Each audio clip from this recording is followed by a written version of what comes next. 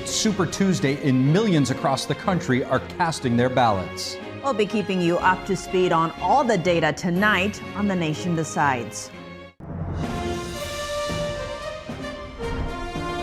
This is NTD's The Nation Decides 2024 with Steve Lance and Tiffany Meier.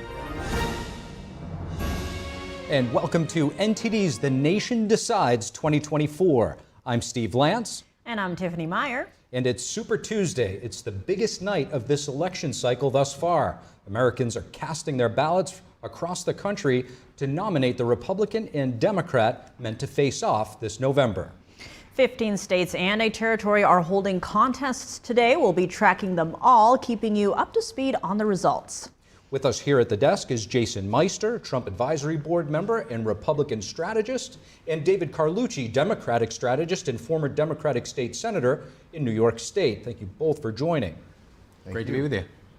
And before we start our discussion, let's go to NTD's Iris Tao, who's been following the Trump campaign. She's at Trump's watch party right now in Florida. Iris, what is the atmosphere like over there? Good evening to all of you. So yes, we are right now in Mar-a-Lago in West Palm Beach, Florida, where former President Trump will be speaking after results become more clear, after polls close at around 7 or 8 p.m. Eastern time. And right now we are seeing a few guests coming in. Not all of them are filling the room yet, but a lot of anticipation, as we know in the previous watch parties for election watch nights. And Trump came out to speak right after polls closed, so a lot to watch for as we wait for that moment to happen. Meanwhile, tonight, as we know, up to 1/3 of delegates in the Republican primaries are up for grab, as the Trump campaign told me that they're expecting a delegate avalanche for former President Trump that would put him right on the cusp of grabbing the Republican nomination. Meanwhile, the biggest thing to watch for tonight will be whether Nikki Haley will gain enough traction for her to stay in the race, as she has previously vowed to do so. President Trump this morning saying that Haley has no path, while Haley is still sounding defiant. Watch. 70% of Americans said they don't want Donald Trump or Joe Biden. We're blessed to live in a country where we have elections. She will lose to Biden. The polls are saying that. And then when you add other candidates, she loses by even more. We are winning against Biden in every single poll.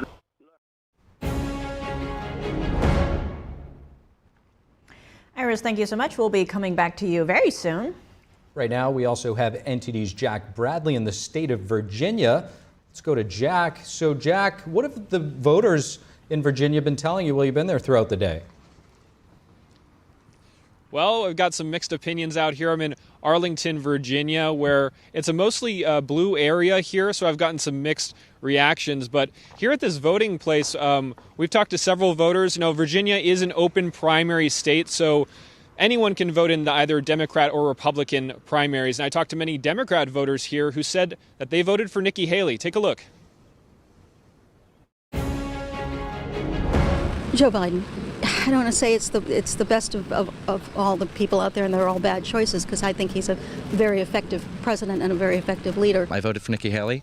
I think it's great that Virginia is an open primary state and we have that opportunity, especially when the Democrats decided to put one person on the ballot. And I think that you'll find this when you speak to a lot of millennial voters. We don't like any of the options. You know, we are facing the oldest people to ever run for an election, and they are beating the record that they set themselves the last time that they ran. The fact that Roe v. Wade is back on the ballot is terrifying. The fact that we have members sitting on the bench of the Supreme Court talking about overturning the Supreme Court decision about gay marriage is terrifying. It's interesting where we are today compared to where we were in 2012 or 2008, right? I voted for Dean Phillips because I'm unhappy with what Biden is doing in Gaza. So I know that Dean won't win, but it's just the only thing I can do that says against how disappointed I am with his policy and his aid to Israel. Nikki Haley. How come? Well, because I don't know that Joe Biden has any real opposition in his primary, and so to vote for him would be what's the sense of coming out? And I wanted to show on the other side that the other person who's a real strong candidate over there, Donald Trump, either if he's going to win with one fewer votes than he would have won with. We've been out here at the polls all day. Since the polls opened, we went to a separate one earlier in downtown Arlington, and it's been like this dead all day. I've talked to election workers who said the polls, the voters used to be lined up outside that door behind me, but now it's not as crowded. The polls are closing at 7 p.m. Eastern today. Guys, back to you. NTD's Jack Bradley with that update from that polling station in Arlington, Virginia. Thank you, Jack. Let's bring it in now to our panel. Jason Meier, Republican strategist, and David Carlucci, Democratic strategist. Jason, let's start with you. What are you expecting tonight from Trump, Haley, and Biden? Sure. Look, I think it's going to be a historic night. This Super Tuesday comes off the heels of a very big Supreme Court decision, basically telling Democrats that they can't remove the leading candidate who's beating them in every single swing state from ballots. That comes after they impeached him twice. They arrested him 4 times. They charged him 91 times. They raided his private residence.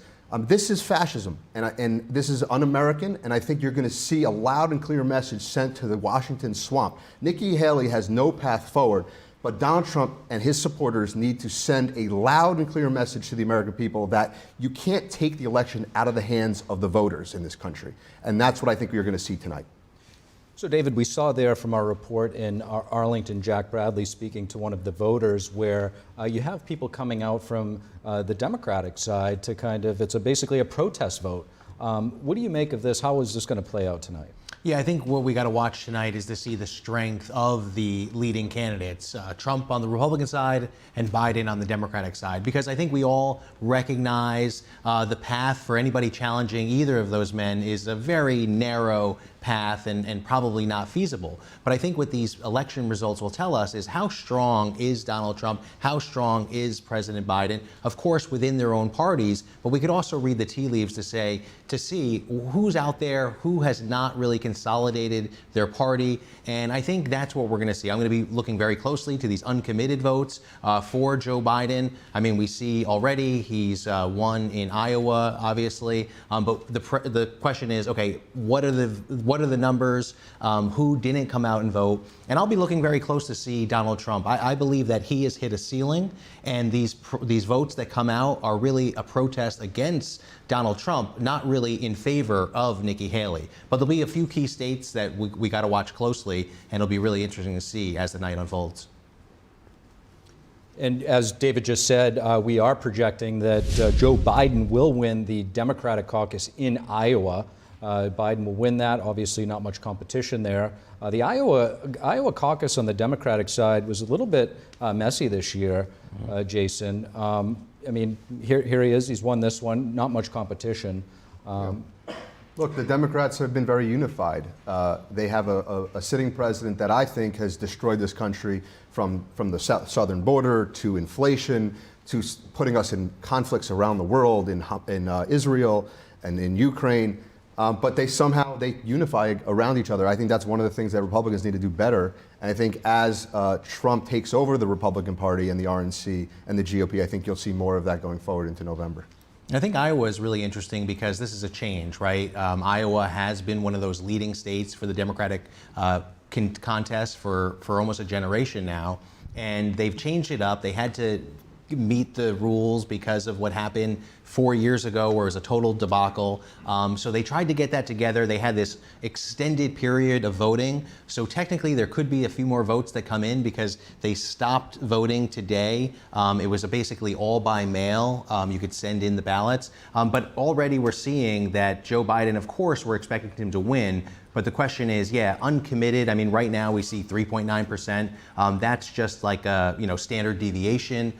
So nothing there. But that's not one of the states we're really focused in on. But I think that's going to be the key part, right? Like, who is uncommitted? Now, some of these states, and all of the states actually for the Democratic side, are done proportionately, right? As long as a candidate hits 15%, they're going to get some delegates. And that's throughout the board on the Democratic side. The Republican side, Their bylaws say that they should do that, but they don't necessarily have to do that. So not every state on the Republican side is proportional. Some states this year, like California, are winner take all. So that's definitely going to give an advantage to Donald Trump. But I think the states we've got to really watch are the ones that do it either per congressional district or proportionally based on the vote in terms of how they appropriate delegates. So I don't expect any of Biden's opponents to win a single delegate. I'd be surprised if Dean Phillips even picked up one delegate, but it's possible that Uncommitted could pick up a few delegates here tonight.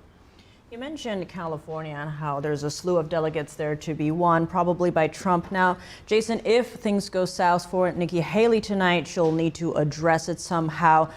I think tonight, if what I believe is going to unfold, I think it's going to be very difficult for her to stay in the race. Because it's going to be, I think, a very loud and clear message that Donald Trump is the presumptive nominee, that the Republican Party wants to put him forward against Joe Biden. The contrast between life under Joe Biden and life under Donald Trump couldn't be greater, the contrast, and I think that that's what the Republican Party wants to put forward. On that note, recently Nikki Haley said on Meet the Press that she would stay in the race as long as we're competitive.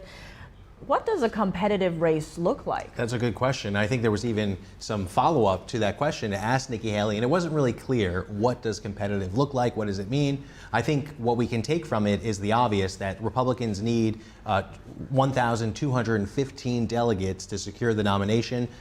Even if Donald Trump does really well tonight, which he's actually underperformed in the polls when we actually go and vote, but it doesn't look like anyone will be able to declare absolute victory tonight. So I could see Nikki Haley hanging in there and saying, look, the 1,215 delegates has not been secured. There's still pathway forward. Whether it's another week or a week after that might be the case. But that's really, I think she left it open on purpose to see, hey, what happens tonight is obviously the big deal. We've seen that she doesn't have any real campaign ad buys beyond today. But again, I think if it's close in some places, if she overperforms, there's a chance that she stays in it for even longer than the next couple weeks. Not only does she not have any campaign ad buys, she doesn't have any campaign events planned, which is somewhat telling. NTD's Iris Tao kicked us off from Mar-a-Lago a little bit earlier, David, and said that one thing that we have to watch for tonight is where can Nikki pick up traction? Where do you see any potential path for her to pick up delegates? Yeah, I think I'm focused really on 4 states, I think, tonight. Vermont, Massachusetts, Virginia, and then Utah, and all for different reasons. First, I'll take you to Utah because I think that's something that you've got to watch closely. Utah is a closed primary, meaning you've got to be a Republican to vote in it. But if you look, you've got Mitt Romney, you have a heavy Mormon base, very conservative, but also they've indicated, many of them, that they're really not fans of Donald Trump, even putting out a message to voters to say, vote for the candidate that's going to serve America the best, something like that, they said, but it's almost seen as a dig towards Donald Trump. So, look, it's a very conservative state, it's a closed primary, but that'll be very interesting to see how many people say, look, we are not supporting Donald Trump. Then we go to Massachusetts, Vermont. They're more highly educated states that have favored well to Nikki Haley. That will also be interesting. They're not proportional states, so it is the winner take all for the Republicans in Vermont and Massachusetts. So that'll be interesting. Also, we don't really have much polling data. I think the last poll we saw out of Massachusetts is over a month old. It had Trump up by over 20 points, I believe. But we've seen over the past few weeks, Nikki Haley has done better. People that decide later are trending towards Nikki Haley. And then the last state I mentioned is Virginia. We saw Nikki Haley won the primary in D.C. this weekend, and you'll have a lot of people in that area outside of D.C., in Virginia, where it could be possible that she could get some votes. And then, of course, you got Maine and Texas that do have this proportional issue where she could possibly pick up a delegate or two in those states. I mean, Jason, we've seen Nikki ride some momentum in losses, whether it was coming in second in New Hampshire or in her home state of South Carolina. If she does pick up a state tonight, like David said, she won D.C., which is a little bit weird anyway, but will she ride this and will it help her? I don't think so. And I think that's why Nikki Haley hasn't been setting any expectations in the media, because she knows that she's going to underperform if she sets even a very low floor. So I think she's really knows going in that this is going to be a clean sweep. And I do think it's going to be a clean sweep. I think that we should pay attention to some of the states that David talked about, but I think it's going to be a clean sweep. Now, some are asking what Trump is going to do after tonight. If, Nikki Haley doesn't have a good night, how is Trump going to treat Nikki Haley's supporters to maybe get them onto his side, or would they vote for Biden? What do you see in that regards? Look, I think Donald Trump's already, and his campaign is already focused on the general election. If you look at some of his recent speeches, he's really addressing Joe Biden and his policies, not Nikki Haley. Because Nikki Haley really isn't, in my opinion, a primary challenger right now at this point in the race. She hasn't won a single state. So I think that it's really going to be about Nikki Haley's supporters, and we see it in all these states that a lot of Democrats are voting for her. So we don't need Democrats voting for Donald Trump in the sense of the Republican contingency. So I think you're going to see Republicans that are considering Nikki Haley after tonight. I think they're going to realize that she's not going to be the nominee, and they're going to get behind Donald Trump. I mean, and that's the question, right? Do they get behind Donald Trump? And that's going to be the interesting part. I agree. I think that would be smart for Donald Trump to focus on Joe Biden. But if you look closely, I mean, Nikki Haley has really gotten under his skin. He even refers to her as bird brain in his texts or his Truth Social messages. So Nikki Haley did win a primary. Maybe it's not a state. It is, a district of Columbia, right? That's a closed primary. Yes, there's only 19,000 Republicans in the District of Columbia, but they decided to vote for Nikki Haley. So I think that's the problem that Trump has, and his rhetoric is pushing them further away when he should be, consolidating it. Instead, he's pushing people away with rhetoric like that, calling your opponent bird brain. That's where I tend to disagree, and the reason I disagree is because if you looked at the most recent New York Times Siena poll, he's surging with black voters, he's surging with Hispanic voters, and he's actually surging with suburban women. And I think that there's a reason for that, and that reason is because he's focusing on his general election opponent, and he's saying, look at life under Joe Biden and look at life under Donald Trump, and you decide. So it's really not about Nikki Haley. He's essentially taking her out of the race by focusing on Joe Biden. And I think those Republicans that are supporting Nikki Haley right now are going to realize after tonight that what are they doing supporting Nikki Haley? The real candidate that they're going to either be, it's either going to be a Joe Biden or it's going to be Donald Trump. And this discussion is just getting started and getting heated up. But in California today, aside from the presidential primaries, there's also the primary for the United States Senate. The seat was previously held by the late Democratic Senator Dianne Feinstein, and it is expected to be a competitive race with a lot at stake. Now, under California's open primary system, candidates from both parties will compete together. The two candidates with the most number of votes will advance to the election in November. So what that means is we could either see two Democrats move on to the general election, or one Democrat, one Republican. On the Democratic side, the competition is between Congressmember Barbara Lee and Katie Porter and Adam Schiff. They're trying to stop the Republican former baseball star Steve Garvey from reaching the November ballot. A recent poll by Public Policy Institute of California showing 24% of likely primary voters supporting Schiff, 19% supporting Porter, and 18% backing Garvey. Another 10% backing Lee. Republicans have not won a Senate race in California since 1988. It's worth seeing whether Garvey can make it past the primary tonight. And to add to that, they also haven't won a statewide race in California since 2006 with Governor Schwarzenegger, which was a different element in and of itself. And our special coverage of Super Tuesday is just getting started. When we return, Data Hub 2024 with NTD's Dave Martin breaking down the races for us. That and more when we return.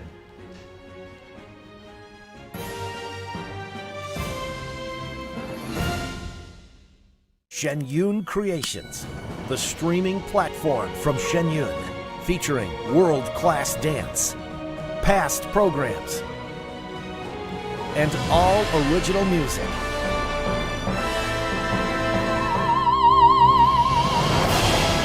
Masterclasses, behind the scenes, comedy, and more.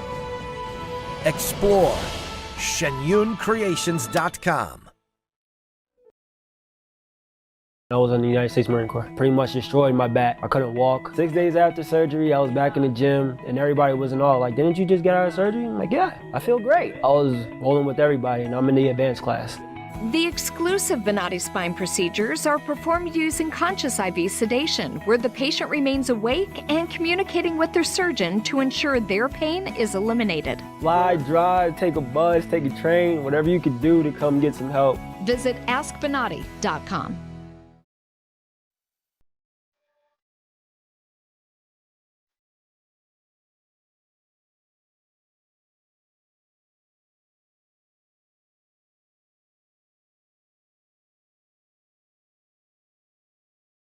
One in 5 children worldwide are faced with the reality of living without food.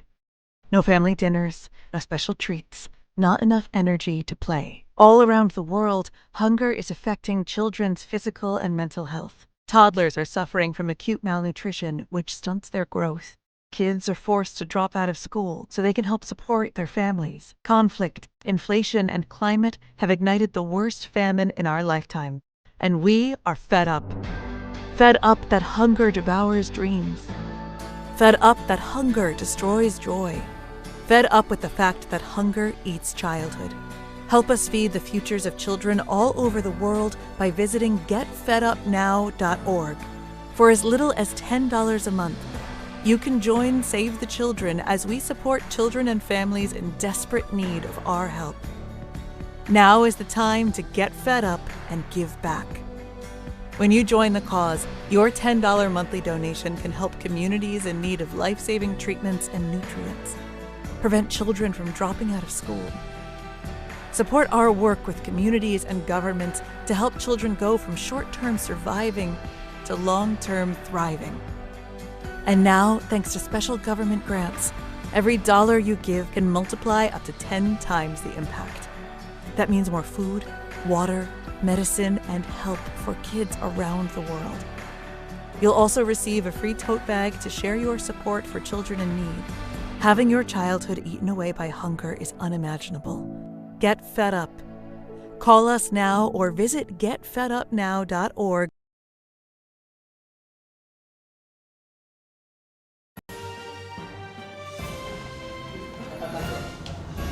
And we're back with more of our special coverage of Super Tuesday on NTD's The Nation Decides 2024. I'm Steve Lance. And I'm Tiffany Meier. And with us here is NTD's Dave Martin, our data analyst. Dave, what do you have prepared for us over at the Data Hub? Tiff, I have plenty prepared for you. Let me go right over there right now to the touchscreen. Welcome to the Nation Decides Super Tuesday edition. Now tonight, as has been mentioned, 15 GOP elections are going on. 865 delegates are up for grabs. Now for tonight, for this GOP nomination, the magic number, that is 1,215. That is how many delegates are needed to win the GOP nomination. Now that won't happen tonight, but we'll have a very good idea, if we don't already actually. That's because we've had 10 elections so far, and through 10 elections, Donald Trump has already picked up 273 delegates to Nikki Haley's 43. Now one thing to note is that although Trump has been the leading vote getter in 9 of these 10 elections, Haley has actually picked up delegates in 4 of those, quote, losses, just for coming in second, actually. And even if she's not the leading vote getter in any of the states tonight, which, according to the polls, is actually very possible, there's a good chance she still comes away with some delegates. That's because each state has their own unique rules regarding these elections. Not all of them are winner take all, like DC was for actually on Sunday. She picked up all 19 delegates there. Now tonight, I'm especially interested in 3 races: Maine, Vermont, and Virginia right here. That's mainly because these 3 all have varying degrees of open elections where anyone like independents, the undeclared, even Democrats can come in and cast their ballots for any candidate. Now, if you remember New Hampshire just a couple weeks ago, Haley actually outperformed expectations there, and she did it by actually polling well with this group of essentially non-Republicans. So I think that'll be something to watch for today in both Maine and Vermont, neighboring states, because she could have similar support there. probably not as much for Massachusetts. Now, as far as Virginia, as I mentioned, she just won DC yesterday, so I think these bordering parts of Virginia that border right on DC, I expect that she'll get a lot of support there. Meanwhile, Trump, he'll probably get a lot of support from most of the rest of the state. Will it be enough to hold off Haley there? That will be probably the most interesting race of the night. So we'll keep you updated on these races. For now, let's head back to the desk. Dave, thanks for that, and we'll be back with you very shortly. And now back to our panel. Jason Meister, Republican strategist, and David Carlucci, Democratic strategist. Guys, in a unanimous decision, the Supreme Court ruled in favor of former President Trump on Monday. States cannot remove him from the ballot. Colorado, Illinois, Maine, and other states wanted him off, but those attempts have now been quashed. Here's Trump's reaction to the ruling. I want to start by thanking the Supreme Court for its unanimous decision today. It was a very important decision. We're very well crafted, and I think it will go a long way toward bringing our country together, which our country needs. And they worked long, they worked hard, and frankly, they worked very quickly. David, it's not too often that the Supreme Court unanimously rules together liberals and conservative justices. This was a unanimous ruling.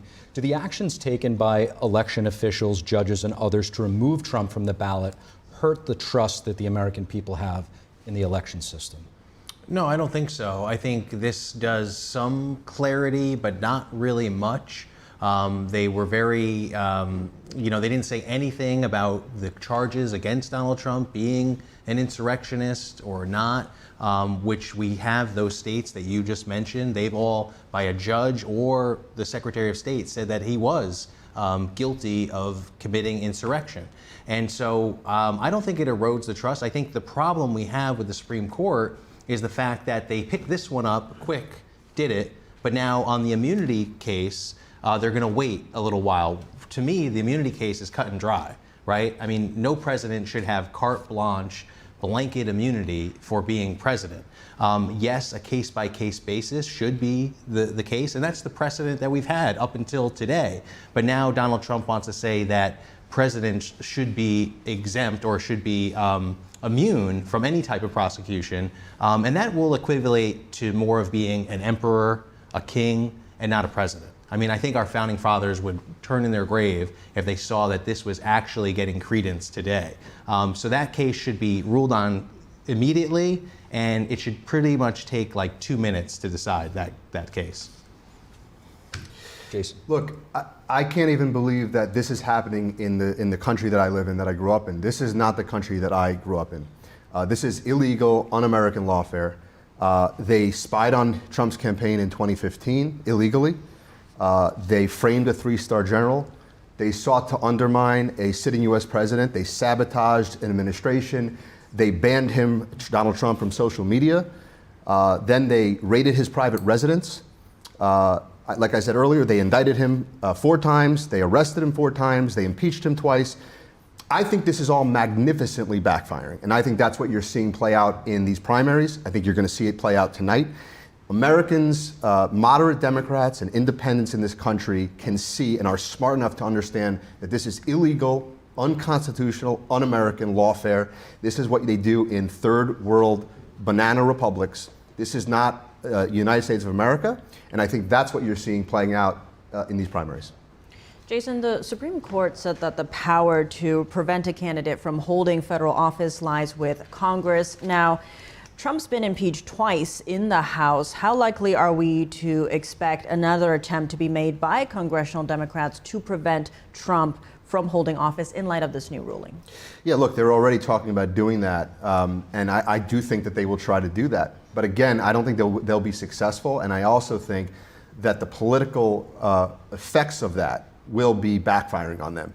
I think Democrats, for some reason, they don't understand. They always go way too far. And I think the American people don't want to see, they certainly don't want their chosen candidates taken off ballots. They want to be the ones to decide who's going to be their nominee. especially when it's a Republican primary and the Democrats are trying to remove the Republican leading candidate from the ballot. So I think it's going to backfire magnificently. Just a slight correction there. Understand that Colorado was brought forth by a Republican and independents. The leading plaintiff on that case was a Republican, or is a Republican. But remember, that's like saying Liz Cheney's a Republican or Mitt Romney's a Republican. Okay, they're not? These are establishment rhinos, and the party, in many respects, has been renovated, gut renovated by Donald Trump. Right, and that's the thing. Yes, the fight to the extreme right, a fight to the MAGA, to be most MAGA. And what that does is, yes, it secures the base. But if you're going to say that Mitt Romney is not a Republican, I think you got to check his voter registration card. David, when you card. say extreme right, I think it's important to understand, and for viewers to understand, that this is not your grandparents' Democrat party, okay? My grandparents grew up in a country where they agreed more, as Democrats, they agreed more with Ted Cruz, okay, than they do with Bernie Sanders. So if the country's been pushed by Barack Obama and Joe Biden so far to the left, what is a moderate Republican, okay? And you have to put it into perspective, right? So they're literally mutilating children's genitalia. I mean, this is not our grandparents' Democratic Party. The question is, what makes Liz Cheney not a Republican? Just because she doesn't stand in lockstep with Donald Trump? Same with Mitt Romney. You could say Mitt Romney's not a Republican because why? He doesn't have Republican values? No, I think that these are candidates that because he doesn't made it very clear. Trump. They've made it very clear that they want to continue the illegal, unconstitutional, un-American lawfare against the leading Republican But candidate. again, it's Republicans and lawfare, I think, is this term put out there. We could use the same thing. It's lawfare. Well, look at what the Republicans are spending their time doing in Congress. They're having one hearing after the other to desperately try to find something on Joe Biden. They've been unsuccessful. But they have been successful. No, they haven't. Yes, they have. Absolutely. I think you guys both make valid points. And to Jason's point, when we talk about lawfare, I think we have to consider the slippery slope that we're entering into with what you're talking about with the Democrats, because it's not just former President Trump. You have a lot of people within the Trump orbit who we may have forgotten. Who've committed crimes. And have pleaded guilty to those crimes. That's very arguable. What, that they actually pleaded guilty? Well, no, that they're actual crimes. Well, pleading guilty and actually committing a crime are two different things. Okay, so they're pleading guilty to what? They didn't commit a crime, but they've pleaded guilty. That's not equal. Okay, there's some logic there I'm having a hard time understanding. But with that said, you've got, especially on the, let's talk about the Georgia case, right? You've got all this turmoil going on with Fani Willis and what she may have done, but it doesn't distract from the fact that in that case, you already have 4 people in Donald Trump's legal team that have pleaded guilty, and not only that, have shown remorse and regret for working with Donald Trump. And these are Republicans. But that's because they're under enormous pressure. They're under enormous pressure, so they're caving. That doesn't mean anything. Now you see that the whole case has been a complete kangaroo court, where you have Fani Willis and her boyfriend, who she paid $700,000-$800,000 to just go after Donald Trump. And that case is completely spiraling out of control. No, it's only that's the rhetoric that's taken because there's this impropriety that they're looking at that Fani Willis might have hired her. Well, I reject the whole premise that she went through this whole thing to get Donald Trump only to benefit because her boyfriend would take her on a trip. I mean, so it's boiling out of control that I think people are losing the perspective that Donald Trump tried to interfere in this election, and you have people that have already pleaded guilty. But back to the lawfare issue, just because he's been charged with multiple crimes doesn't mean that it's a lawfare issue. It's because he's been breaking the law. And this is something he's done before he was president, during his presidency, and after. It's enormous election interference is what it is. It's illegal lawfare. And that's why the Supreme Court came out in a 9-0 decision unanimously. They came out and said, this is unacceptable. We will not allow you to pull off leading presidential candidates off ballots. Right, but all they did there was that one thing, right? They said, okay, you can't interject because it would cause chaos. And they have a point there, right? But this is more of like a policy decision from the Supreme Court than an actual ruling on the law. And it sets up a lot of gray area. And I think it is a troubling spot because now they're saying, oh, Congress, you do it. So it tees up this example where you could have a situation where Donald Trump gets elected, and under the current precedent that the Supreme Court has set, they're leaving it to Congress to then take action. And I think that's really dangerous. The Supreme Court should do their job, make it crystal clear about what's legal, what's not, and they never once even decided or refuted the case that he broke the law. All right, some strong points right there. We will continue this later, but we have a lot to cover, and we'll be right back with more of our Super Tuesday special coverage after this very short break.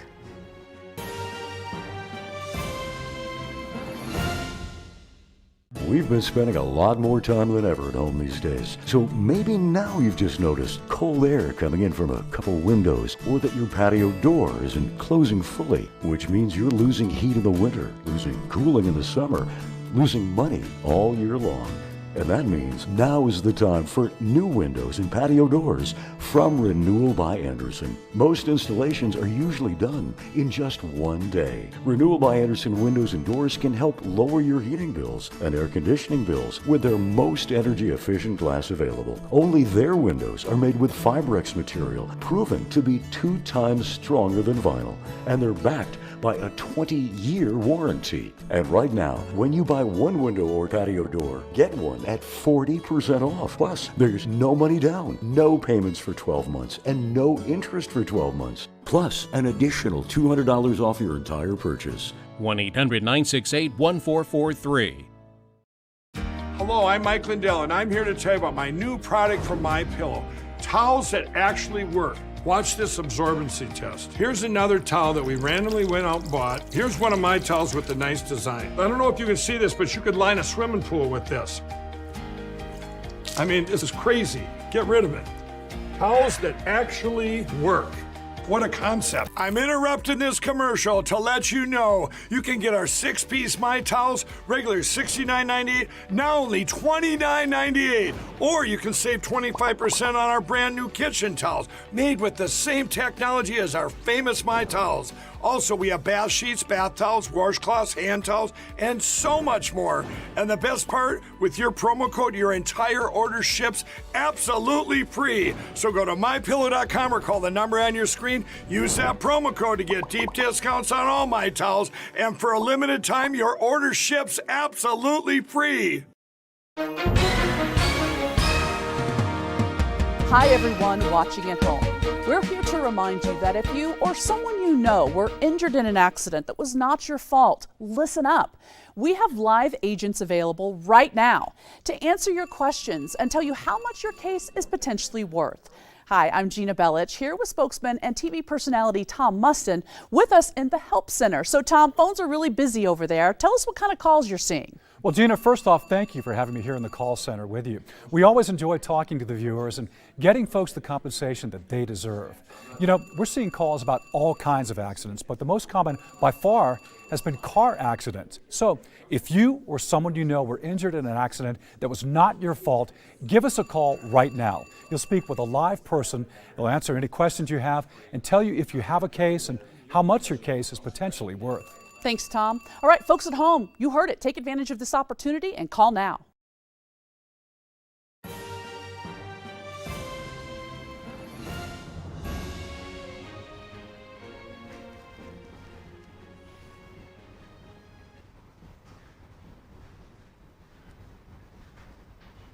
And welcome back to The Nation Decides. I'm Steve Lance. And I'm Tiffany Meier. Let's go to our on-the-ground reporter, NTD's Ariane Pastar, who's in Los Angeles right now. Ariane, what are you seeing out there? Hey guys, good evening. I hope all is well in New York. Out here in California, it is 3:30 p.m. right now. The polls close at 8, so we do still have a few more hours to go. Now, I didn't see any huge voting lines today. You know, these big lines with people waiting to cast their ballot. Didn't see any of those. Actually, last night already, an election volunteer told me that he's expecting less turnout today compared to, let's say, 5 years ago. Now, he said that is because more people are now making use of mail-in ballots and also early voting. Right, guys, now a big issue this year is immigration. California is a border state, so I wanted to find out how the people here feel about that issue. I spoke with voters in LA and also in San Diego. We will now hear from 2 Republicans and then from 2 Democrats. Let's take a look at what they told me. What do you make of the border situation right now, given how close LA is to the southern border? It is terrifying. I have 3 kids. I mean, after dark, I'm afraid as to where they are. I don't understand why they would give illegal immigrants free health care. And me as a taxpayer, why wouldn't I get it? The Republicans on the issue of the border poll better than the Democrats, and they want to continue to have a border problem that will help them in the elections, which I think is a very harmful thing to do. Stop a crazy amount of crossings and everything like that, but obviously not be inhumane with how he just grabs migrants and puts them in cages and stuff, kind of like what was happening during the Trump administration. So hopefully you can figure out a way to slow down the crossings, but not in an inhumane way. So you see, guys, I think this is very interesting, right? We have this one issue, immigration, for example, but then depending on who you ask, you hear very different things about this one issue. And it's not just immigration. We see this with different topics across the United States at the moment. Let's take government funding, for example. People from both parties often say that government funding has become a problem. It doesn't really work the way it should. And then people from both parties also keep blaming the other party, saying they are the reason it's not being fixed. And I think that's very similar to what we see with immigration. Guys, thank you so much. That's all I have for now from California. Please come back later for more updates. For now, back to you guys. Arian, great reporting out there, and we will be back with you later. And with us here at the desk is Amber Duke, Washington editor for The Spectator and fellow with the Steamboat Institute, and Robin Byro, former Obama regional campaign director and Democratic strategist. Thank you both for joining us. Amber, let's start with you tonight. What are you watching? What are you expecting? What set the expectations for us for tonight? I'm expecting a blowout by Donald Trump. Let's just put it simply. The only place that Nikki Haley is really expected to win is the Northern Virginia suburbs, which are, of course, suburbs of D.C. You have a lot of government contractors, a lot of people who work in politics there. It's basically an extension of D.C., which is the only primary that she's been able to win so far throughout this process. I think the big question for Nikki Haley is she going to continue to get money from mega donors, including Democrats, beyond Super Tuesday? We've already seen the Koch-backed group Americans for Prosperity pool a lot of their money. Instead, they're now putting it into campaigns against Bidenomics. So she's lost a sort of multi-million-dollar cash cow that's been fueling a lot of her ad buys and a lot of her grassroots campaign assistance. So what is she going to do past Super Tuesday if she doesn't pull in another victory besides DC, and she has to go back to her donors and explain to them why they should continue to give her money? Robin, how about you? So, I mean, to Amber's point, Northern Virginia, we had our reporter out there. There were some interesting, responses that he received from people. You had some Dean Phillips supporters. Yes. You had some people crossing over from the Democratic Party to not waste their vote on Joe Biden because he's surely going to win. What are you watching tonight?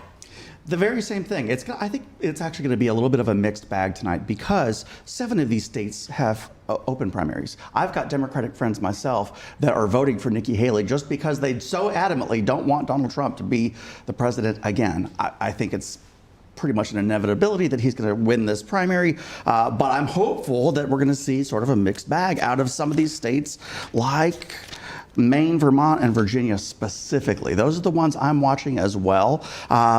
But, there's a lot at stake.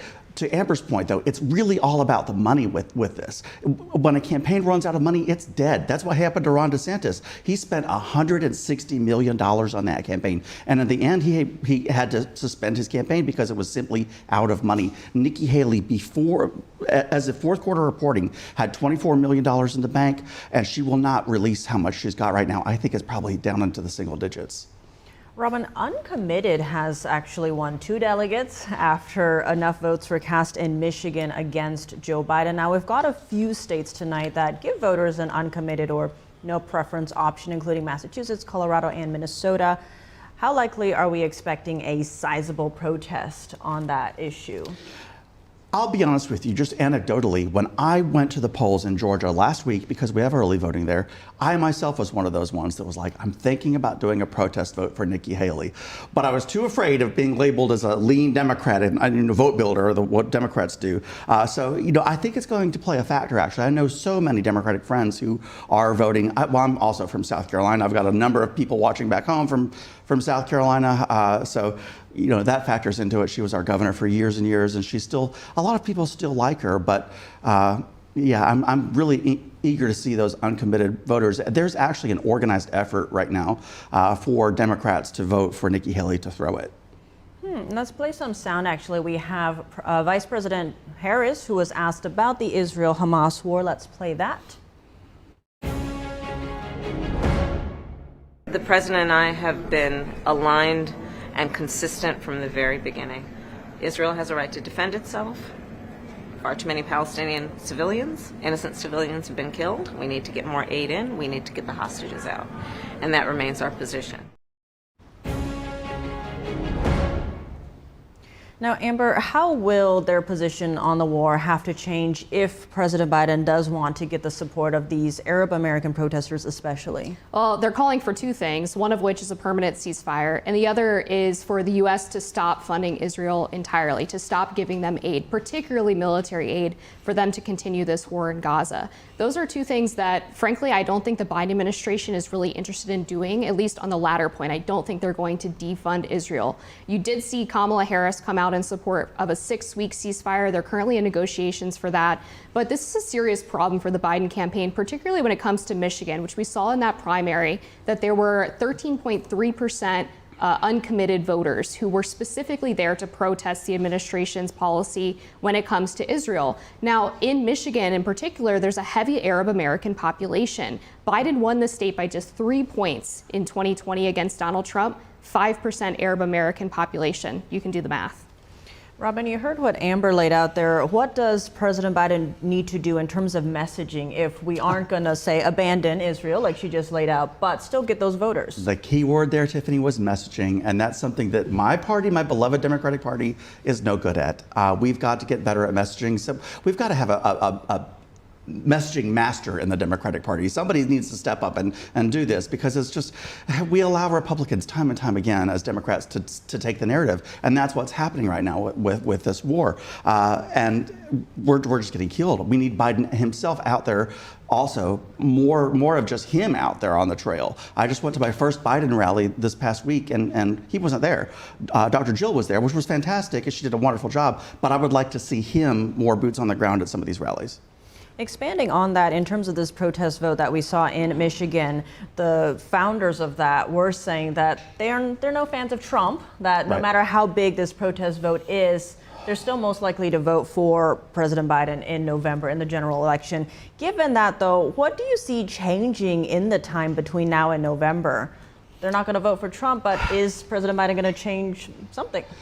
Well, he's got to. Really, it's always about the messaging. He's just got to get back. He's got to get back out there on the trail himself, because Republicans have been masterful with the messaging about that he's feeble, that he's somehow incapable of stringing a couple sentences together. We need him out there himself to put those fears to bed. And I need for the president to be less dismissive when people do bring this up, because he's been pretty coy, right? We've seen it on camera. They'll ask him a pointed question and he'll just laugh it off and say, I'm not worried about that. No, we really need some answers here, so. Something tells me Amber might take issue with the Democrats being the ones with the messaging problem. I think it's just interesting spin that the problem with Biden is not that he actually is feeble and consistently doesn't seem to know where he is or what he's talking about. It's just that the Republicans are doing a really good job messaging on it. I think even a majority of Democrats now say that Biden is too old to be president. I don't think they're consuming a bunch of conservative media, Robin, but I would just point you even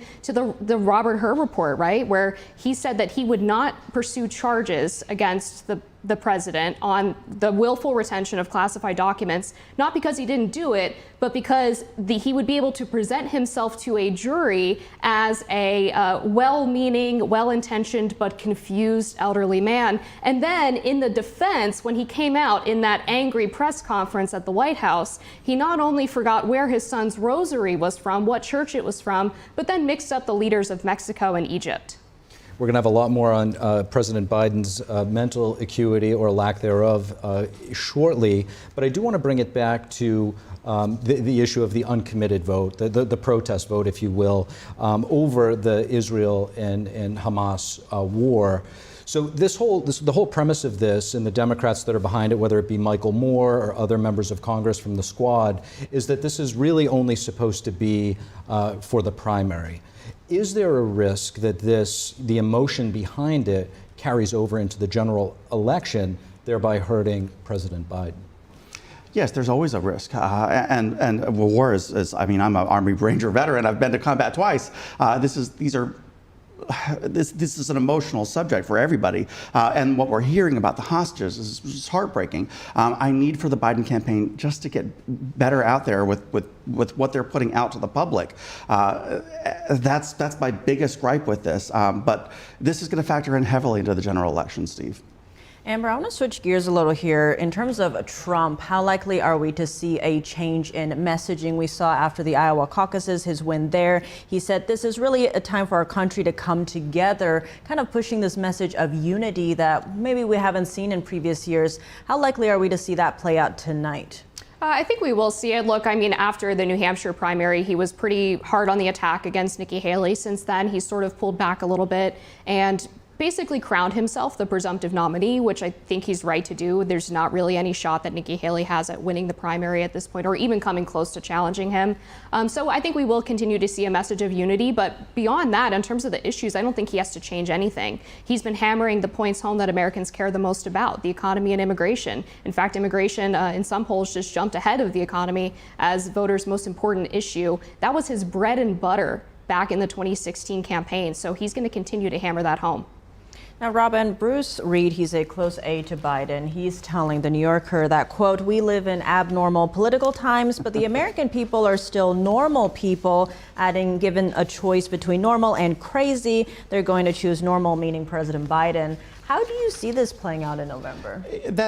I still assert that in 2020, 81 billion people were not necessarily that enthusiastic about voting for Biden as they were about voting against Trump. And I think that's exactly why Trump lost. That is what we have, what I see playing out right now again. But look, the Trump presidency, I know you were a fan, I was not, but one thing that never lacked, it was always entertaining, it was always dramatic, but at the end, it's just like a roller coaster ride. Once you've been on it long enough, you kind of want to break. And I think that's what happened in 2020. Are we ready for the drama of another Trump presidency? That's what the big question is. Now, Amber, what do you make of that? Are Americans going to choose the normal, according to Bruce Reed, which is President Biden? I feel like Trump was normal. I would take the exact opposite approach. I mean, I think under the Trump presidency, things were normal. They were chaotic because a lot of media narratives would misconstrue things that Trump said or even lie about the tenor of his policies. I mean, a great example of that was the way that they framed the Muslim ban or the family separation policy at the border. But people can compare their lives, right? They can look at how their lives were under the Trump administration, and they can see how their lives feel now under the Biden administration. And Americans overwhelmingly are saying, I feel like I'm worse off than I was just a few years ago. And Robin, on the issue of voter turnout and enthusiasm and engagement, early reports show that turnout in a lot of areas is quite low, specifically for Democrats. We don't know if that's because a lot of those Democrats have gone to vote in the Republican primary, which could be. But do you think that this could translate into a problem in November? I had my initial concerns because the Democratic Party wasn't going to allow an open primary. I think that would have benefited us, frankly, if we had. It would have gotten Joe Biden out there. I would have loved to have seen him debate Marianne Williamson. She's always entertaining, kind of out there. And I would like to have seen what Dean Phillips has to say. I really haven't tuned in at all because there's just no chance there. But I think at the end of the day, you know, what we're not saying, Joe Biden is raking in the money. You need to understand this. He raised $89 million. Right now in the bank, he's got about $46 million. Donald Trump's campaign reported $33.1 million. He is killing it financially. So for all the talk I hear about voters not being enthused, it's not translating in terms of campaign donations. He's raking in the bucks. All right, as the night is continuing, let's look at polls closing since we are going to be getting some data soon. Let's see what The first state we have up, we have Vermont and Virginia closing quite soon, in less than 6 minutes there. We're going to have some exciting data to look at. But until then, we are going to Two states that Nikki might actually. There we go. Good point. Have something coming in. We'll have to look at the exit polls on those. Yep. We also have our own reporter down there in Virginia, Jack Bradley, so it'll be interesting to see what he has for us. And we have got a lot more coming up as we wait for the polls to close. Another exciting Super Tuesday. Don't go away.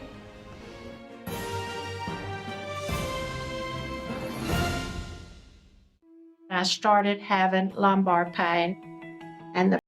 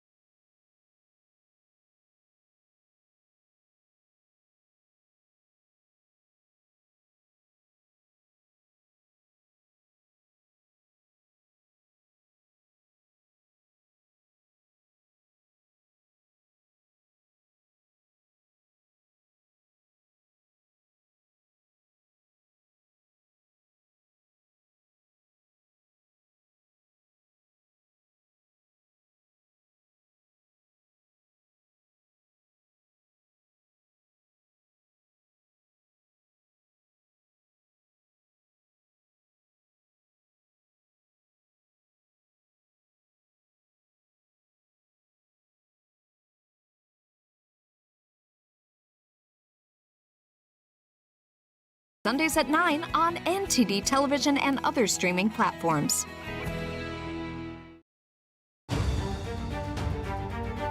I'm Steve Lance. Join me live for special coverage of the 2024 State of the Union address and the Republican response.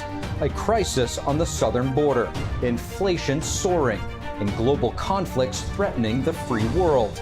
President Biden's job approval more consequential than ever this election year. Join us Thursday, March 7th at 8 p.m. Eastern Time on NTD News.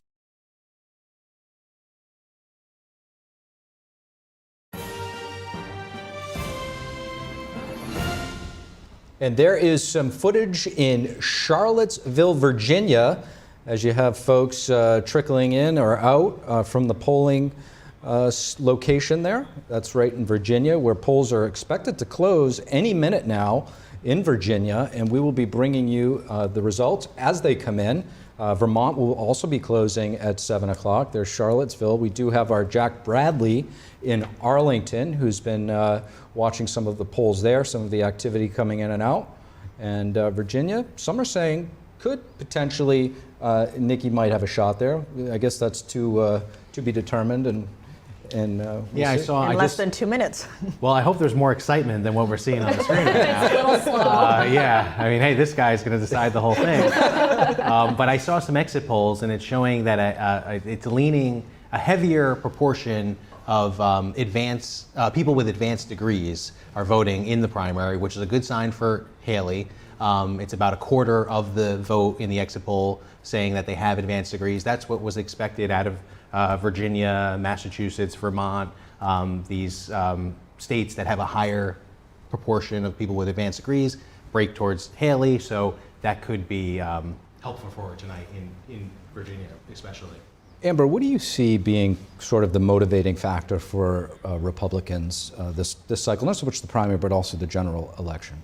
Well, I think we saw it actually even earlier in the primary, which was right after the raid of Mar-a-Lago and some of the indictments initially coming down, namely the classified document scandal, was when Trump started to pick up steam. And I don't think that's because, as Democrats would frame it, that Republicans don't care about Trump's legal troubles. I think they see them for what they are, which is that these are very politicized charges and indictments. I mean, look, we have this case that just got settled and is now going through the appeals process in New York, the civil fraud case, where a judge actually took the tax valuation of Mar-a-Lago as the value of it in terms of a real estate valuation, which are two totally separate numbers, and claimed that Mar-a-Lago was worth $18 million, and then decided that the banks, which love doing business with Trump, were somehow victims of fraud. And that's just one example out of the many cases he's facing. There's, of course, the Fani Willis debacle down in Georgia. There's now delays in the Jack Smith prosecution because of the Supreme Court deciding, of course, whether or not he has immunity from actions that he took when he was president. And so I think Americans and Republicans in particular see what's happening to Trump, and they feel like this is lawfare, like this is a very unfair, politicized process. And as Trump often says, they're not coming after me, they're coming after you. I'm just standing in the way. Speaking of Mar-a-Lago, let's actually go check in with NTD's Iris Tao, who is in Florida at Trump's watch party in Mar-a-Lago. Iris, what can you tell us? Good evening to all of you. So right now we're just starting to see guests filling in here at this room in Mar-a-Lago, where former President Trump is expected to give a speech after results become more clear. But now the biggest question is really when. Remember that in past contests, for example, in Iowa and New Hampshire, Trump came out to speak right after polls closed at around 7 p.m. or 8 p.m., very early night for us. But tonight, remember, California's polls are closed at around 8 p.m. their time, which is 11 p.m. Eastern time. We have been hearing some rumors here that there is a possibility that Trump might not come out to speak until 11 p.m. our time. So a lot to watch for as we'll see the atmosphere gets more heated in this room. But the timing of Trump's speech remains unknown. Meanwhile, tonight, as you mentioned, if Haley has a good night, it would come earlier. That's going to be in the state of Virginia, Vermont, and Massachusetts and Maine, where there are open primaries where Democrats and sometimes independents and Democrats can also vote in the Republican contest.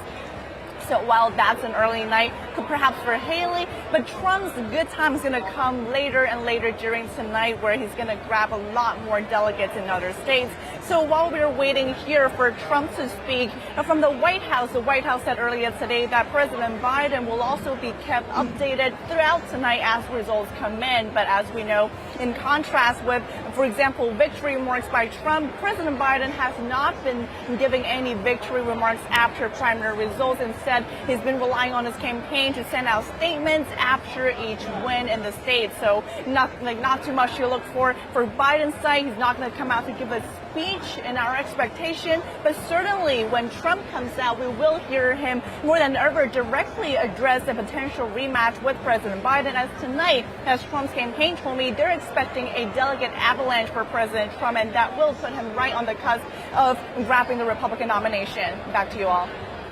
Iris, thank you for that, and we will be checking in with you throughout the night. And the polls have officially closed in both Virginia and Vermont, and we are projecting that Joe Biden has won both of those Democratic primaries. Joe Biden has won Vermont and Virginia. 702 with not much of the vote in, but not much competition for the sitting 0%. President either. Back with us at the desk here is Amber Duke, Washington editor for The Spectator, and David Carlucci, Democratic strategist. Switching gears a little bit here, guys. There's multiple polls showing that a 3 to 5 way race that includes RFK Jr. Biden loses to Trump in certain cases here, with him factored in. In this new Marquette Law School poll among registered voters, Trump leads Biden by 3 points in a 5-way race. We'll pull that up. And Kennedy's getting a significant share of the vote. Biden's campaign very focused on the former president, but crickets when it comes to RFK. He does have that Kennedy namesake there, so certainly some concerns. He says he'll be on the ballot in all 50 states, including D.C. Here's a clip of a recent Fox News interview with Kennedy. And we have an economic crisis in this country where, the middle class is disappearing. It's been torpedoed. Where 57% of Americans can't put their hands on $1,000, where an entire generation of kids cannot buy a home. This is a crisis. We need a president who is thinking about these things, who is articulating the solution for the American people. Do you not have confidence that he can serve? And we have an economic crisis in this country where, the middle class is disappearing. It's been torpedoed. Where 57% of Americans can't put their hands on $1,000, where an entire generation of kids cannot buy a home. This is a crisis. We need a president who is thinking about these things, who is articulating the solution for the American people.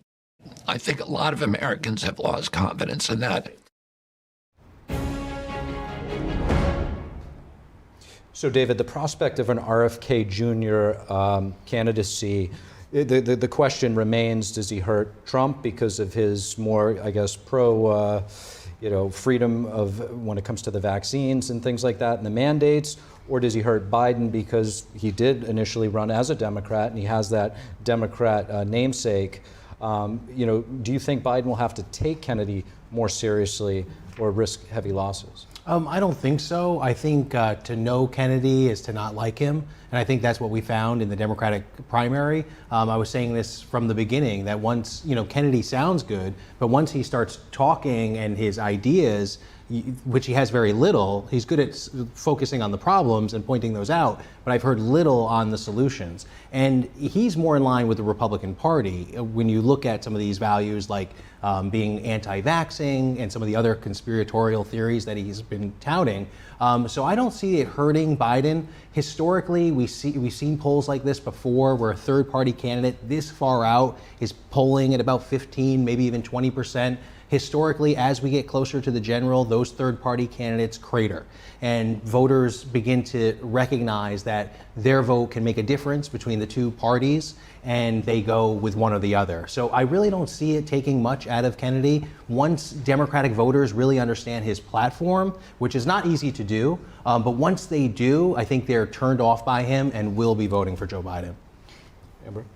Well, I think that RFK is more traditionally progressive than he is right-wing. I understand that recently you might get called right-wing if you support things like freedom of speech or freedom of medical choice. It's not anti-vax, but it's just skepticism about the COVID mandates, which I think is 100% fair considering what we now know about the COVID vaccines.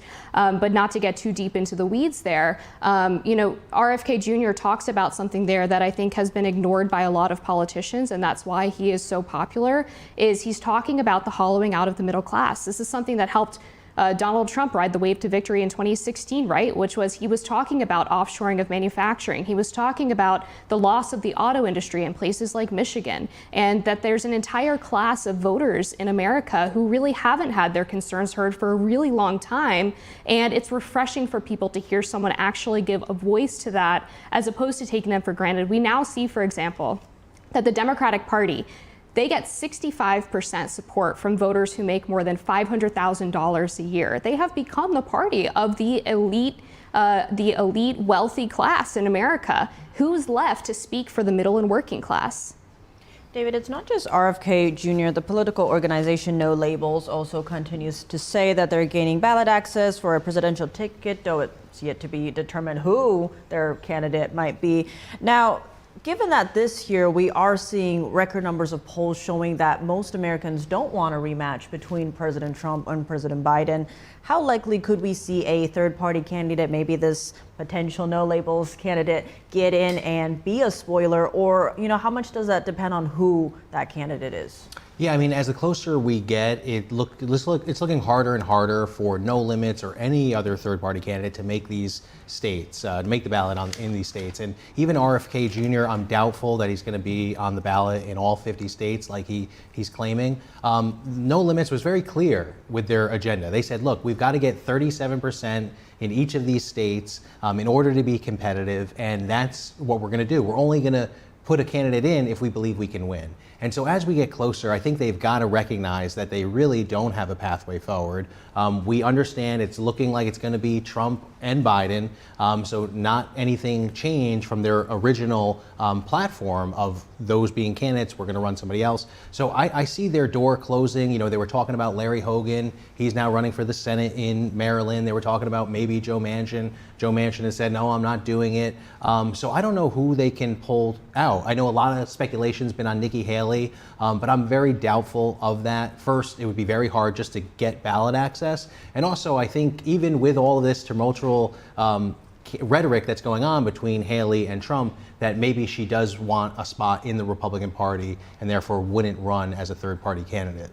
To your point, Nikki Haley has already said she's not interested in running as a third party, that she's a conservative, a Republican through and through. Now, Amber, going back to RFK, he actually deals with a lot of censorship and unfavorable media coverage over his views on, say, vaccines, yet he has gotten around 20% in some polls. We haven't seen a third-party candidate get those kinds of numbers since Ross Perot in '92. What is it about him or his campaign that is gaining so much support? Well, again, I just think he's an independent voice, and that's refreshing for a lot of voters to hear. He's not constrained by the typical two-party conversations that take place in this country, and people are sort of hungry for an alternative choice. I mean, as we just said, a majority of voters want a different matchup than Trump versus Biden. And going back to the Nikki Haley question of whether or not she would run as a third-party candidate under no labels, I agree with David. I don't think she will. I think it's important to remember really the reasons why Nikki Haley threw her hat in the ring in the first place in this primary. If you talk to any GOP consultant, they will tell you that it was very clear that Nikki Haley was running because she wanted to build a campaign war chest and a voter database and a data campaign for 2028. There was really no sense that she was going to perform well this time around. It only so happened that Ron DeSantis managed to spend all of his money so quickly that she emerged as perhaps the only viable challenger against Donald Trump. I think she's been elevated to where she is now sort of by accident. Now, back to RFK being a potential spoiler. NBC notes that RFK Jr.'s run could be the most serious third-party challenge since the Billion Ross Perot in '92, as we mentioned, and potentially as consequential as candidacies like not only 2000, but also 2016, when the Libertarian Gary Johnson and Green Party's Jill Stein won a share of Hillary Clinton's voter base, suggesting that that's part of the reason she lost. How serious of a potential spoiler is RFK? Yeah, I mean, it's definitely, every vote counts in this race, right? We know it's going to be close. All the polls this far out are showing it's neck and neck between Biden and Trump. But I think what you have to look at is, and these primary results on the Democratic side are very telling, right? There's a lot of conjecture, a lot of hypothesizing about how people want anybody but Biden. But when you actually see the most clear data that we can look at, these primaries where Democrats come out and voice their support, they're voting for Joe Biden overwhelmingly. And is it because Joe Biden's the greatest thing since sliced bread? No, I don't think that's the case. But I don't think any candidate in today's climate is. You can't be, with all the stuff being thrown at you. But what it does show is that there's solidarity in the Democratic Party. The Democrats are wise enough and smart enough to know that, you know, our numbers are our strength, but our unity is our power, right? We've got the numbers, but we've got to be together if we're going to deliver a victory. And that victory and that desire is really all about the fear of Donald Trump.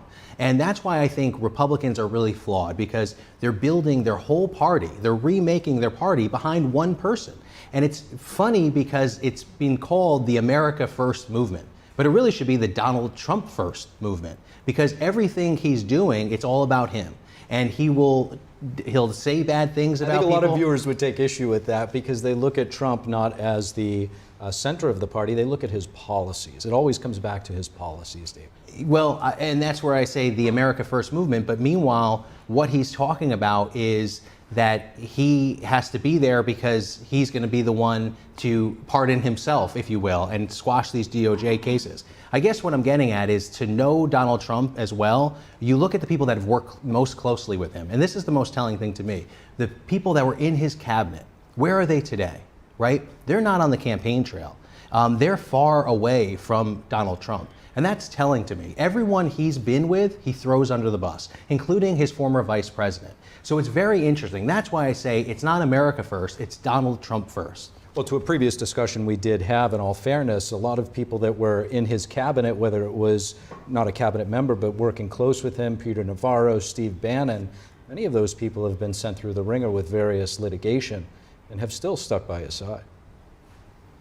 Please go ahead. I think it's an important point, right? Because there are just as many cabinet officials who would love to be involved in a second Trump term, or who maybe don't want to, not because they don't support the man or they didn't enjoy working for him the first time around, but because they have been subject of so much media and legal scrutiny from the lawfare abiding left that they feel like it would be actually an endangerment to themselves and to their families to go back into the Trump cabinet for a second time. Well, and I would point to the fact, and I say this again about the Donald Trump first, look at the elections. I mean, as a political strategist, I mean, I just see the gift that it's giving to Democrats. The fact that Donald Trump has been on a losing streak with the Republican Party.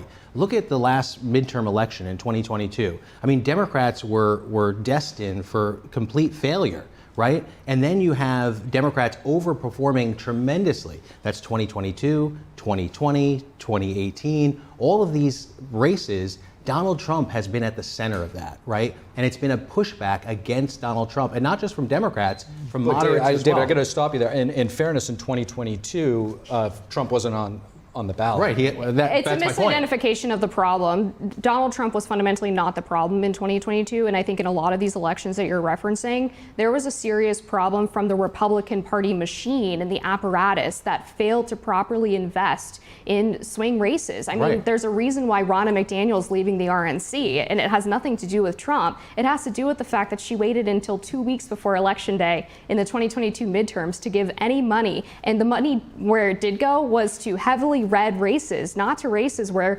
Republicans stood a chance to potentially flip or gain seats. So there's a serious problem in the way that the Republican machine behaved in a lot of those elections that really didn't have anything to do with whether or not Trump endorsed a specific candidate. And this is a very substantive discussion that we're going to get back to in a few moments. There's still so much more to cover as the results come in.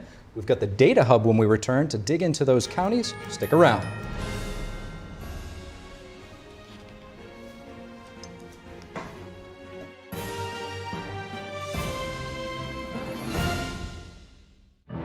The highest art is beautiful,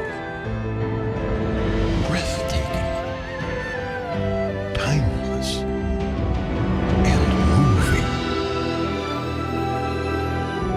Experience art with 5,000 years of history, inspired by the divine. Experience Shen Yun. We're told in Genesis chapter 1:26 that God has made man in his image, and by his likeness has he made him.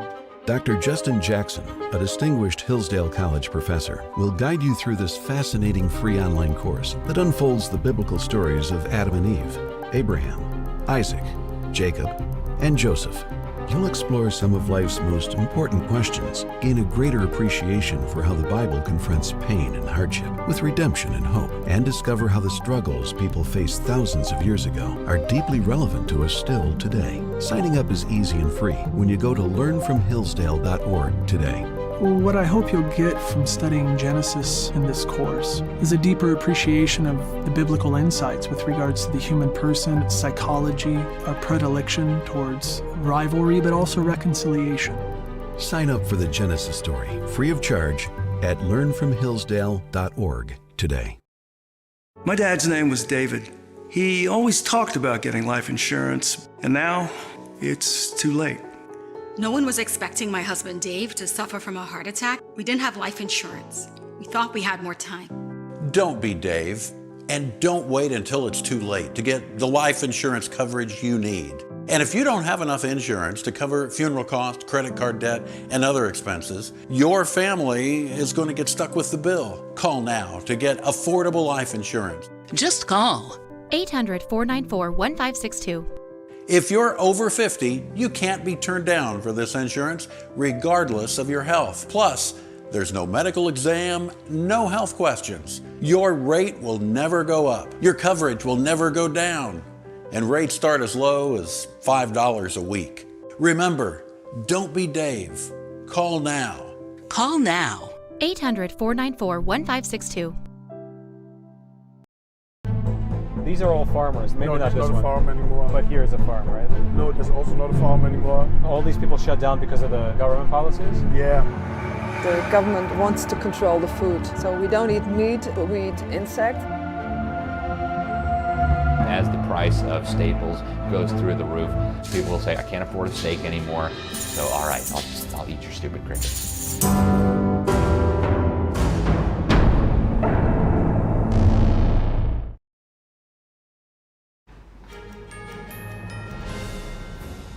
Welcome back to The Nation Decides 2024 Super Tuesday night. We're heading now over to the Data Hub with NTD's Dave Martin. Now, Dave, you mentioned earlier that Nikki Haley, despite not winning states, still got some delegates. What are the best chances for her tonight to still get some delegates, even if she doesn't win?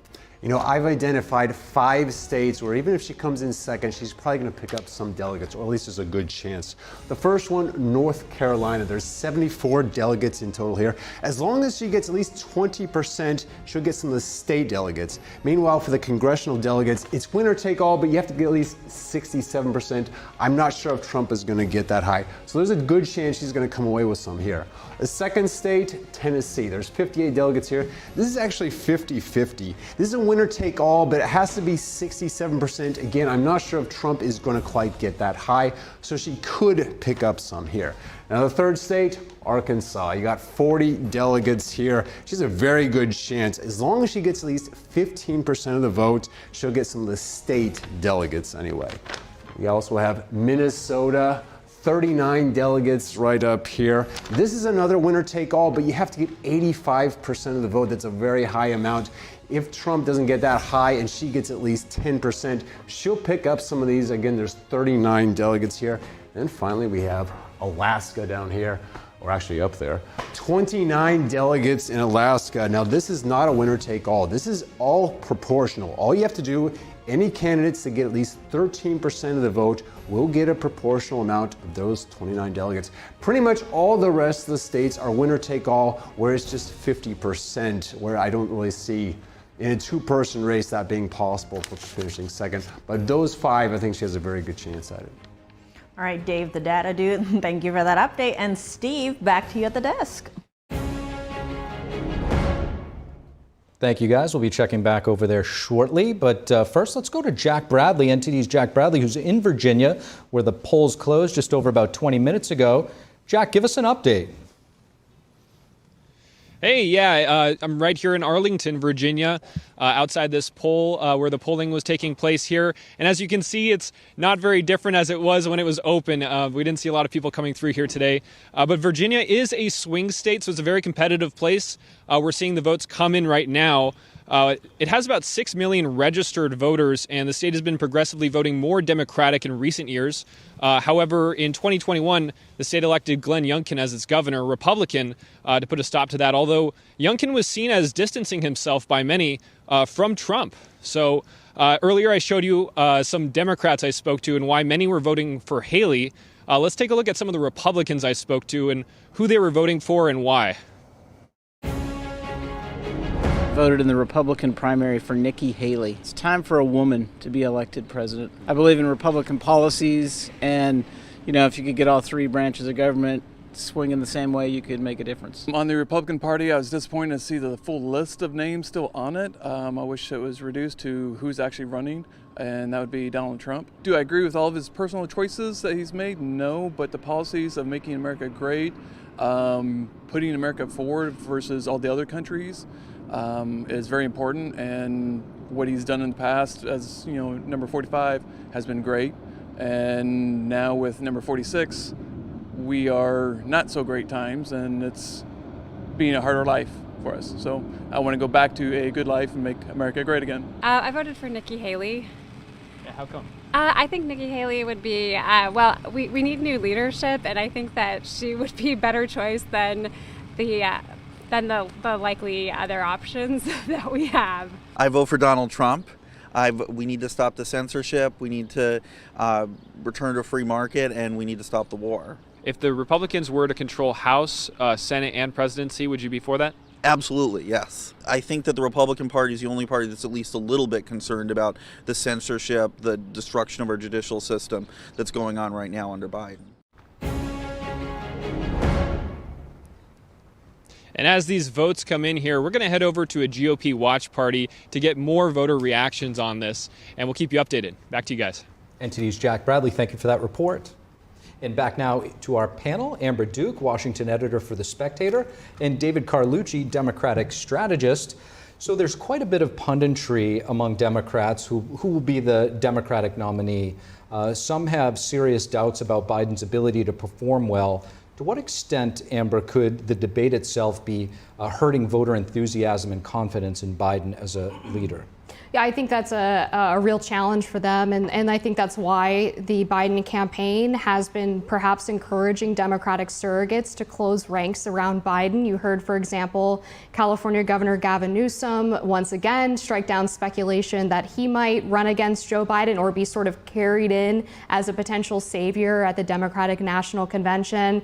Gretchen Whitmer and others have recently said the same thing. So I do think the sort of memo has gone out. Hey guys, if you keep giving air to perhaps some conspiracies that Biden is going to be replaced, you're going to see voters start exercising their discontent at the ballot box, which could lead to perhaps some lack of enthusiasm later on down the road among independents and moderates. To Amber's point, Michelle Obama also clearing the air, which our friend Robin Byro, one of our panelists tonight, who's probably not too happy to hear. What do you make of this, David? Well, I think that the Democrats are behind Joe Biden, and really in my lifetime, I've never seen the Democratic Party so united. And it's really good to see because there's been a lot, the Democrats are known as the Big Tent, very diverse opinions within the party, but we've held it together to say, look, we've got to be in solidarity because a Donald Trump presidency will be a disaster for our country. And that's why you see Democrats really united and standing behind the president and recognizing the good job that President Biden has done. I think that's something that obviously, we look at these polls, I don't think people are giving him credit for the fact that when Donald Trump left office, he's only the second president behind Herbert Hoover to have less jobs, when he left office. That's a little dishonest, don't you think, considering there was a global pandemic? Yes, but it's the same thing that people will say but that's what Biden did. He got us out of the trouble we were in. Global inflation. A lot of the rhetoric on the Republican side is, inflation was caused by Joe Biden. And we just know that's not true, but it's a rhetoric that is tried to be pushed. There's global inflation, and because of Joe Biden's policies, the United States has recovered better than any other nation on the face of the planet. And yes, prices are higher than they were 4 years ago, but that's because of global inflation. And so these policies have made a difference, gotten us out of the bind that we were in. And I think that's something that people are rallying behind. Even the Inflation Reduction Act, there's already data out showing that it's really working, that it's investing jobs here in the United States. Is it easy to focus on the problems and some of the dark spots around this country? Of course. But when we really look and compare apples to apples, that's what we've got to do. And that's why I say, just like Herbert Hoover, he had less jobs when he left office than when he started. David, I'm going to give Amber a second to think about it and respond to you. But first, we're going to make a projection. Former President Trump has won the Virginia primary. There you have it. President Trump winning Virginia. That was one actually that's, might be surprising to some here. I can't quite see, about 15% of the vote in right now, 63% to Trump, 34% to Haley. Some thought that Virginia might be in play, and it seems like a pretty significant victory there. Yeah, I can't say that I'm shocked. Like I said, I thought that Nikki Haley would really only win Northern Virginia. And I just have to say, I was reading a Politico article yesterday about the people who were coming out to vote for Nikki Haley in D.C., which is, of course, very demographically comparable to Northern Virginia. And her voters describe themselves as more sophisticated than the rest of the Republican electorate. They said, here in D.C., we read places like Politico and The Hill and The Washington Post, and we're very informed. And it's precisely that kind of attitude of contempt towards the average Republican voter, particularly voters in flyover states, working class voters from the party elites and the party establishment, that has made Trump so popular, because he actually speaks to these people as if they're human beings and as if their concerns matter. David, I want to get to some polls actually. So conventional wisdom says a president's approval rating is a good indicator of his electability. Now, President Biden's been underwater for a while now. Let's take a look at this Harvard-Harris poll. We have registered voters giving Biden 45% job approval, 54% disapproval, and those same voters were asked how they thought Trump did during his first term. 57 are in approval of him and 41 disapproval. What do you make of these numbers? Well, it's not anything new. We've seen numbers like this for a while, but I think it's really important to juxtapose this. Approval is not who you're going to vote for or vote against. And I think that's something we're reading into a little bit too much. I understand it is a warning side to the president that you've got to change your tactic. We're still ways out from the election. So anybody will tell you that, polling numbers this far out only tell you so much. But I think it's important when we look at some of these takeaways from the polling, like, for example, Joe Biden, the biggest negative he has is his age or cognitive ability. The biggest negative Donald Trump has for the general elected is his criminal liability. When we look further into those numbers, people that are complaining about Trump's age and cognitive ability, more of them will still support the president in the general election than Donald Trump and his criminal liability issues. More of those people will not support Donald Trump in the general election. So it's the intensity of those issues, and that's why I say that the approval of job performance is not necessarily how they're going to vote. Yes, it's an indicator and one we should look at, but it doesn't tell the whole picture of how people are going to vote. On that note, we did hear some voters telling NTD's Jack Bradley earlier why they were voting for a certain person. Some of them saying their life was harder under President Biden, seeming to tie into this poll we just saw. How do you see that playing out in November? Will people potentially switch their vote, or will they stick with President Biden, as David suggests? Well, I think one of the interesting trends we've been seeing recently is that economy has fallen to number 2 in a lot of polls as to what is the most important issue for voters. And that is because the rate of inflation has fallen slightly over the past year.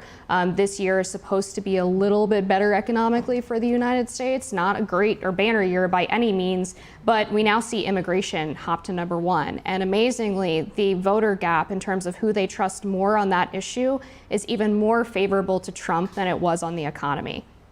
Some fascinating points right there. I'll let you get to that later, but the bulk of the polls across the country are still open. When we return, more from NTD's Ariane Postar, who's in California. Don't go away, we'll be back very shortly.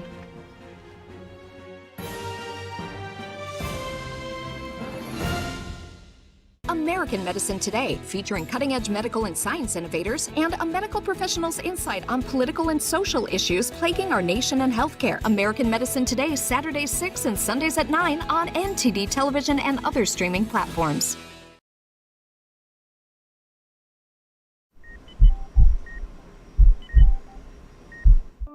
I had a pretty normal mom life.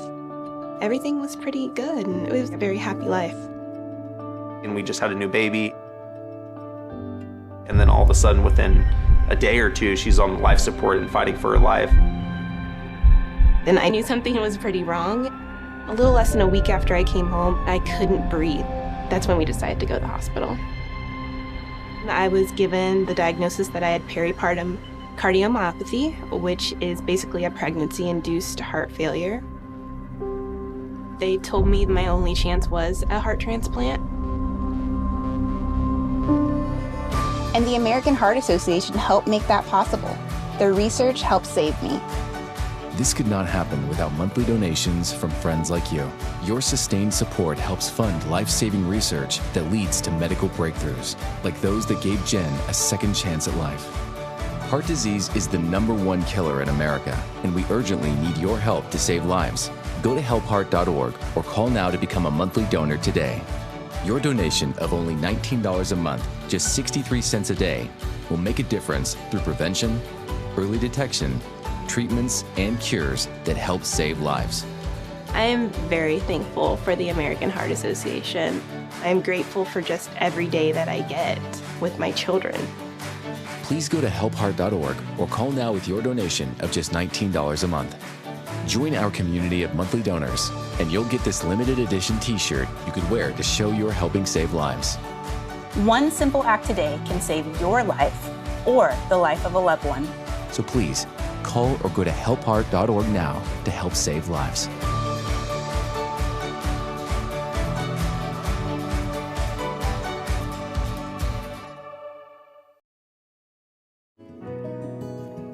Looking for a healthy and smooth-tasting brew? Drop by Days Coffee Roasters today and explore our wide selection of specialty-grade, small-batch roasted coffee. Home to North America's first enzyme-fermented coffee, we source a wide selection of specialty-grade coffee beans from around the world, and our baristas are ready to craft your customized brew. Visit Days Coffee at 28 North Street, Middletown, New York. Come experience a brew like no other.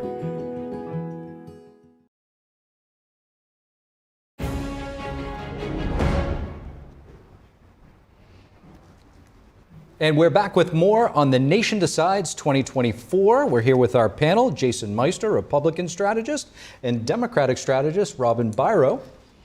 Glad to have you with us on Super Tuesday night. Let's get right back into it here. First, NTD's Arian Pazdar is in Los Angeles, California. Arian, what's the latest? Hey Steve, welcome back to California. The sun is still out here. That's because it is still early here in Los Angeles. It is 4:30 right now. Polls will be open for another 3 hours. So I will have more about voting in a bit. For now, I want to go back to immigration real quick because polls show that Americans care about immigration at the moment. Now, if you live up north, you might think that people down south here in California or Texas, for example, care most about immigration. But I don't think that's the case, really. I was in Eagle Pass, Texas, just last week, the center of the immigration crisis. And only about half of the people I spoke with told me they are concerned about what's happening at the border, even though they live right at the border, right? We had 10,000 illegal crossings just in Eagle Pass a day at one point. But not all of the people there care about that. One individual told me that's because, a lot of people cross, but they're being sent up north right away. New York, Chicago, Denver, those places. So if you live in one of those towns, you might actually be more affected by immigration than the people down south, like here in California or Texas. One more thing, just before I let you go, is that what I found to be interesting in Eagle Pass, the center of the immigration crisis, as I said, not all of the people care about immigration, but there was one thing everybody still cares about, which is the economy.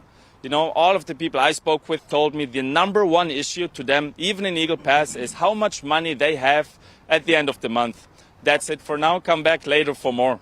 Back to you guys. We'll be checking in with Arian Pazdar out in California, where the polls will be closing at 11 p.m.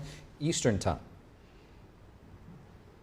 And let's first check in on the data and if we have any results so far. Let's see, in Vermont, the GOP primary, Trump at 54%, Nikki Haley at 42%. This is with 5% of the vote in, so things could change. It's still early there. Virginia, same GOP primary, Trump at 63%, Nikki Haley 34%. This is with 28% of the vote in, so maybe those numbers and margins will stay. Yeah, this is actually quite fascinating. I think a lot of the pundits that we're listening to leading up to this throughout the day and weeks said that potentially Vermont and Virginia could be in play for Nikki. It's not looking so hot for her right now. She's actually doing better in North Carolina, where that wasn't even much of a question. And back to our panel, we have Jason Meister, Republican strategist, and Robin Biro, Democratic strategist. Good to have you both back with us. Now, a big shake-up in the Republican Party. RNC Chair Ronna McDaniel has announced her resignation, officially stepping down on March 8th. Now, she's been blamed for the losses and underperformance among Republicans. Now, Jason, what kind of changes are Trump-aligned Republicans expecting with a change in leadership? Yeah, look, she was a disaster for the Republican Party. Again, going back to what I said earlier, Donald Trump has really gut renovated the Republican Party, and now he's taking over the apparatus, so to speak, the RNC, the GOP. So I think that will have a very big shakeup in how we conduct elections, how we handle voter identification going forward. Once we take back the White House, I think it's very important that we go back to paper ballots and we actually have voter ID so that we can't have stolen elections with illegal immigrants, et cetera. So I think that will have a huge impact going forward once we take back control of the White House. And Robin, from the Democratic perspective, how does a change in the RNC leadership affect the Democratic Party? Well, I'll be honest with you, we were pretty excited about this news at first because Laura Trump said that they were going to spend every red cent on Donald Trump. And so we thought that meant bad news for down ballot candidates. But then 3 days later, AIPAC came to the rescue and pledged $100 million to down ballot candidates. So there went, our wind at the sails. $100 million cash infusion for down ballot candidates is a game changer and has me frankly worried as a Democratic strategist. Now, Jason, people like Steve Bannon, Charlie Kirk, and Vivek Ramaswamy have blamed Ronna McDaniel for their losses in previous national elections. Now, why do you think so many Republicans think she, in particular, was the issue? Look, I think she's failed as a leader in the Republican Party to get voter turnout, to make the issues like immigration, crime, the economy at the forefront of the Republican Party, because those are the issues that are going to win elections. The fact that Joe Biden has facilitated an invasion of this country of over 8 million illegal immigrants, and by the way, it is not incompetence, it is intentional and it is by design. The fact that that is not made at the forefront, and the fact that we have 40-year inflation is not made at the forefront of every issue going forward is what I think would be considered a failure. Now, Robin, in the 2022 midterms, most reports were saying we were going to see a red wave. We did not see that. The Democrats actually did quite well in that election. How much do you see Ronna McDaniel playing a role in what happened? The Republican Party cannot get out of its own way. They were kicking and screaming, wanting not to be the party of Trump for so long, and now they have become exactly that, and they're still trying to not embrace that and not face that political reality that this is the party of Trump. She was the antithesis of that. So was her father. But it's just the new political reality. This is the party of Trump. So she's got to get out of the way.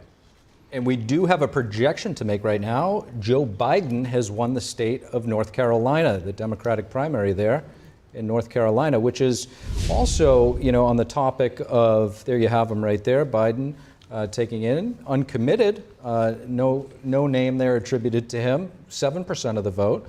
That's that protest vote that we were talking about, which is up from some of the others we've seen. So some North Carolinians making a protest there, some type of statement to President Biden, some of those Democrats.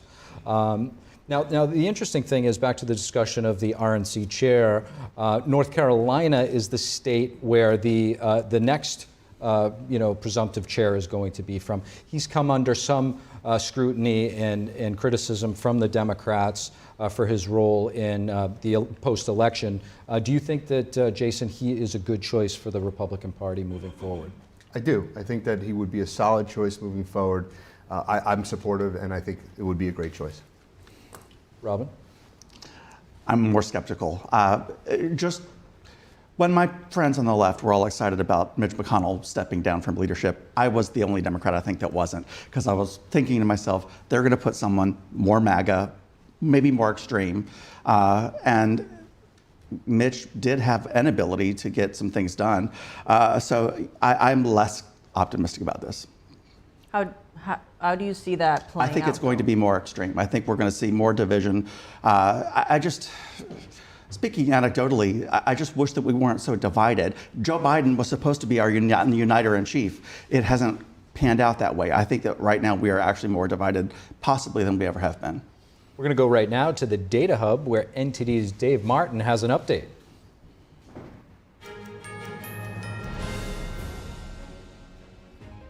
Welcome back. Now let's take a look at Virginia, where they've already called the race for Donald Trump here.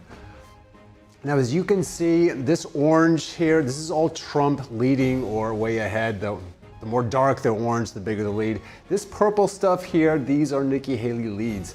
Now, let's look at this county right up here, Loudoun County. 94% of the votes are in. As you can see, Donald Trump, 52%, Nikki Haley, 46%. Now this borders DC, as you can see. Trump lost this county in 2016 by a wide margin, actually, to Marco Rubio. This is a big surprise. This is probably why he won Virginia today. Now here's another one right here. Prince William County, just over the half the votes are in. Donald Trump, 60%, Nikki Haley, 36%. That's another reason that he's won Virginia today, because he's flipped this county. He lost this one to Marco Rubio, albeit in a very small margin, actually 8 years ago. Here's another county he lost 8 years ago, excuse me. This is Chesterfield County. Nearly half the votes are in. Donald Trump, 65%. Nikki Haley, 33%. He's practically doubling her there. That's another county Trump lost to Rubio in 2016. He flipped that one. And also Henrico County. Approximately a quarter of the votes are in. Donald Trump, 57%. Nikki Haley, 42%. The reason he's winning those states, I would say, is because of those 4 counties. Now, of course, Haley is doing very well right here. Look at Arlington County, 80% of the votes are in. She's got 73.5%. Donald Trump, 24%. Of course, right below there in Arlington County, if I can touch that little thing there. It's such a small county. Let's try Fairfax. This is the most populous county in the state, 1.1 million people. No other county even has 500,000. This was another big Trump, actually, this is a Trump loss, in 2016. As you can see here, though, 10% of the votes are in. Nikki Haley, 59%. Donald Trump, 39%, so she looks like she's well on her way there. But I would certainly say those 4 states, Loudoun and Prince William especially, is the reason that Trump is taking this state. That's it for now. We'll send it back to the desk. All right, Dave, thank you for that report, and a lot more when we return with our Super Tuesday special coverage. Still many races to track. Don't go away. We'll be back very shortly.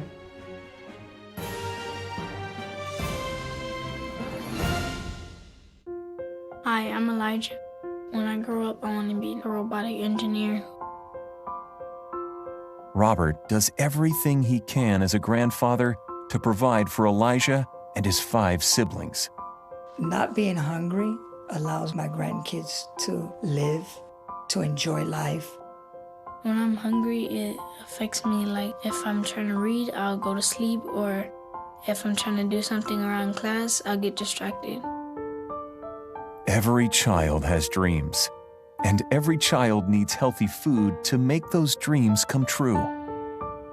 1 in 5 children face hunger in America, and food costs are rising. Call or go online right now to join Feeding America with your gift of just $19 a month, only 63 cents a day. Together, thanks to a nationwide network of food banks, dedicated volunteers, and the monthly support of people like you, we can fill plates with nutritious food for families across America. It helps us, like if we need some food, we'll go get food. We're getting closer to the day when no one in America faces hunger, but we can't do it without you. Call now or go online at helpfeedingamerica.org and give $19 a month, just 63 cents a day. 98% of donations go directly to help millions of people facing hunger, from coast to coast and in your own community. When you give by credit card, you'll receive this exclusive canvas grocery bag to show you're a part of a movement, to ensure that everyone has the food and resources they need to thrive. Please call now or make your monthly donation at helpfeedingamerica.org. Working together, we can end hunger in America. If you're living with diabetes, this is the sound that could change your life. Great news for people living with diabetes. Now you can wear a continuous glucose monitor and eliminate routine finger sticks. The days of repeated, painful finger sticks are over. Just call 800-215-1658. If you use insulin daily to manage your condition, a continuous glucose monitor could help you control your diabetes and reduce or eliminate those painful finger sticks. If you have Medicare or private insurance, US Med can deliver a CGM system right to your door. And if you qualify, there may be little or no cost to you. Shipping is free, and we'll even bill your insurer directly. Call now to get your continuous glucose monitoring system so you can take control of your diabetes and get back to enjoying life. Just call 800-215-1658. That's 800-215-1658.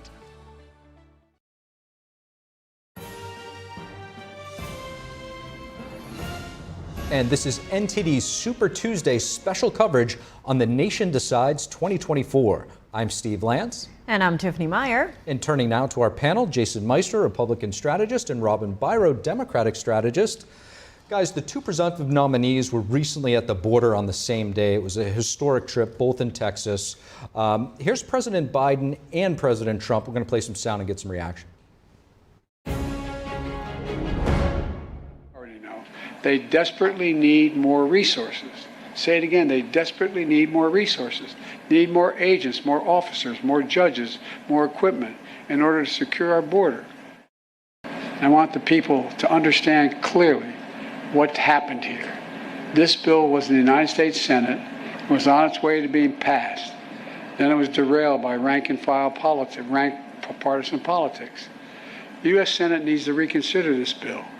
And those senators who oppose it need to set politics aside and pass it on merits, not on whether it's going to benefit one party or benefit the other party. Now the United States is being overrun by the Biden migrant crime. It's a new form of vicious violation to our country. 1 week ago, a beautiful 22-year-old nursing student from Georgia was barbarically attacked, almost unrecognizable, while she was out on her morning run. She was a morning run. She was doing keep herself in shape. She was a beautiful young woman. She was a great person, best nursing student there was. I spoke to her parents yesterday. They're incredible people. They're devastated beyond belief. Joe Biden will never say Laken Riley's name, but we will say it and we will remember it. We're not going to forget her. Robin, you hate to politicize any tragedy, but the fact of the matter is Laken Riley, that poor girl down in Georgia, your home state now, yes, tragically was murdered at the hands of an illegal immigrant. Is this, do you think, going to be kind of a wake-up call for the country, not just Republicans, but also Democrats? Anytime there's a loss of life, especially something as tragic and preventable, frankly, as this, of course, it better be a wake-up call. We do have a crisis at the border. I was buying into the Democratic talking points for a long time that wasn't true, that didn't exist. But there is actually a crisis at the border. That's why we have bipartisan legislation that we're trying to push through. We've tried to concede as much as we could to Republicans, but we're kind of at a point right now where we're stuck because former President Trump has basically said, no holds barred, that if we pass border protection right now, it's going to hurt his chances of getting reelected. So we're kind of stuck in a rock and a hard place right now. Robin, with Laken Riley, as former President Trump pointed out, why hasn't President Biden acknowledged her death? There are deaths. I don't think he wants to politicize her death. I mean, I can see the strategic side of that from President Trump. As much as I hate to say that, that was a strategy in bringing up her name and politicizing that death. President Biden, I've met him. I've spent plenty of time with him. He's just not that kind of a guy. Now, Jason, Trump has said that he would deport illegals on day one. How would that actually work out? Look, it has to happen. This country has an invasion that's occurring. But I think it's important to just address one comment that Robin made, which is that you do not need a single Republican to step forward to secure the southern border. Joe Biden took 94 executive actions in his first day of taking off the oath of office. All those 94 executive actions reversed every one of Donald Trump's policies that secured our southern border. Joe Biden inherited one of the safest southern borders this country has ever seen. So to say that Republicans need to step up to the table and we need Republicans to secure the border is just absolutely incorrect. With the stroke of a pen, Joe Biden could right now secure our southern border, and we could have a safe and secure border with fentanyl not flowing over our borders, killing our children, and having unfortunate lives being taken at the hands of illegal immigrants. So, Robin, Trump's making a big effort right now to highlight this migrant crime. Do you see that this will ultimately wind up hurting the Democrats in the general election? Yes and no. For all the talk that we heard about migrant caravans that never seem to make their way ever, it didn't seem to have much of an effect. But I will say that immigration and the border is a crisis. That is, the illegal border crossings are a serious issue of national concern. I am a veteran Army Ranger. Your first line of defense is your front door, and the border is our front door. We need to secure the border. I'm sure we'll have a lot more to talk about on the border. We'll be right back with more of our Super Tuesday special coverage, more data to track, all here on NTD News. See you very soon.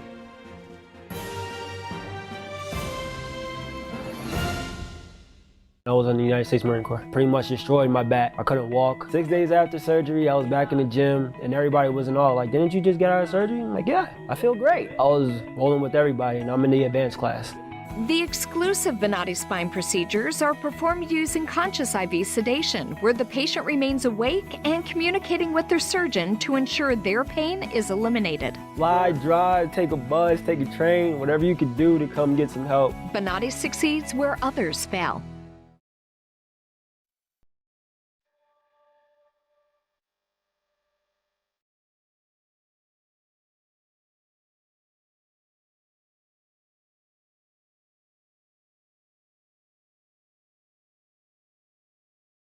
One in 5 children worldwide are faced with the reality of living without food.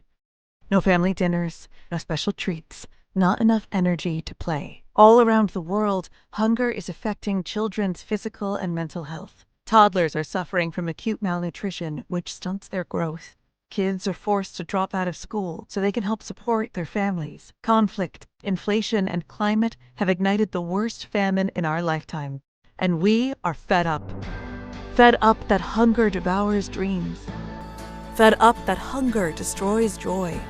Fed up with the fact that hunger eats childhood. Help us feed the futures of children all over the world by visiting getfedupnow.org. For as little as $10 a month, you can join Save the Children as we support children and families in desperate need of our help. Now is the time to get fed up and give back.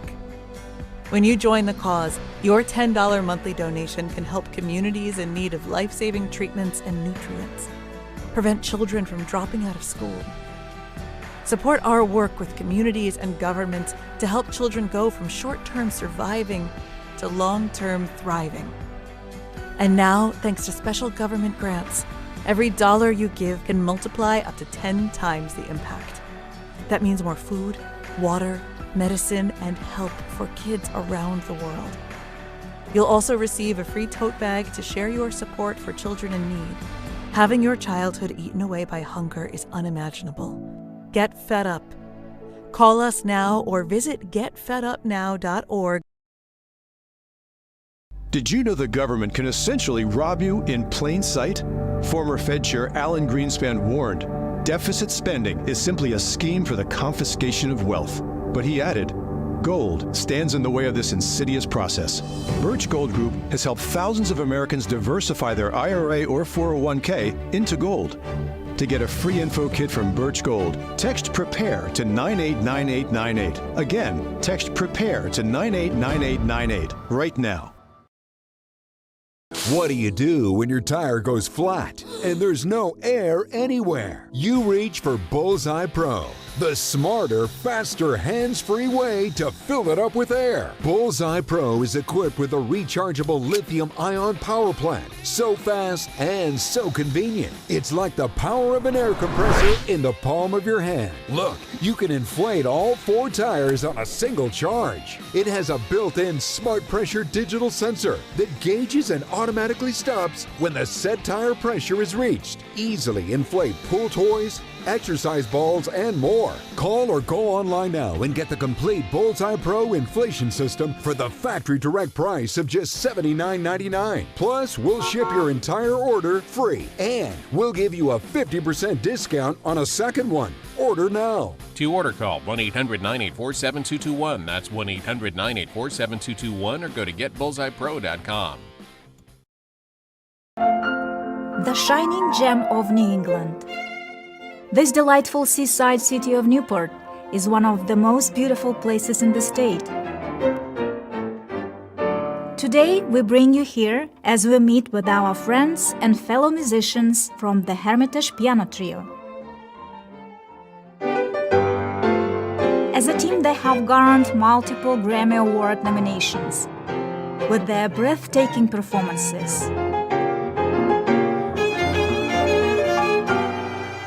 Oh, wow, I did not think this instrument can make that sound, right? The pandemic made this reunion even more special. 3 of us, we like it because we feel music the same way, so... Don't miss us on the next episode of Piano Talks.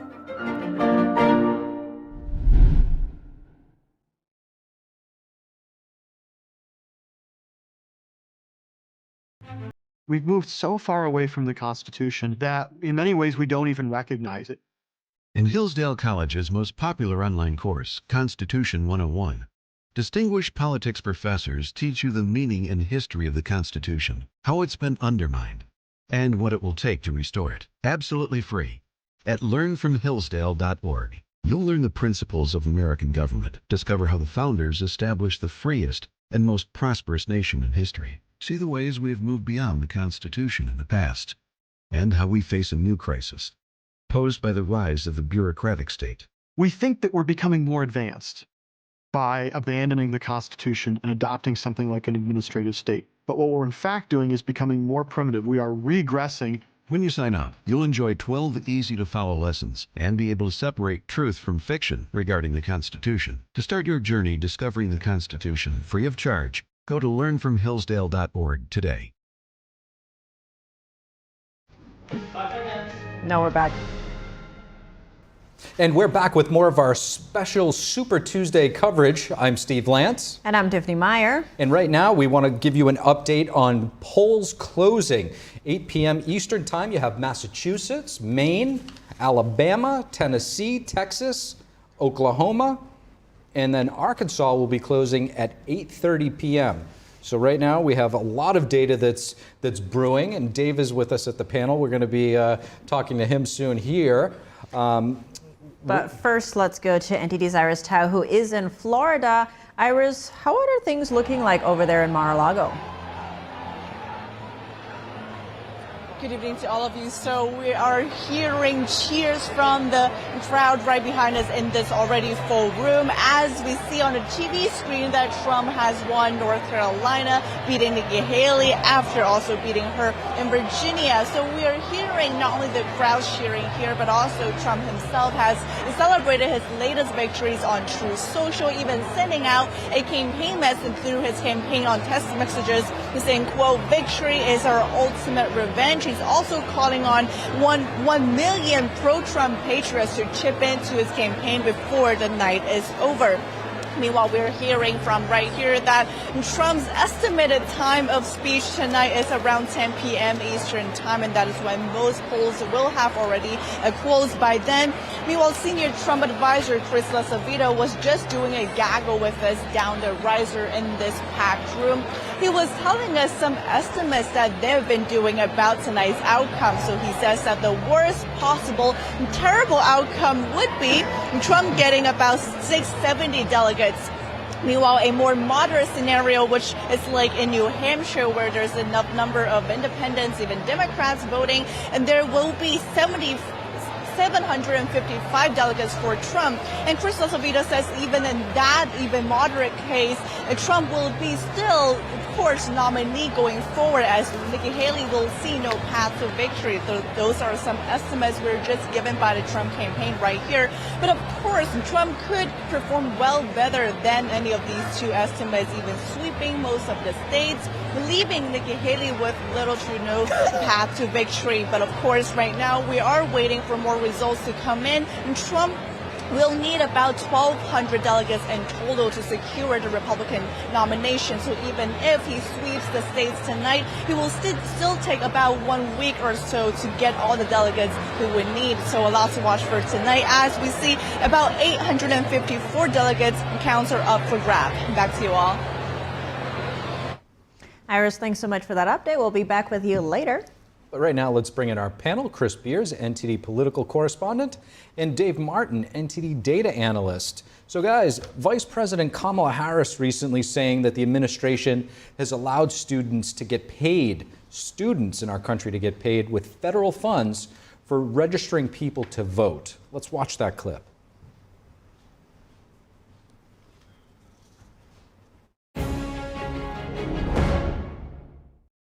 We have, under the Federal Work Study program, now allow students to get paid through Federal Work Study to register people and to be nonpartisan poll workers. As we know, this is important for a number of reasons. One, to engage our young leaders in this process and activate them in terms of their ability to strengthen our communities, but also this is the work that we need to do, knowing that so many poll workers have left. Chris, maybe it's me, but I thought that it was, the passion to fulfill your civic obligation in order to motivate you to do such things. As you know, this obviously raising a lot of eyebrows when reports said the Biden administration is trying to activate students by paying them for election-related work with federal funds. Yeah, you'll notice, of course, Steve, that they're not trying to activate evangelicals and rural communities here. It's focusing on students, a group that oftentimes comes out for Democrats. And it makes sense that they're trying to do that because Biden is kind of losing a little bit of support in this group right now. For a while, we've seen a number of data points saying that this is the case. And of course, he's opening this TikTok account, almost trying to pander to this demographic. Of course, his administration has banned TikTok on government devices. So it kind of contradicts his own policy. And then there's, of course, his canceling of student debt. If you're a student, you're sitting there, it's the beginning of your career, you don't have a ton of money, and then, the Biden administration gives you some money. That candidate will look pretty favorable to you going into this election. When the government sent out emails giving students access to this money, there was a personal letter from Biden just to make sure that voters knew where this money was coming from. So, by the way, this policy that we're talking about, that the VP was talking about, isn't new. It's been around since 2022. What's at issue here is the fact that the federal government is reaching into state elections, and of course that it's the Biden administration behind this. It's also notable that the White House is taking measures that could help drive up turnout by registering more people and getting them involved in politics. I mean, they clearly see the polls that we're seeing. There are reports of young voters showing less enthusiasm to vote in 2024 than they did in 2020. In part because they're just not happy with their choices. And the candidate receiving the lowest enthusiasm among those, President Biden. In a recent CNN poll, almost half of Republican voters said they're enthusiastic about Trump as their nominee. Meanwhile, just over 20% of Democratic voters are enthusiastic about Biden. I mean, this could really impact the turnout for these candidates and also to what extent, voters might even advocate for them. Chris, it looks like President Biden is gaining some improvements with voters under 30. Yeah, I mean, like what Dave is saying, the enthusiasm is low, but the support is increasing. This Siena College poll we're talking about, he has increased that support. He was losing to Trump in that poll in December. Now he's beating Trump by 12 points. A lot has happened since December, though. I mean, Biden dished out about $1.2 billion worth of student loan repayments. He jumped on TikTok in order to, make contact with these younger voters, despite, again, his administration banning this on government devices. And you have Trump's being found liable in the New York civil fraud case. I mean, young voters aren't exactly pro-Trump to begin with, and you have this case gaining some real traction against Trump, kind of pushing them further away. But of course, polls are just polls. I mean, they're just a snapshot at a moment in time of a certain demographic. So, things do change like we saw between now and December. A lot can change. Also, what's worth noting about with this poll is that Trump is leading nationally by about 5 points. And when you factor in independents or third-party candidates, that margin of victory, that margin increases significantly. And Trump's been making gains with Hispanic and Black voters, too. That's despite, a opponents accusing him of, bigotry and racism.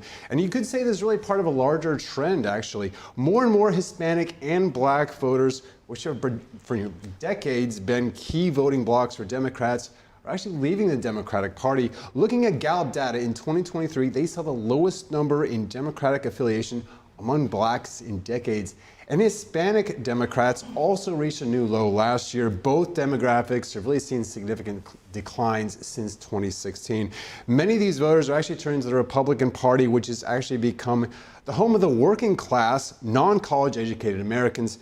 Meanwhile, the Democratic Party is now seeing the opposite: less working class, more college educated voters. Yeah, certainly a lot of these new polls coming out with these significant demographic shifts are causing a lot of attention on the Democratic side. We'll be keeping an eye on that. Thank you guys both for joining. We'll be back with you in just a bit, too. We'll be back shortly with more of our special coverage on The Nation Decides. Don't go away.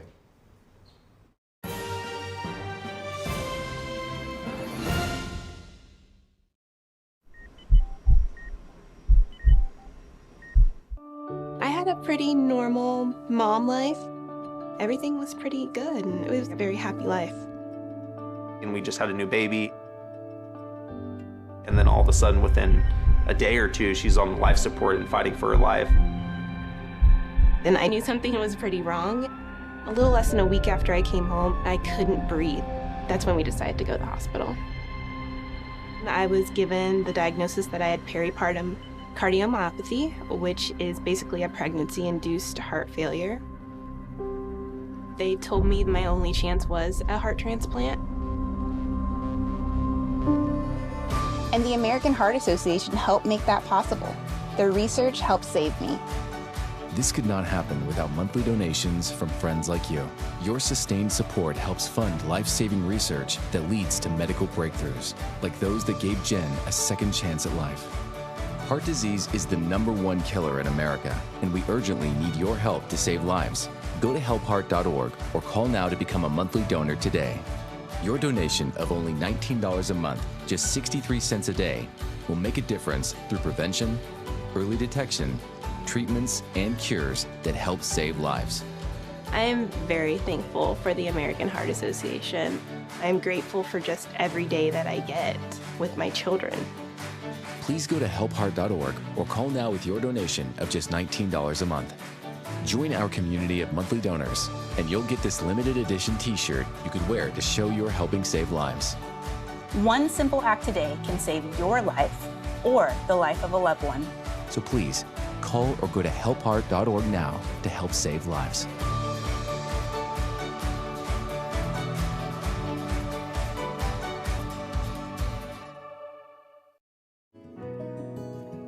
Looking for a healthy and smooth-tasting brew?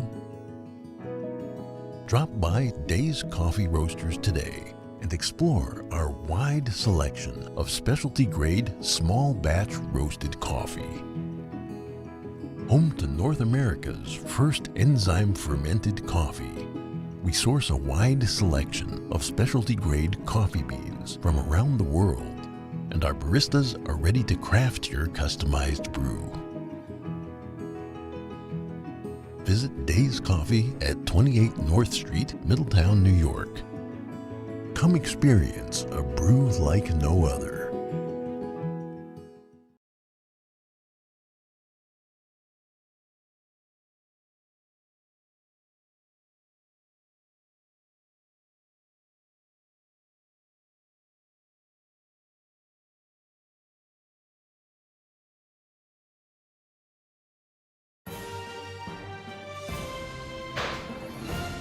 And welcome back to our special coverage of Super Tuesday, where we have some projections to make. It looks like former President Trump has won the Tennessee GOP primary. He's projected to win that one, as well as President Biden winning Tennessee, to be expected. Some more delegates in the bank for Trump here. And we still, up on the screen here, we have the Vermont GOP getting a little bit tighter as the results continue to come in. Trump's still up 51 in Vermont. Virginia here, 66-31. And you got about 70% coming in Virginia. North Carolina, 74-22, Trump. That's with only 9% coming in, but he's projected to win that state nonetheless.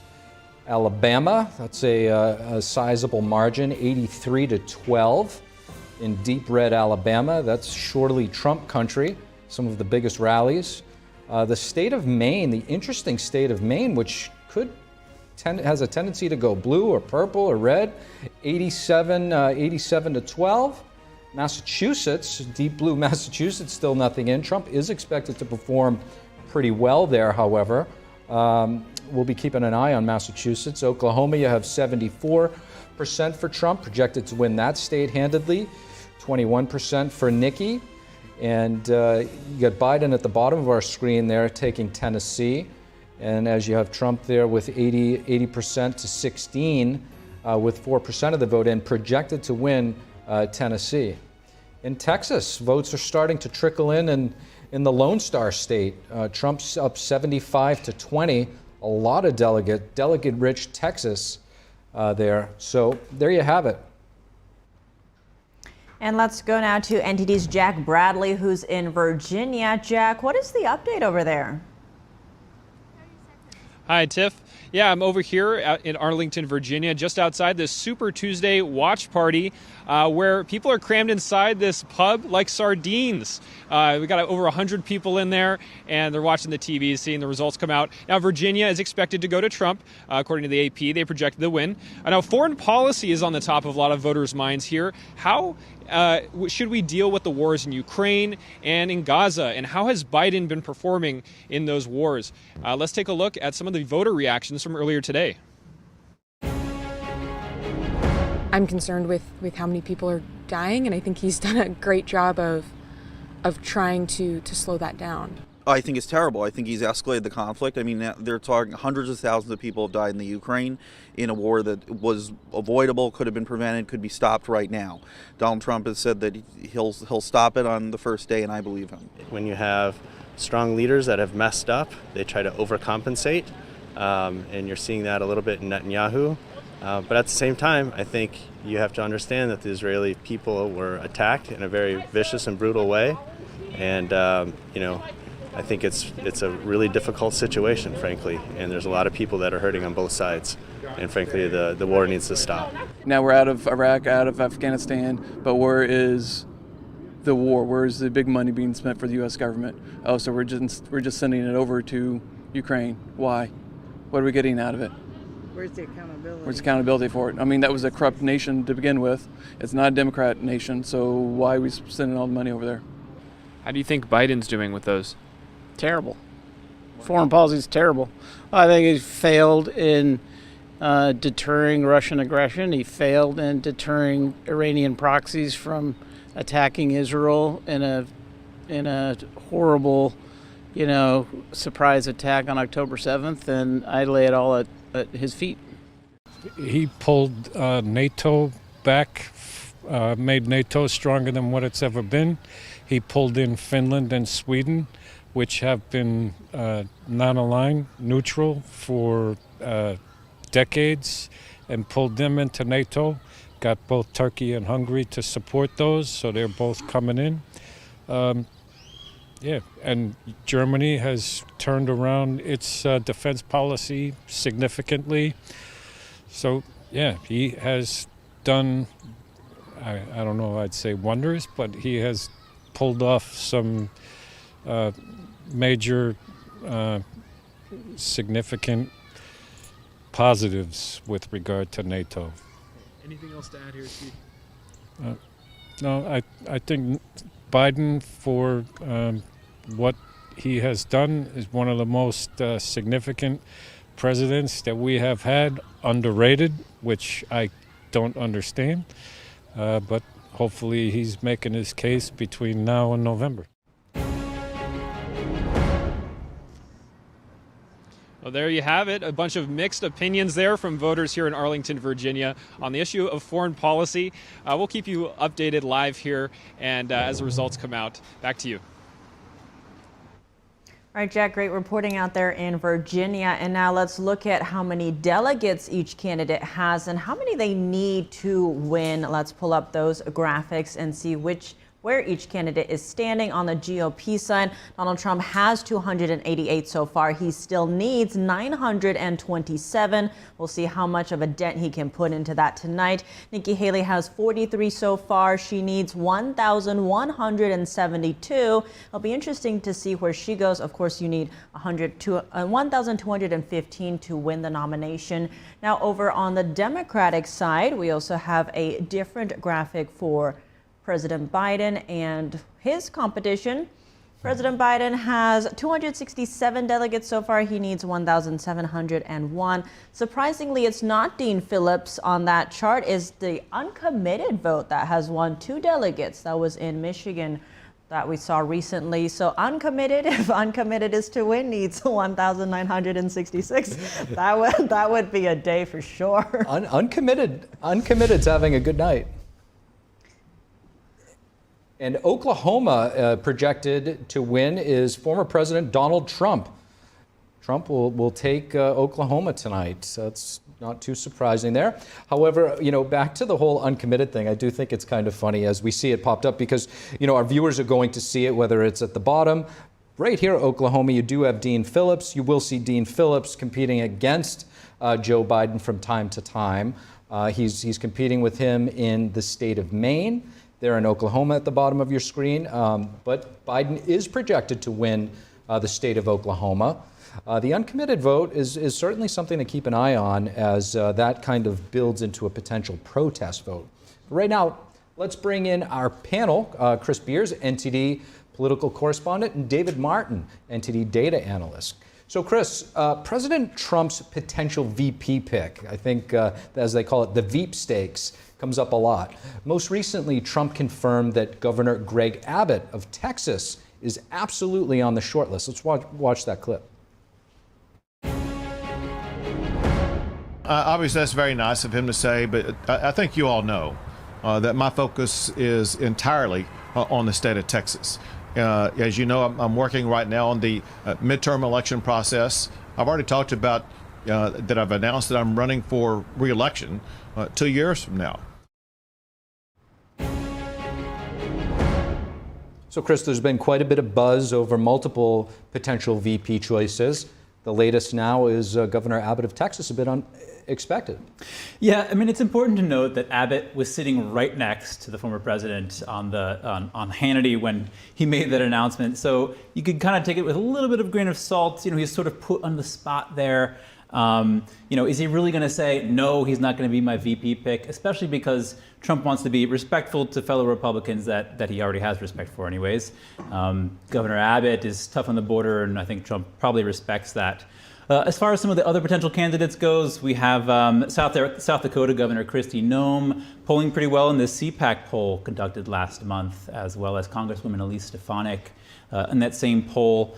There's also resurfacing Tulsi Gabbard, the former Democrat turned independent, and she's actually said that she's open to a VP slot on an interview with Fox's Jesse Waters. Someone interesting to watch is Alabama Senator Katie Britt. She's 42 years old. She's the youngest GOP female senator ever. She's going to be giving the Republican rebuttal to President Biden's State of the Union address this week. And she's literally half of Biden's age. So there's a huge contrast when it comes to the age issue. And that could, work in Trump's favor when it comes to choosing a VP. And of course, he wants a VP who can help him win and someone who can potentially replace him if he can't be the president, if he does get win the presidency at some point. And there's data on that. If you look back to 2016, after Trump announced that Indiana Governor Mike Pence would be his vice president. Now, there's some speculation Trump picked Pence to secure the evangelical vote. I mean, Pence had a strong conservative record and a lot of support among Christians. Now, CBS News had done a poll in battleground states to get voter opinions on Trump's pick, and sure enough, over half of white evangelicals said Pence helped Trump's chances and that he brought stability to the ticket and was qualified to be president if necessary. Most importantly, nearly 30% of them said they were now more likely to vote for Trump. So the VP pick can have an impact on the confidence voters have in the presidential candidate. Chris, on that note, do we have any ideas of when Trump might be announcing his VP pick? Well, no. That's what makes this so suspenseful. And Trump kind of thrives in that sort of suspense. I mean, it's possible he's testing the waters with this short list, which is turning into a pretty long list at this point. One thing that's worth noting is in 2016, he waited until 2 days before the RNC in July to announce his VP pick. And it said that he's running what's called a throwback campaign, basically mimicking how his campaign was in 2016, you know, focusing on the border, ending forever wars. And if he really is running this sort of throwback campaign, then you know, we couldn't expect a decision about a VP until, right before the RNC in July. Another thing to consider is that campaigns are conducting their own polls here. They have their own pollsters, their own data. They're doing all this behind the scenes. Most people will never know about what these polls are saying. And every time there's a VP pick kind of floated out there, these campaigns are polling people to see, you know, what the voters think, and that can give these campaigns a lot of insight about what voters think in general. And so the longer they can kind of keep this question mark surrounding the VP open, the better for them in terms of gathering data. And actually, before Trump made his pick in 2016, Pence really wasn't considered, a top possibility by some outlets. Newt Gingrich and Chris Christie actually were ranked higher than him. And like today, there was a big sense of, unpredictability about the potential pick for VP. Now, Trump's a showman and likened, the picking of potential VPs really as a political version of The Apprentice. I mean, it certainly makes for great TV. Now, all joking aside, we should expect, I would say, the unexpected in this race. Gallup found that Mike Pence was largely unknown nationally after he was picked. I mean, more than 6 in 10 no opinion of him at all, with nearly half saying they didn't even heard of him. The only other VP pick since 1992 that got a higher, never heard of this person rating was Sarah Palin back in 2008. It's good to remember that campaigns can look more than just like at the national opinion when making decisions. Like I mentioned, some speculate Trump picked Pence for particular reasons like winning the evangelical vote. So I think it's possible his pick for VP will be an attempt to win over, a certain demographic. NTD's Dave Martin, Chris Beers, thank you guys so much for joining. Great discussion. And we will be back with a lot more to cover when we return right after this very short break.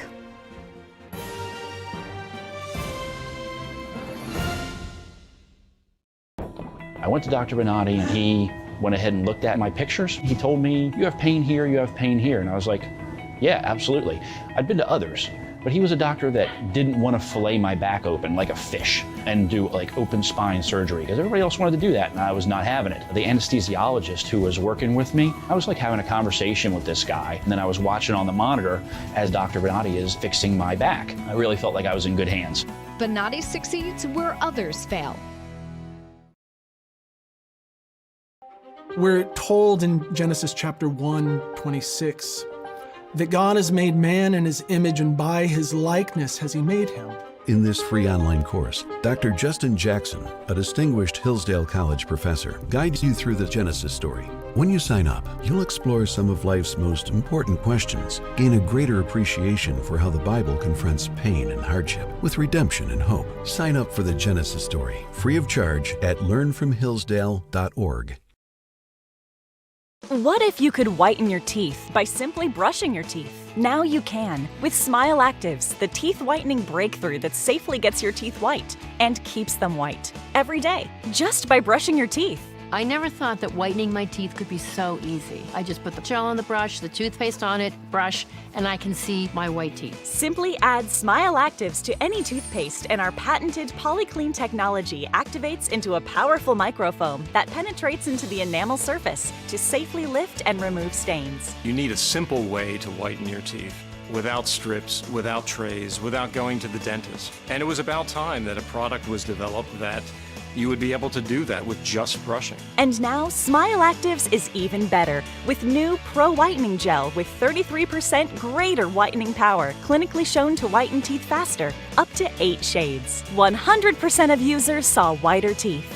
On food stains, coffee and wine stains, even on veneers, crowns, and dentures. I eat the blueberries, I drink the coffee, and I know that Smile Actives will keep my teeth white every day. If you could use something so easy like Smile Actives to take yellow teeth to white teeth, why wouldn't you? Why spend hundreds of dollars for whitening treatments at the dentist when now you can whiten your teeth with new Smile Actives Pro Whitening Gel every time you brush your teeth? Call or go to smileactives.com and for a limited time get new Pro Whitening Gel for just $24.95.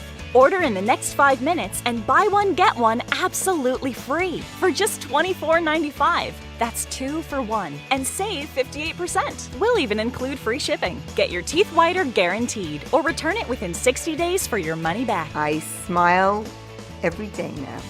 The difference is literally night and day. So now I'm always smiling, always choosing, because now my teeth are much whiter. This offer is not available in stores, so call or click now before the special buy one get one free offer goes away.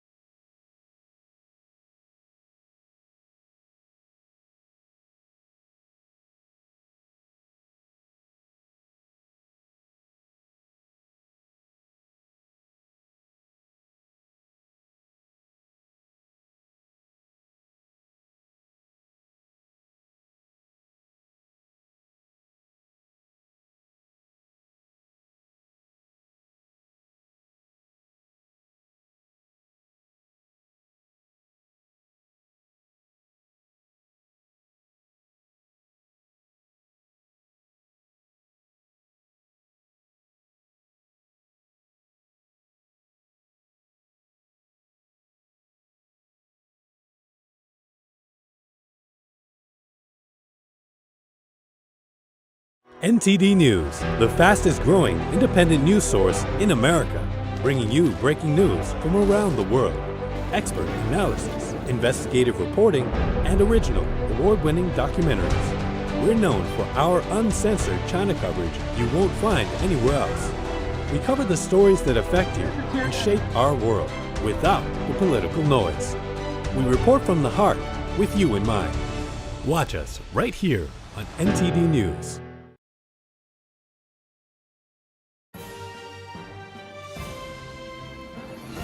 And welcome back to The Nation Decides 2024. I'm Steve Lance. And I'm Tiffany Meier. Let's go first to NTD's Ariane Pastar, who is in California. Ariane, what are you seeing out there besides the sun?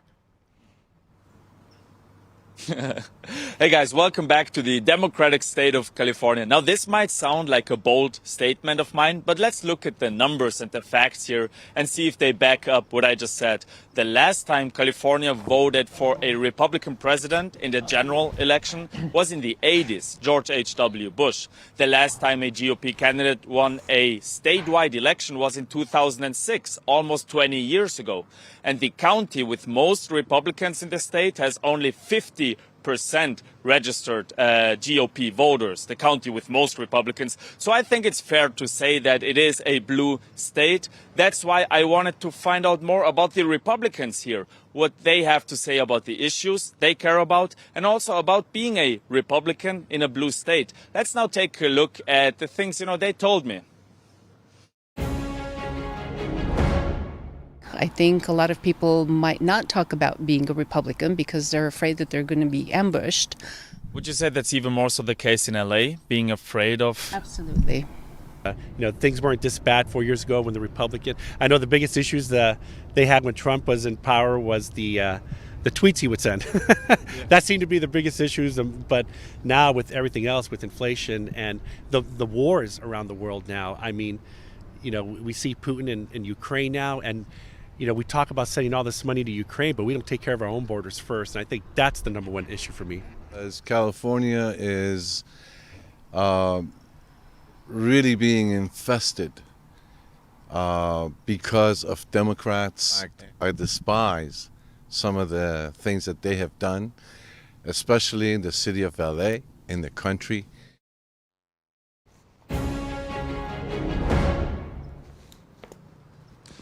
So the last gentleman you just heard, the issues he was referring to are homelessness and immigration. That's what he told me. And guys, I just want to add here that I think he did use strong language to some degree. I think if you ask a Democrat in Texas, for example, they might tell you the same thing about Republicans. For example, when it comes to Republican stance on gun rights. I do believe this goes both ways. So I just wanted to add that. For now, that's it from California. Check back in later for more. Back to you guys. All right, Ariane, thank you for that report, and we will be going back to you later. And we've got all of our guests back here with us in the studio. Joining us now is Jason Meister, Republican strategist, Amber Duke, Washington editor for The Spectator, and David Carlucci, Democratic strategist, and Robin Biro, also a Democratic strategist. One big happy family here. Oh yeah, kumbaya. So multiple polls. This is a big one. The New York Times Siena poll show former President Trump making gains, specifically among Hispanic voters, even leading Biden. The most recent poll showing this, a 6-point lead for Trump. Is this shift primarily about the economy, or is there something more to this, Jason? I think it's the economy. I think it's crime in these Democrat-run cities that's surging. I think it's immigration. We have an invasion of 8+ million illegal immigrants to this country. So I think he was surging in that poll, in that New York Times Siena poll, not just with Hispanics and blacks, but also with suburban women. I think that suburban women care about their children. They care about the country that they hand their children. They care about the security of their children. So I think that it's a whole host of reasons. But I think you're seeing this play out tonight. I think Donald Trump is solidifying it tonight. I think you're seeing a realignment, a political realignment, where he's essentially recreated the GOP into the MAGA working class party. And I think that you're seeing that play out tonight. So Amber, to Jason's point, the key demographic of suburban women, that's been what some might call Trump's kryptonite. But also in this poll, it shows him gaining among them. What gives? Oh, I think Jason's exactly right to point out the issues of the economy and crime. Look, if you're a mom who lives in the suburbs, you're worried about the crime that's happening in big cities creeping out to your part of the country, and you're certainly worried about your ability to pay for things that your kids need to have a successful future, whether that's basic things like food and gas for your everyday life, or whether it's longer term things like paying for college or private school or some of these other things that moms are constantly worrying about. I think that's the key to the suburban women conversation. Back in 2020, there was a feeling, I think, among suburban women that maybe they had been a little bit fatigued by some of the Trump tweets and the rhetoric. Now that they see the alternative of life under Biden, the mean tweets don't look so bad. Robin, cause for concern for the Democrats? Oh, absolutely. There's cause for concern. Look, I can see it every day on social media. My 5,000 some odd, mostly Democratic friends. There's been a significant peeling away of some of the black vote, some of the suburban woman vote, and some of the youth vote.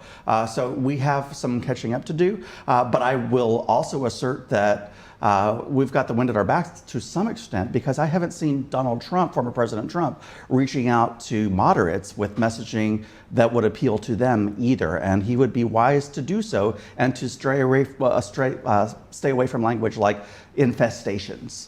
David, what do the Democrats need to do to kind of reverse the trends we're seeing in this New York Times poll? Well, I think they need to stay true to their message and get that out there. And I think as people start to see the results of the fact that we have a record high stock market, record low unemployment rate, inflation is coming down, that these policies are working. But I think the best thing that Democrats can do is just take a step back and let Trump be Donald Trump. I think he's benefited from the fact that he's been out of office for 4 years. And what he's done is he's done a good job at pointing out the problems and adding to the rhetoric. Hey, he's a great salesman. He does it better than most. But what he hasn't done is really sold people on what is he going to do that's different. Other than blaming Joe Biden, I haven't heard much from Donald Trump. And I think what we see in these primaries is the fact that Donald Trump is hitting a ceiling. I think it's right to say that Trump has done very little to move to the middle ground, right? He's consolidated the base, he's remade the Republican Party, but he's left them in a place where it's just MAGA, it's just Donald Trump, and they have a small coalition going into November. On David's point, Jason, what do you see in regards to that? Is Trump expanding the Republican base to maybe the moderates, or is he hitting a ceiling like David? It's actually interesting because before we came out, I was in the green room and I was looking at some of the numbers that are coming out of the exit polls. And one of the things that struck me was that voters under the age of 30. So I took a note. In 2020, Trump got 33% of the voters under 30. And right now he's getting 51%. That's staggering. Biden got 53% under 30 and was now down to 45%. That is totally contradicts what you're saying in the sense of he's expanding. And I actually think that this is also because the legacy media, people aren't believing in the legacy media as much. They're getting their information from social media, from Twitter, X, and now X, and I think that it's piercing the veil of these. We live in the age of narratives where propagandized storylines, not facts, matter. They don't believe the Russia collusion hoax. They know it was completely debunked. They know that COVID originated in the Wuhan Institute of Virology, not from some guy eating a bat in a wet market. They know that Jussie Smollett isn't the victim of a hate crime, but actually staged the entire thing. There's just narratives and narratives, and we go on. You see that you put on CNN, you put on MSNBC. They're just pushing these narratives, one lie after the next. Hunter Biden's laptop is Russian disinformation. 51 intelligence officers said it was a Russian psyop. It's lie after lie after lie, and I think that the younger voters in this country do not believe the legacy media, and I think that shows in these numbers. But I think the biggest point there is, Jason's onto something. The fact is, when we look at these polls, it shows that 40% of the electorate is not engaged.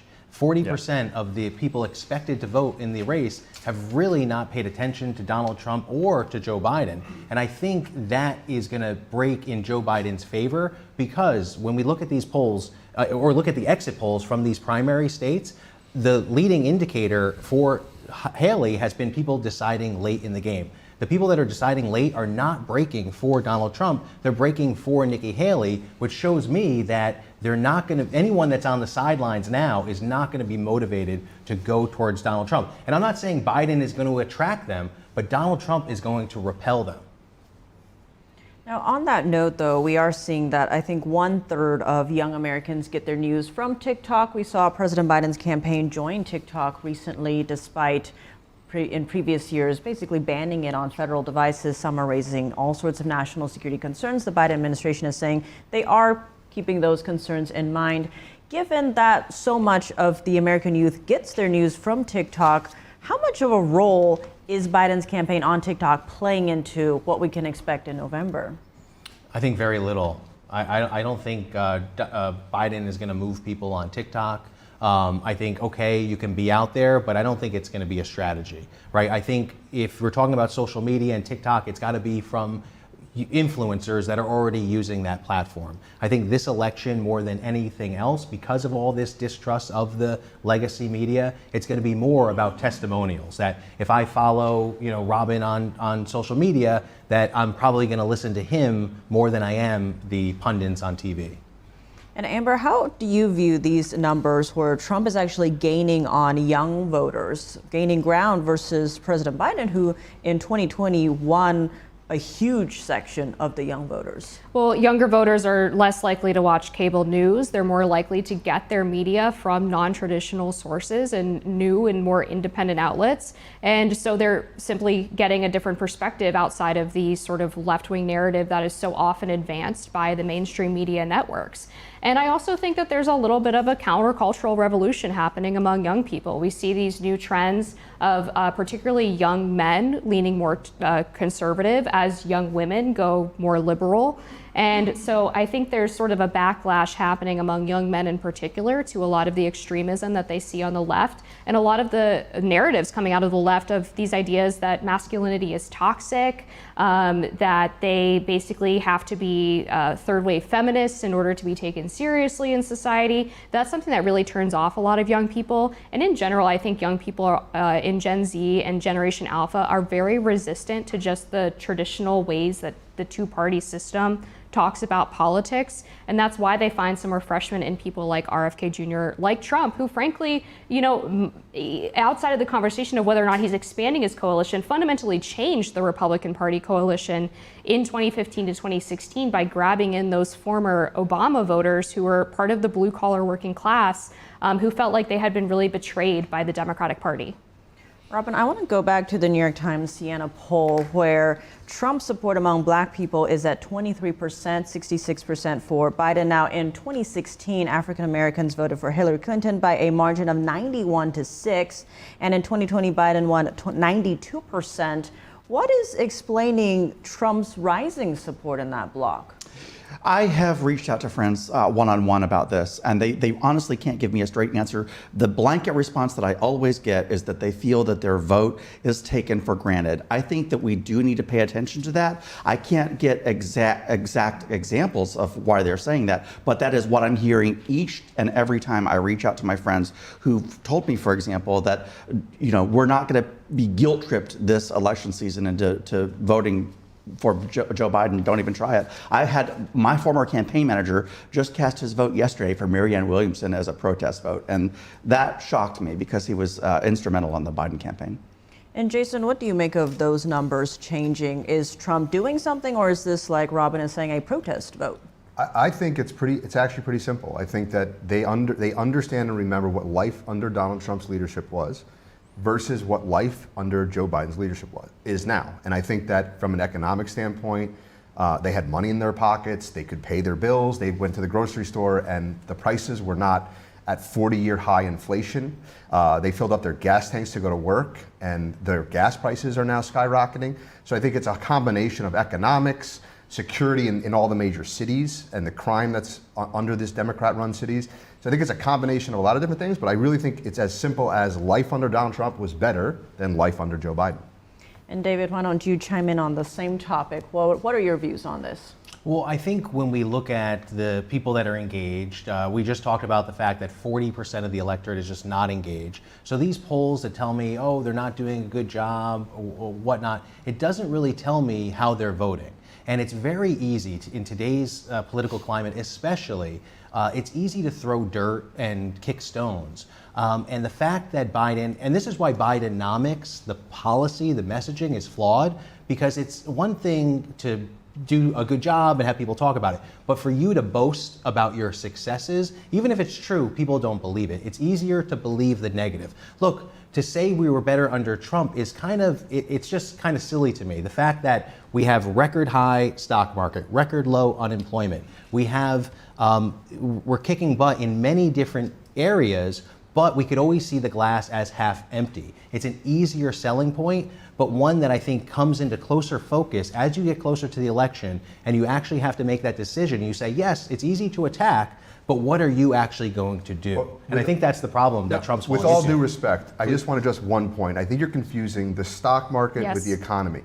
People do not feel that this is a strong economy. Whether you say that the stock market's at an all-time high and and that inflation is starting to come down, that is not what people are feeling in their wallets and in their bank accounts. people are under stress in this country right Sure. now. And it's enormous stress that they were not under Donald Trump. And to Jason's point, there is a poll. I want to pull it up for us to take a look at among young voters. It was a new Marquette Law School poll that's quite telling. There's 4 categories. You have the handling of the economy, you have immigration, border, Israel, Hamas, and abortion. The only one that President Biden runs off with is abortion. Handling of the economy, when young voters are asked who would do better, 51% say Trump to the 23% to Biden. Well, I mean, what I would say to that is that we could talk about these subjective issues, right? Like we don't feel like we did before. But what metrics are we going to point to, right? Not the stock market, I hope. Yeah, well, Donald Trump always pointed to the stock market, Well, and he's I'm not actually taking credit for the stock market now. I'm not right? talking on, I'm not Is it speaking true? on behalf of Trump, but I think the point is that if you're looking at a normal person who is perhaps part of the working or middle class, even upper middle class, most of them are not measuring their day-to-day economic health based on the stock market. Right, so what indicators would you measure it on? Well, food prices are up 35% since Biden took office. Healthcare prices are up. Gas prices are Right, still and Donald up. Trump wants to do away with Obamacare, right? So that's a message that Democrats are going to take home to say, okay, the one issue that Trump is actually talking about is taking away your health care and making it more expensive for you. So when you actually look at when he's done just throwing stones and lobbing bombs, and you say, what are you actually going to do? I mean, remember when Trump was saying he was going to repeal the Affordable Care Act? That's what he was going to do. What did he do? He said he was going to build a wall. What did he do? I mean, it's comical when you look at all the things that he pledged to do and he didn't. And the fact that Donald Trump led us into more of a deficit than the previous president, 7 or 8 trillion, depending on who you take your guidance from, he overspent and led us into a further deficit. And then we could talk about the stock market. Donald Trump pressured the Fed to not increase interest rates, to have this artificial low interest rate, so then it's pent up, and then we have to raise interest rates and leads to this cycle. So I think Donald Trump kept it at an artificial low level to make the optics look good. But on the reality, when you take it away, you see that we were in a very unhealthy position. I just want to point out that the per capita share of the U.S. deficit right now is $222,000. I have 2 young children that will be inheriting that debt. Some of us here do. But y'all were just championing the Inflation Reduction Act. So how can you do that while also talking about lowering deficits? Well, because when you actually look at the Inflation Reduction Act, those types of practices will lower the deficit in outgoing years. All Donald Trump did was increase our deficit with nothing to show for it. Yes, you have to break a couple eggs In all to make fairness, an omelet. David, I think the Biden administration even wanted to walk back the name of that bill. The name of the bill has really nothing to do with it. All day long, Congress is naming bills that have whatever name you want on it, right? So we could call it what you want, but what it did was it did a lot to spur our economy in the right direction. And that's what I get at, right? But Joe Biden has actually done things, right? The CHIPS Act, the Inflation Reduction Act, the infrastructure bill, all things that we're benefiting from greatly. But we could nitpick at little things and attack it all day long, which I think is a problem because the Republicans have built so much on blame. Look at the immigration debate. It's blame, blame, blame. Then when you actually have a job to do, you can't even do it. But David, on that issue, like I said earlier, day one, Joe Biden passed 94 executive orders reversing every single one of Donald Trump's border security policies. What about Title 42? Opened the border. And by the way, Mexico. David, he did it on purpose. It's all by design. He wants to flood this country with illegal immigrants. Why? It's so What obvious. benefit? Yeah. What benefit would To have voters to essentially to vote against Joe Biden by flooding the country to full vote of against illegal? Donald Trump. I think that it's a very unfair argument Guys, that we say that this hidden agenda to have a broken border so that people will vote It's for been it. 3 years, and you all came up with some Senate bipartisan bill, which Republicans led. James Lankford led at the behest of Mitch McConnell. There have been executive orders. It's not a border security bill. It's a processing bill. And the Biden administration has agreed. So you want to do nothing? I don't want to process more people into the country. No, I don't want 2 million people then a why year, doesn't- which is more than the population of a dozen states. By executive order, he just added 5,000 Border Patrol agents, so don't tell me he's not doing anything. Adding agents doesn't mean anything if you're not doing expedited removals and deportations. You're just processing people faster so that they can claim asylum and get an alternative to detention, which is written in that bill. They still do ATDs and release them into the country. And guess how many show up for their court hearings? You want to know how many? 10%. And why would he fly over 320,000 illegal immigrants across this country in the cloak of darkness in secret flights that we found out recently? Why would he do that if he's trying to secure the border? I just don't understand. You have to answer that question. Joe Biden has put forth a comprehensive immigration bill day one. And who has refused to come to the table? Republicans, because they want it as a wedge issue. Republicans have shown they want to talk about this, but they want to do nothing. Pass HR 2. HR 2 is a comprehensive border security bill.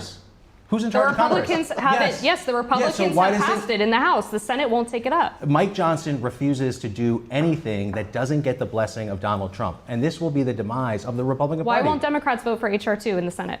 And why won't Joe Biden support HR 2? Why is he insisting on the Senate bill? Because there's a bill, there's Senator Senator John Fetterman, he might be a wild card. He's proposed the idea of entertaining HR 2 came first, well before the Senate bipartisan bill, and they would not have a vote realities. on it. Why? The Republicans clamoring for this recent agreement. Senate did their job, rolled up their sleeves. We're finally getting Democrats to agree to some things in the past that they wouldn't because they recognize this is a real issue. And Republicans then say, oh, well, no, sorry, because it's not perfect. Joe Biden Let's let perfect be the enemy of good. To secure the border. He can do it with a stroke of a pen right now. We're getting way far away from the question that was asked, which was young voters.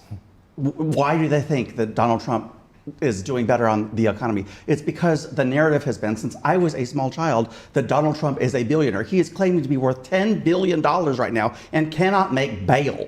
He is a fake billionaire. That's why. Young people didn't grow up in a culture where Donald Trump was a reality TV star and a billionaire. Reality, and people perceive that he is a billionaire when in fact he can't even make bail. And you know, Jason made a point earlier, and I think we should discuss it a little bit further because it's not just a drive-by Republican talking point when he says that Democrats want the border open in order to get those votes in future elections. You do have Democratic members of Congress openly saying and admitting that they want those illegal immigrants to come in and flood their districts for the census because ultimately it helps Democrats in urban areas. Newcomers, who they call them said newcomers. That's right.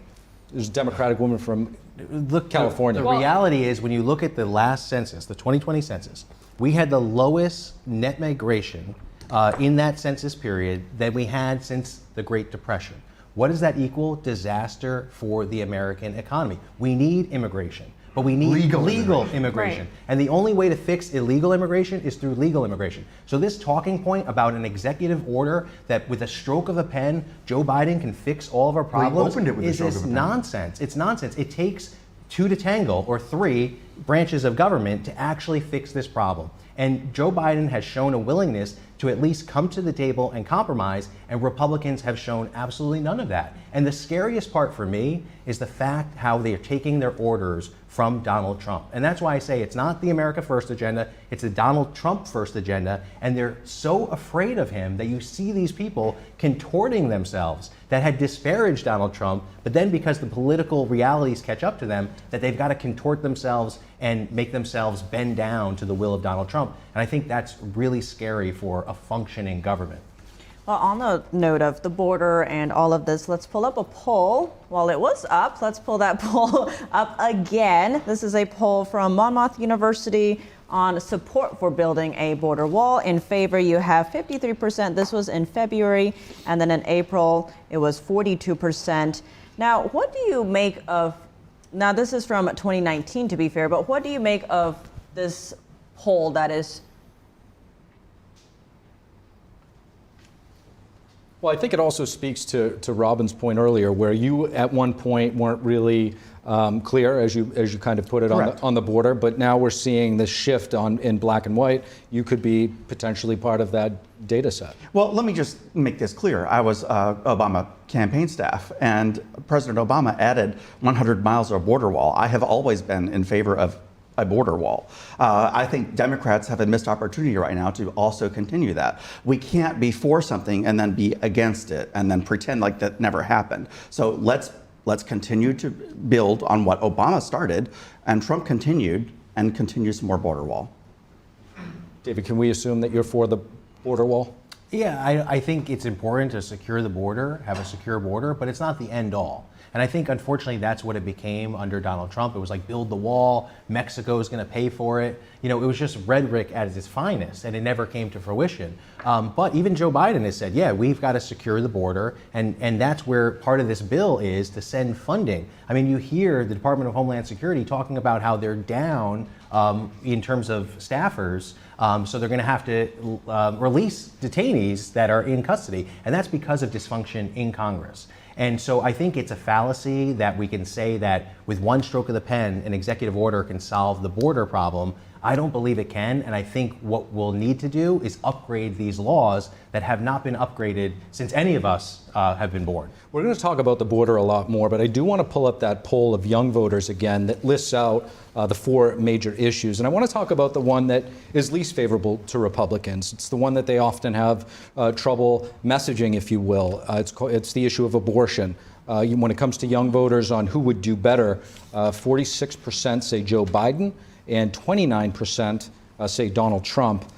So Amber, what do the Republicans and Trump need to do in their messaging on their stance on abortion? I think Trump has already started it, and the reality is that he's actually moderate on abortion. He's not messaged that way because he takes all of the blame for the Supreme Court overturning Roe v. Wade, which the Democrats messaged as a banning of abortion. Some states chose to do that, but fundamentally it sent the issue back to the states so that they could decide, so that it could be directly in the hands of the voters. Trump has said outright that he does not support a federal ban on abortion. He would support some states enacting bans around 15 or 16 weeks, which the majority of Americans actually agree with. So I think that he really is a victim of a false media narrative on this point. But he himself, twice within the last week, has taken credit for the overturning of Roe v. Wade at Yeah, it rallies. was a good thing. As but I said, you're trying to paint it like something else. He himself is taking credit for this. You're misconstruing what I said. What I said is that the Democrats mismessaged it as If he overturning. himself is saying that, Can I how finish is it my the point? Democrats? No, what I'm. Can you allow me to finish yeah, my I'm sorry. point Didn't before mean to you be jump on it? disrespectful. Thank you. Okay, so what I said was that the Democrats told voters that overturning Roe v. Wade would lead to the banning of abortion and that no one would be able to get abortions anymore. What Trump is celebrating is the fact that it was sent directly to the voters on a state-by-state basis. That's a good thing. That's called federalism. But that's not his words. His words were, "You have me to thank for the overturning of Roe v. Wade." Right, which is a good thing because it sent the issue to the states. But I think that, and I understand this, what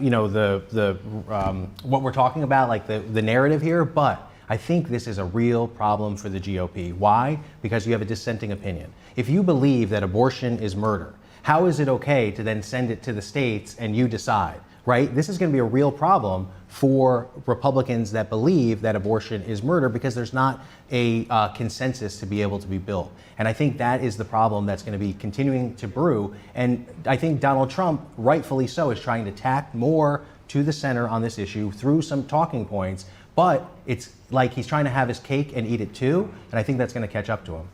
Expanding on that note, many are saying the reason we didn't see a red wave in 2022 midterms was because of the abortion issue. Jason, what do you think needs to be done on the GOP side to maybe change that messaging so that we don't see a lack of a red wave when it was predicted? I do agree. I think that when abortion is made to be on the ticket the way that Democrats' narrative wants it to be, I think Republicans lose. I think Donald Trump understands that, and I think he's bringing it to the center.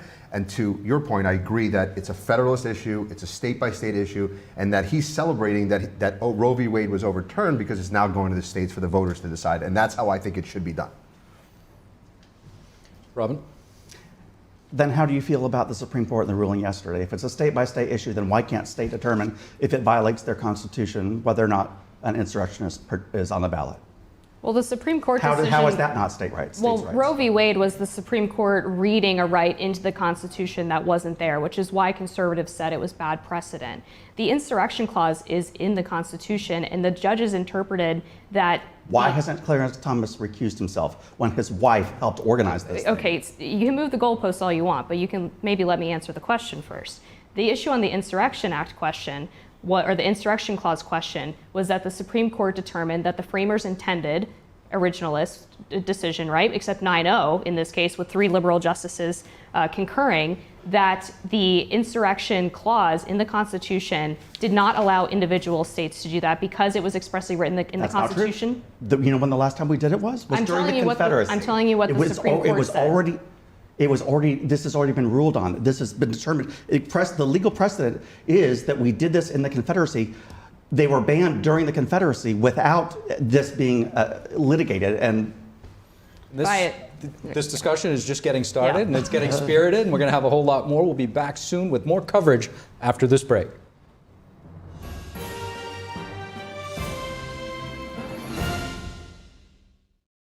Shen Yun Creations, the streaming platform from Shen Yun, featuring world-class dance, past programs, and all original music.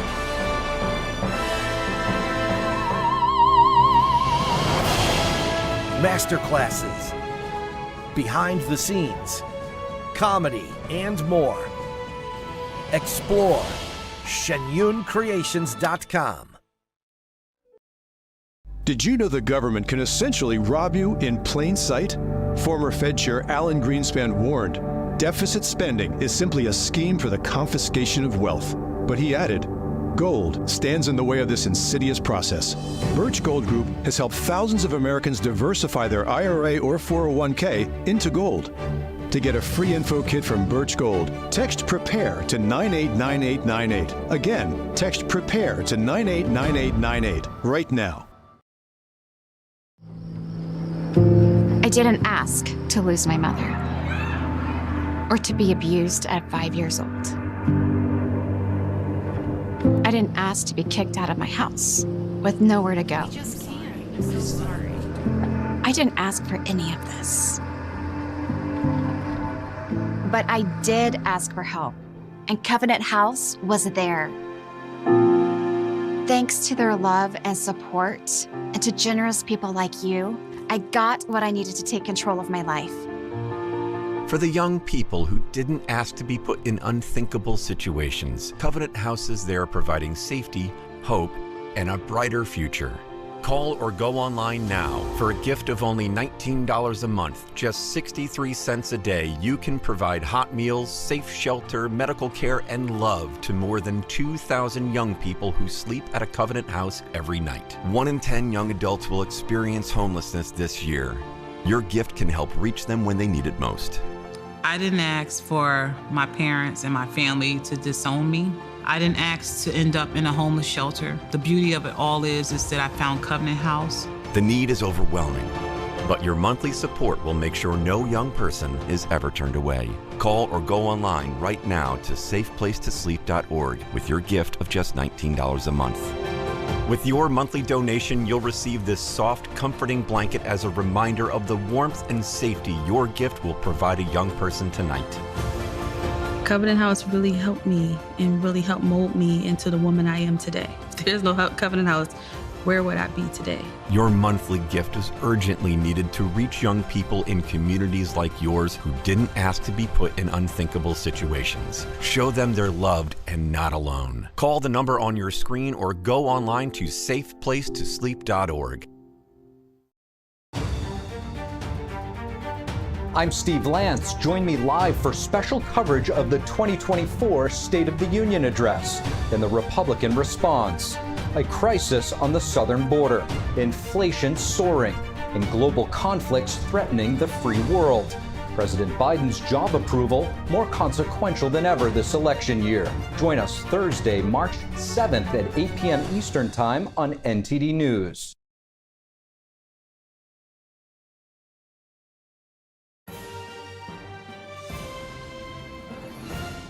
And we're back with our Super Tuesday special coverage on the State of the Union.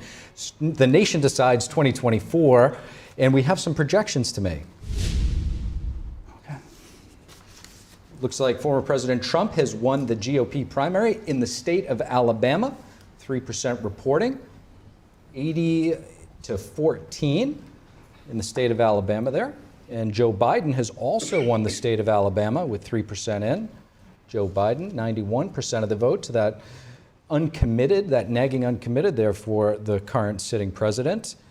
And Arkansas, the Arkansas GOP primary with 17% of the vote in, former President Trump is projected to win the state of Arkansas. There you have it. Joe Biden also winning the state of Arkansas, projected to win with 25% of the vote in. And in Maine, in the GOP primary, Donald Trump is also projected to win that state. That's with also 15% of the vote in. That is Maine. In Maine, President Biden projected to win. Not much competition there. That's with 13% of the vote in. Seems like Dean Phillips got about 7% there. In Massachusetts, Trump projected to win. That's with 4% of the vote in. And also in Massachusetts, Joe Biden set to win. That's also with 4% of the vote in. And in Texas, the Lone Star State, 40% of the vote in there. Former President Trump is projected to win that state. Notable, the president taking away Massachusetts handedly. And Texas here, you also have President Biden projected to win that state. All right, and now let's check in with Dave, the data dude. What do you have for us now? Thanks, Tiff. Yeah, I've got a really close race right now up in Vermont here. Let's take a closer look. Now, Trump won Vermont in 2016, but by a very small margin over John Kasich.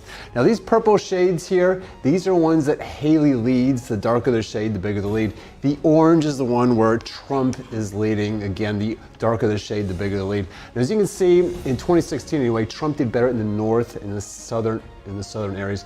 This area in the middle, although it's not a metropolitan area, it's a little bit more urban than it is. These northern and southern areas maybe are a little bit more rural, so you can see that Trump is still generally doing better in those areas. But let's take a look at the state as a whole right down here. 51% of the votes are in. Donald Trump, 48.9% of the vote. Nikki Haley, 46.5%. Now this is very significant that he's just below 50%. This is a winner-take-all state if the winner has at least 50% of the votes. So if Trump is going to take all 17 delegates here, he has to gain at least 1%. Nikki Haley, I mean, this has been flipping back and forth like 3 times over the last hour. Haley is at 46%. If she gets a little rally here, she could get to 50%. So it's really up in the air as to who gets these. There's a very good chance neither one gets all 17, and instead it's 9 and 8 split there. But that's something we'll have to watch for now. Let's head back to the desk. All right, Dave, thanks for that report, and we will check back with you later as it is a long night ahead of us. But right now, let's check in with NTD's Iris Tao, who's at former President Trump's watch party in Mar-a-Lago in Florida. Iris, if you're with us, what is the latest down there? Good evening to all of you. So this room is getting more and more lively. As you can see, some guests are starting to take the seat in the front after they spend the past few hours mingling, standing in the main area, hearing the music getting louder, and that is as we're seeing more and more victories pouring in. And by former President Trump, the crowd was cheering, chanting USA, USA, as they were witnessing Trump's victories live on TV right there. So a very lively crowd, and as we're inching closer and closer to President Trump's speech, expected around 10 p.m. or the latest around 11 p.m. Eastern time. But as we were waiting for Trump to speak here, we talked to Bruce Lavelle, a senior advisor to the Trump campaign, to hear what's his prediction for tonight's results. Watch. First of all, Bruce, tell us what's your expectations for tonight. How's it going to turn out? Well, it's going to turn out, we're going to sweep Super Tuesday. That's why they call it Super Tuesday. We're going to win all the states, and he will be victorious tonight. Nikki Haley won't win any. Hopefully Nikki Haley will come to senses and reconcile and come on over and join the Trump train, as you call it, and embrace him being the nominee. The true nominee is where he's headed to be. And more than anything right now, this is history.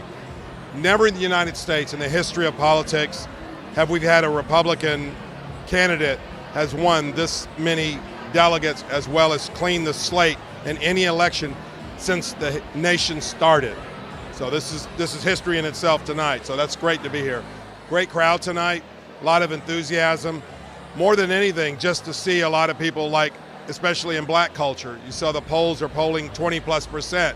You're starting to see a lot of people that maybe have not embraced the America First, that want to support President Trump. They're coming into the tent. And listen, the invitation's for everybody. So everyone comes in the tent for the America First movement. Everyone, no matter where you're from, what you voted for, just come on with us. Let's put America first. Let's get our borders under control. Let's get our taxes down. Let's get our economy going. Let's get our oil drilling. Let's move some business. How about that? Well, for President Biden directly addressing black voters, just this week, telling them that it's a threat that if Donald Trump comes back, right, and touting his own policies, what's your response to that? Well, the answer to that is the Democrat Party has done nothing for the black community in 40, 50, 60 years. You got to remember, historically, the Jim Crow laws came out of the Democrat Party.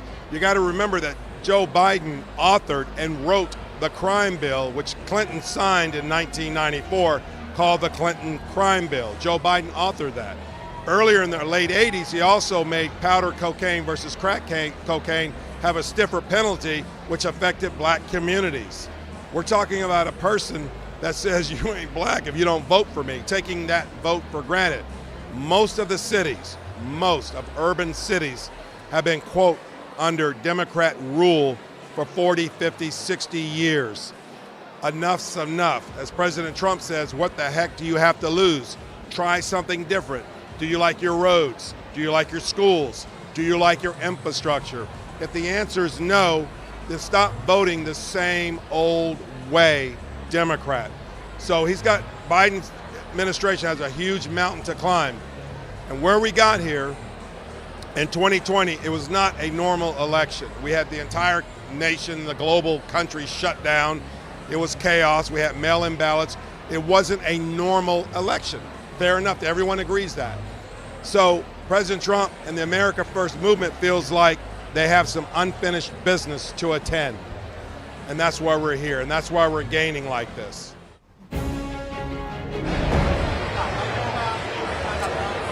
And after tonight, we do expect to see a potential Trump and Biden rematch becoming more and more likely, if not almost certain. And we do expect to hear or see a statement from President Biden as well tonight after results become more clear. He's also, of course, winning so far of the Democratic primaries happening tonight. And meanwhile, we are expecting Trump to take the stage within the next 1 or 2 hours. And that is as this crowd right here gets more and more lively and eagerly awaits for the former president to take the stage here. Back to you all. Iris, thank you for that report. And let's come back to our roundtable guests. Jason Meister, Republican strategist; Amber Duke, Washington editor for The Spectator; David Carlucci, Democratic strategist; and Robin Biro, Democratic strategist as well. So guys, Jason, with the nation becoming more polarized, split ticket voting is becoming more rare. This could have a big impact on the Senate and the House down ballot races. The Cook Political Report rated 3 Senate seats currently held by Democrats and an independent as toss-ups, all up for grabs this November. You have Senator John Tester in Montana, Senator Sherrod Brown in Ohio, both largely Republican states at the moment, and independent Senator Kyrsten Sinema in Arizona, who announced today that she will not be seeking re-election. So I want to actually first play some sound of Senator Sinema announcing this today.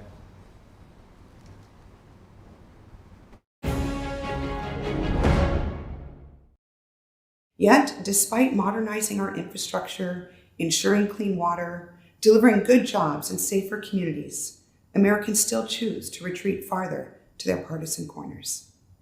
These solutions are considered failures, either because they're too much or not nearly enough. It's all or nothing. The outcome, less important than beating the other guy. We've arrived at that crossroad, and we chose anger and division. I believe in my approach, but it's not what America wants right now. So Jason, how big of a challenge do Senate Democrats face this November? I think a pretty significant one. I think that the political battle lines, the traditional political battle lines, have been redrawn. I don't think it's your traditional Democrat versus Republican anymore, especially in a post-COVID world. I think there's so many different issues where Republicans and Democrats kind of fall in different places than they would normally or traditionally. So I think that the Democrat Party has to recognize that and understand that these issues aren't sort of cut and dry traditional Republican versus Democrat. Amber, you're based in Washington. It's a different feel when you're there. You really have your finger on the pulse. What are you sensing right now? Yeah, it definitely seems like Republicans are feeling fairly optimistic about the Senate. There is a little bit of concern, and I know we alluded to this earlier, David, that perhaps Trump could drag down more moderate candidates that are running for Senate. Obviously, statewide races are a little bit different. But I would say that Republican consultants feel very good about the candidate quality this time around. They have great people running in Pennsylvania, Montana, Arizona, and Ohio, and they feel like they really have a great chance of taking a majority back in the Senate. And to Amber's point, Robin, when it comes to the purse strings, Leader McConnell was really the one that was controlling those purse strings for Senate races. So you can't really blame everything on Trump when it comes to some of those losses. Does this pose a significant challenge for Senate Democrats?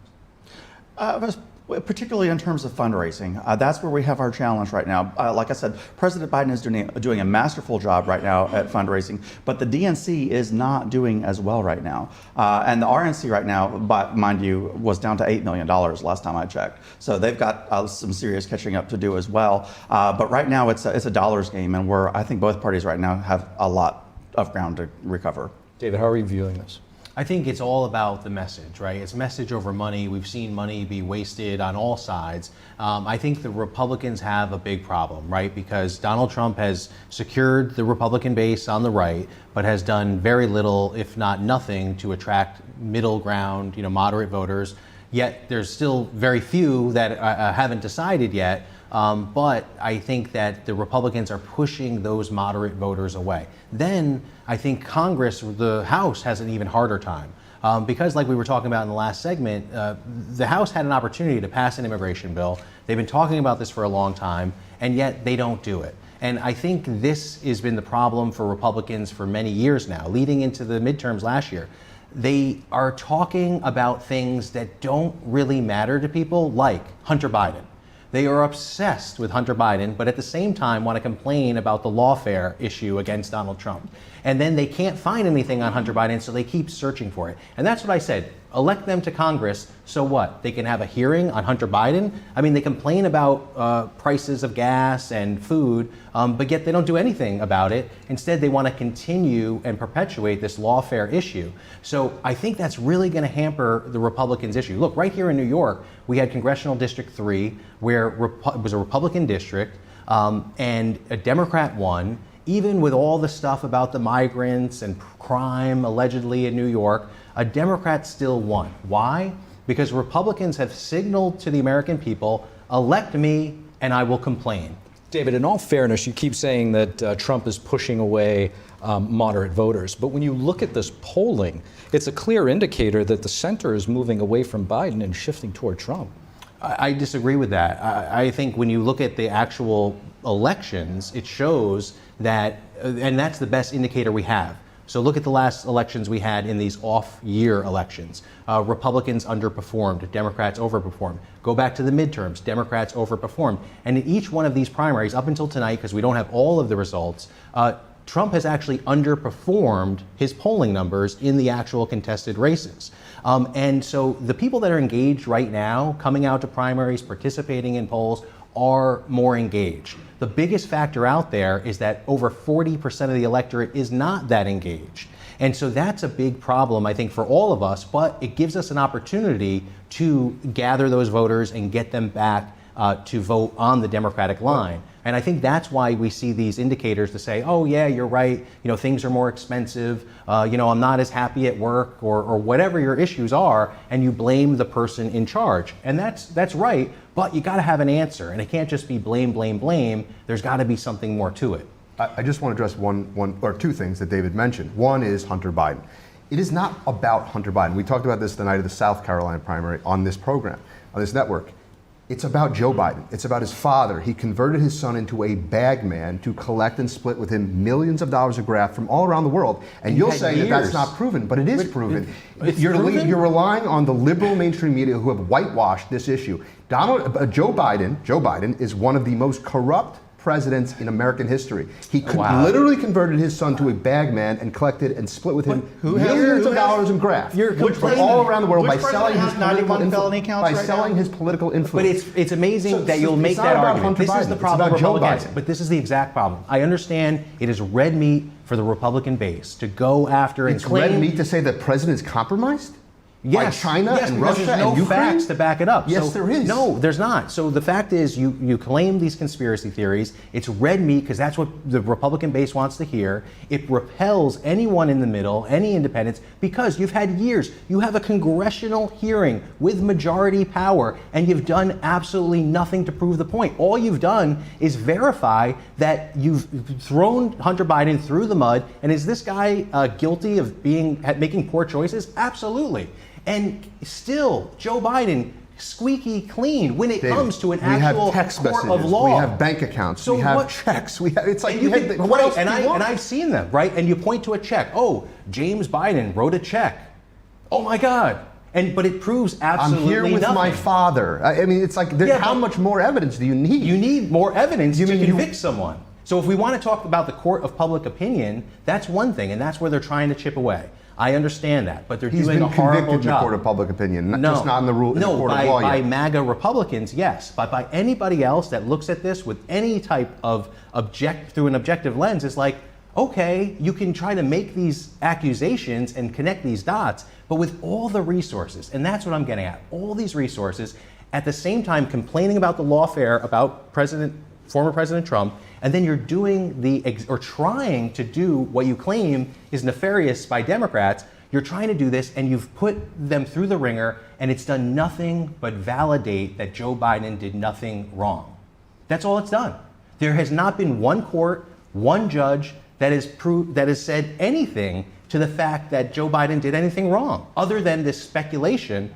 And it's kind of laughable to me because you've had all these resources and it hasn't proved anything. All you're proving is how weaponized the Department of Justice under Joe Biden and the rule of law has been totally weaponized against Republicans. That's really what you're saying. Weaponized against Republicans. It's amazing that Republicans want to discredit, and you were saying this before, you were like, they. Who is they?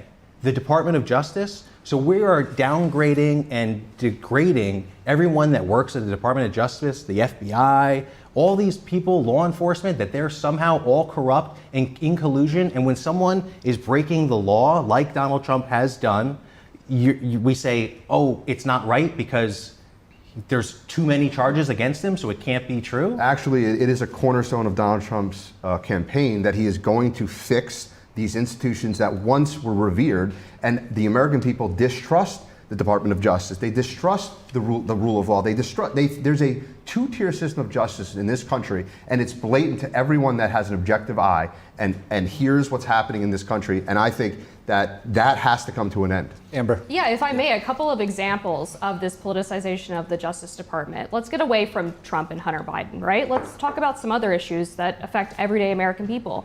What has the Department of Justice done in the past few years? They have sent out a memo urging FBI agents to infiltrate conservative Catholic churches because they believe people who attend traditional Latin Mass might be domestic extremists. They have indicted pro-life activists who have done nothing besides stand vaguely near a door to an abortion clinic for violating the FACES Act, while refusing to indict anyone who vandalized or disrupted masses at Catholic churches after Roe v. Wade was overturned. They have refused to go after the protesters outside a Supreme Court justice's house, which it's illegal to try to intimidate a Supreme Court justice. That's federal law. There's also Virginia law on the books that you're not allowed to protest outside of a Supreme Court justice's home. They have gone after school board parents, accepting a memo from the National School Board Association painting them as domestic terrorists, and then actually assigning a threat tag to people who showed up at school board meetings to make their concerns heard about their children. So how could you possibly say that there's not a two-tiered system of justice? And a couple more, if I may, because they just popped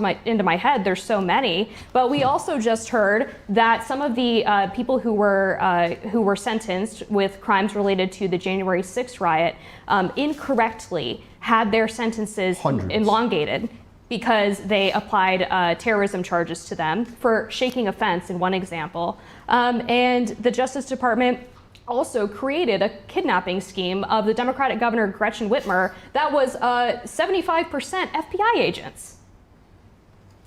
And we'll give Robin a chance to chime in. I mean, you said perception is reality. And the BLM and Antifa riders. There is a lot Thank to you. unpack here. Thank you. My question is, though, Donald Trump is facing 91 felony charges. Do you not think that any of them hold any merit? That's my question to both of you. Not one. Okay. You take. Let me just give you one I can example. go through them. I want to ask this one question. Trump Tower, each floor of that is 10,000 square feet.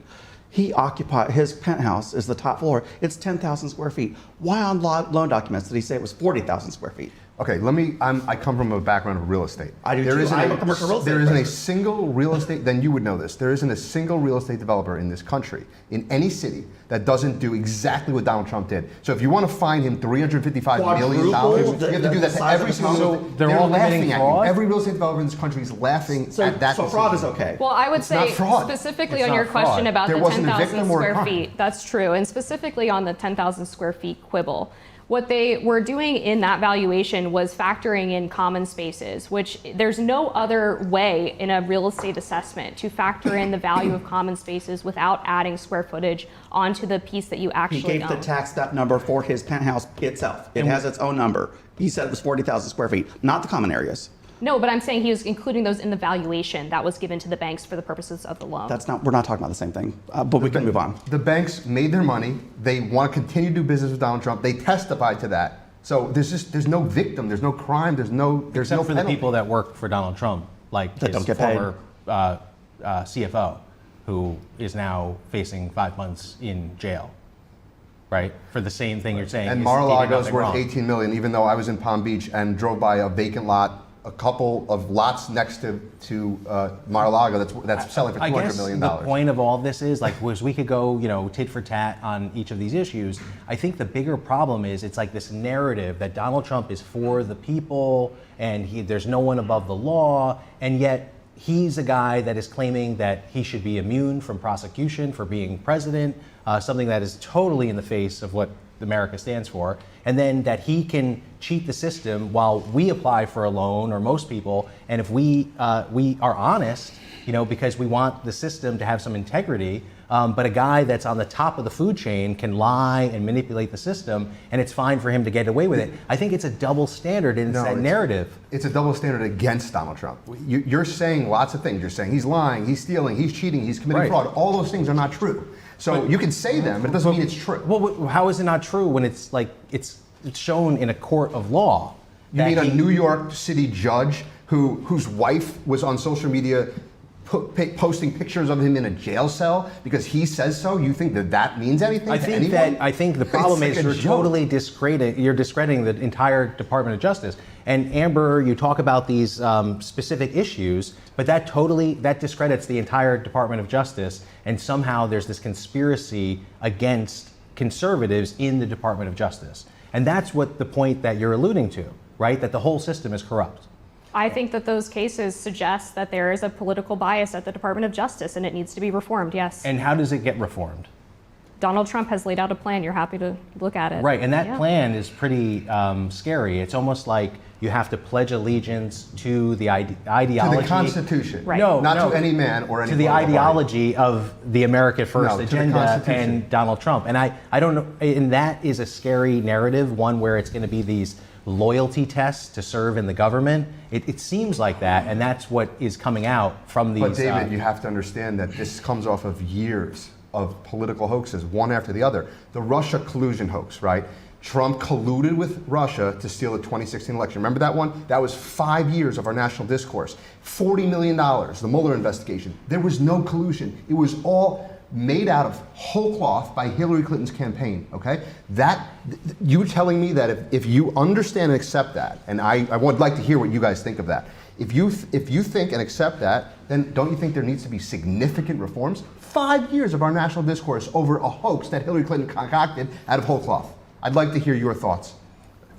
I think that was something that the media harped on. This isn't the Department of Justice saying that. They had FISA warrants. What are you talking about?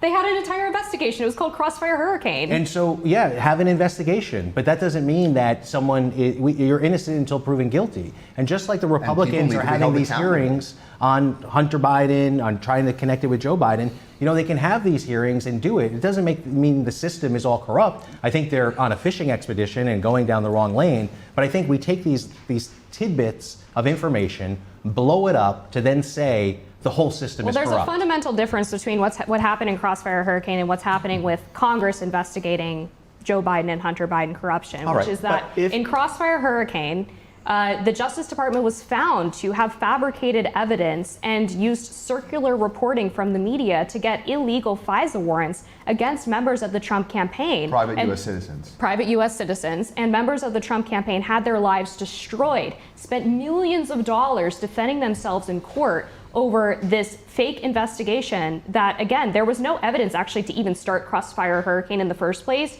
because it turned out all of their informants were lying. So let me ask a simple question. I'm dying to know the answer. If President Trump has absolute immunity, as he's argued, would the same not be true for President Biden? I actually don't agree with the former president on that. I think what the Supreme Court will end up deciding, which will be the correct decision, is that he has limited immunity. And we're going to leave it at that just for a moment. Right now, we do have one other projection we'd like to make. We'll pull that up on the screen.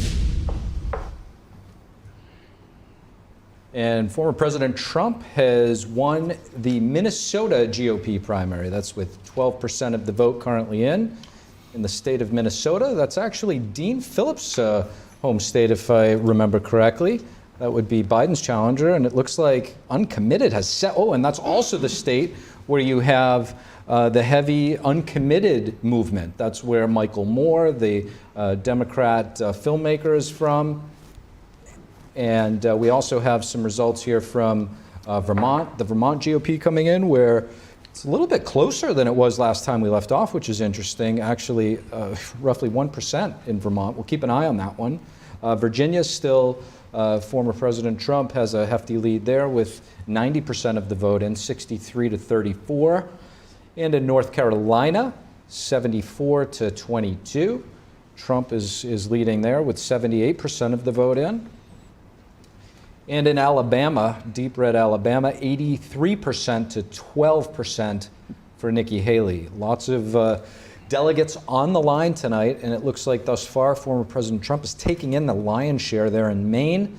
That was another one that was questionable for Haley. Doesn't look like she's doing well with 30% and 71% for Trump. Same with Massachusetts, deep blue Massachusetts going 61% for Trump and 35% to Haley with roughly 12%. And of course, Oklahoma here, 82% for Trump with 15% in for Nikki Haley. That's with 90% of the vote in Oklahoma. Tennessee, Trump is at 77%, 19 for Nikki Haley. And that is with 57% of the vote in, a whole slew of numbers. Now, going back to one of our earlier points about the Senate, just kidding. We're not going to go back to the House and the Senate. Hold that thought. We are going to go to a break because there is a lot more to cover. We'll be back very shortly with all of that.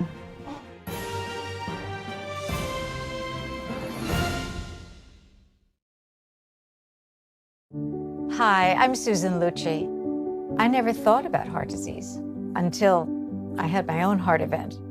I received 2 stents in my arteries, stents developed through research funded by the American Heart Association. Those stents saved my life. I have met so many survivors. Each of them tells a story that can be so helpful to women out there. Everything was pretty good. It was a very happy life. I was given the diagnosis that I had peripartum cardiomyopathy, which is basically a pregnancy-induced heart failure. They told me my only chance was a heart transplant. And the American Heart Association helped make that possible.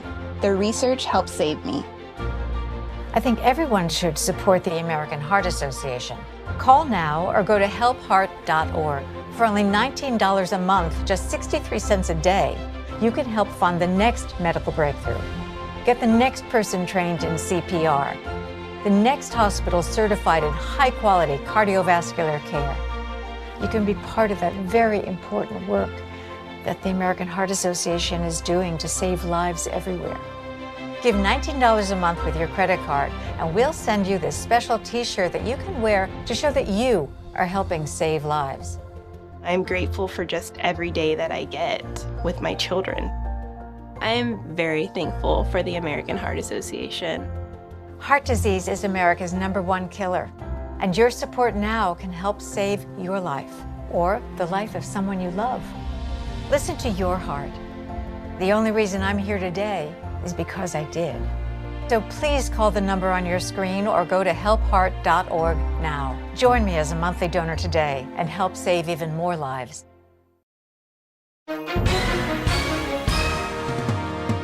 Hi everyone watching at home. We're here to remind you that if you or someone you know were injured in an accident that was not your fault, listen up.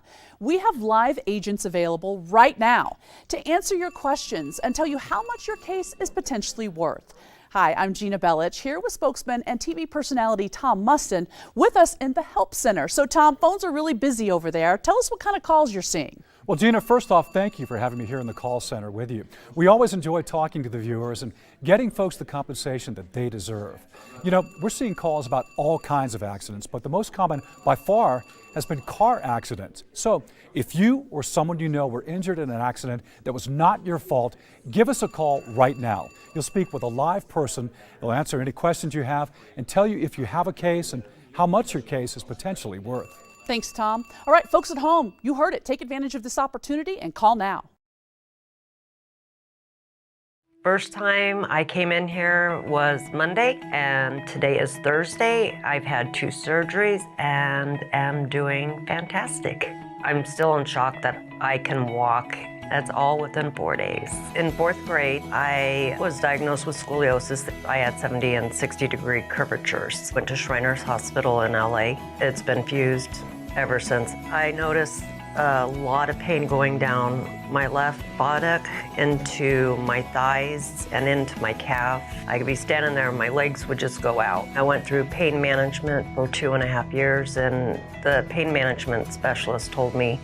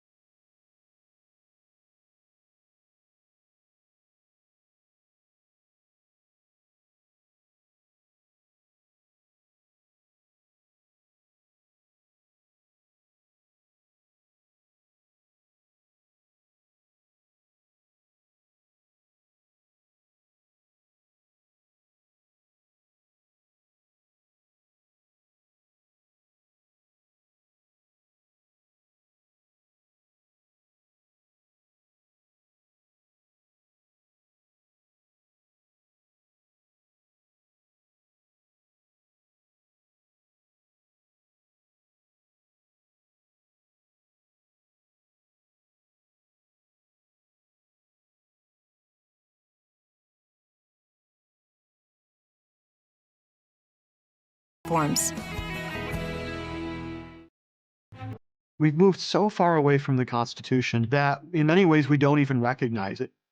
In Hillsdale College's most popular online course, Constitution 101, you'll learn the principles of American government, absolutely free, at learnfromhillsdale.org. When you sign up, you'll enjoy 12 easy-to-follow lessons and learn to separate truth from fiction regarding the Constitution. To start your journey discovering the Constitution free of charge, go to learnfromhillsdale.org today.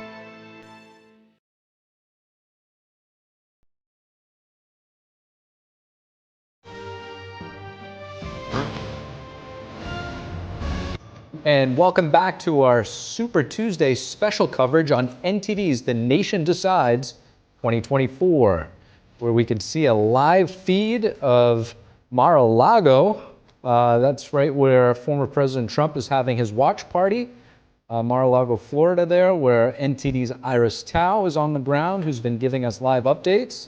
And we'll be talking to her throughout the night, not now, but in just a little bit, as she's sitting there waiting for former President Trump to come out and give his speech. He's having a very significant, night tonight, really, winning most, if not all, states right now. It looks like maybe Vermont is in play. It does look like the energy in that room is picking up quite a lot. We had Iris earlier and there was quite quiet, low energy, but now it seems like the energy is high as they're waiting for the former president. We don't know when that speech might be. It might be 10, might be at 11, since California polls close much later, of course, for us. Yeah, and I've been there before, Tiff, and it looks packed. A lot of times there's tables in there, and I remember there was some reporting when Trump gave his initial announcement speech that he was running for president. One of the narratives, if you will, that was coming out from the mainstream media was how everybody was leaving early and kind of pouring out, but there's no shortage of people there tonight. Looks like they're pouring in, not out right now. Indeed. But first, let's go to NTD's Dave Martin over at the Data Hub. Dave, what's new?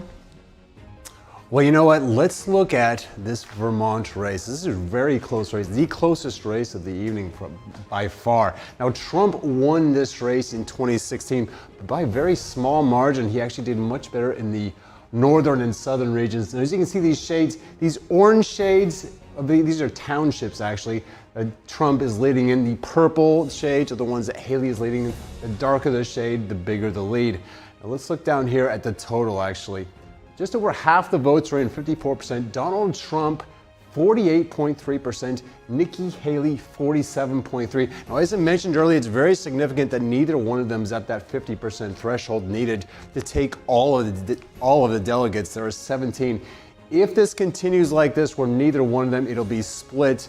At this point, it would probably be split 9-8, Trump over Haley. Now, as I mentioned before, there were actually 5 other states that I thought Haley could get some delegates even if she wasn't the leading vote getter. Let's take a look at those. The first, North Carolina. Now this one is already projected for Trump. As you can see, he's got 81% of the votes are in Donald Trump, 75%. Nikki Haley, 22.5%. All she had to do, though, is get at least 20% of the vote, and she can get some of the state delegates. There are 32 of those. I think she might be able to get 8 out of this, loss here as it is today. Now, let's look at the next one. I had 5. Let's look at Tennessee. There are 58 delegates here. All she had to do, this is a winner take all, but you had to get at least 2/3 of the vote. As you can see here, 60% of the votes are in. Donald Trump, 77.5%, way more than the 67 needed. Nikki Haley, just under 20%. It looks like Trump is going to get all of these delegates. Haley is not going to get any of these. Let's look at the third one here. This is Arkansas. Now, Arkansas, as long as she got 15%, she would earn some delegates, the state delegates anyway. So there's a very good chance she would do that. Now, as this goes, 59%. Donald Trump has got 72%. Nikki Haley has at least got more than the 15%. She's got 23%. She could pick up maybe 8 more delegates there. So it's maybe 16 that I see right there with those 2 anyway. Let's look at the next one. Minnesota. All right, this is very, very early, even though they've already called this one too. 27% of the votes were in. Donald Trump, 69%. Nikki Haley, 29%. Now this is a winner take all, but you had to get 85% to take all those delegates. Seems very unlikely he would have got that. He's at 69% now. All she has to do then is get at least 10%. It looks very likely she'll do that. She might pick, there's 39 delegates in the state. I can see her getting maybe 8 of those as well. Let's look at the final one is actually Alaska right down here. We have no results for that one. The polling has not, the voting has not started. But anyway, in Alaska, there are 29 delegates. It's not a winner-take-all state. As long as she gets at least 13% there, she's going to get some delegates. Let's assume she gets maybe 8 there. She gets maybe 32 here between those 4 second-place finishes, as you will. It'll also depend on Vermont here. She could get anywhere from, if Trump just makes a bit of a rally and gets over 50%, she'll get nothing. If she makes a little bit of a rally, gets over 50%, she'll get 17. As it is now, it looks like she might get 8. That puts her at roughly 40 for the day. Now, as I mentioned, there were 865 delegates on the day. If she gets 40, that means Trump gets 825. Added to the 273 he had coming in, that's nearly 1,100 delegates he would have by the end of the night. Now, that's not enough to win the 1,215 that you need to win the GOP nomination. That is the magic number, but it's very close. In 1 week from tonight, there are 4 more elections with 160 delegates up for grabs. It looks like it's a very good chance that mathematically this race will be over a week from tonight, should this continue the way it's going. Now, that's it for me. Let's head back to the desk. All right, Dave, thanks for breaking down all those numbers for us. And we've got a lot more coverage tonight. We'll be back shortly after this short break.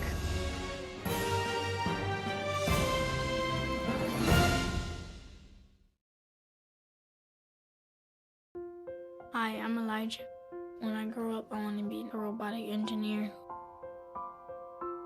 Robert does everything he can as a grandfather to provide for Elijah and his 5 siblings. Not being hungry allows my grandkids to live, to enjoy life. When I'm hungry, it affects me. Like if I'm trying to read, I'll go to sleep, or if I'm trying to do something around class, I'll get distracted. Every child has dreams, and every child needs healthy food to make those dreams come true. 1 in 5 children face hunger in America, and food costs are rising.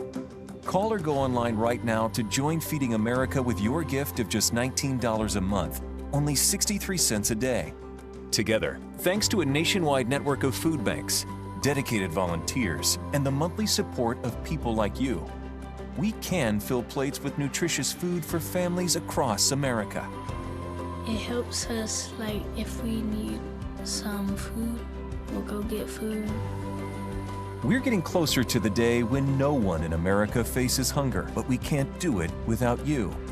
Call now or go online at helpfeedingamerica.org and give $19 a month, just 63 cents a day. 98% of donations go directly to help millions of people facing hunger, from coast to coast and in your own community.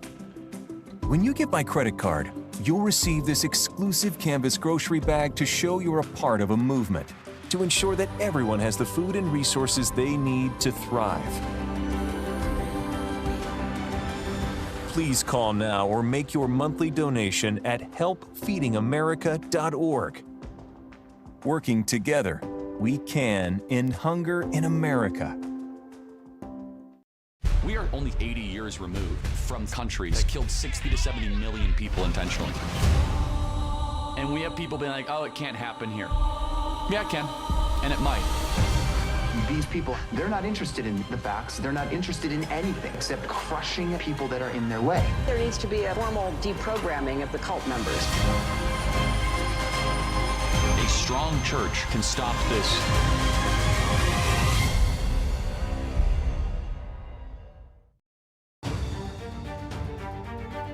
I'm Steve Lance. Join me live for special coverage of the 2024 State of the Union address and the Republican response. A crisis on the southern border, inflation soaring, and global conflicts threatening the free world. President Biden's job approval more consequential than ever this election year. Join us Thursday, March 7th at 8 p.m. Eastern Time on NTD News.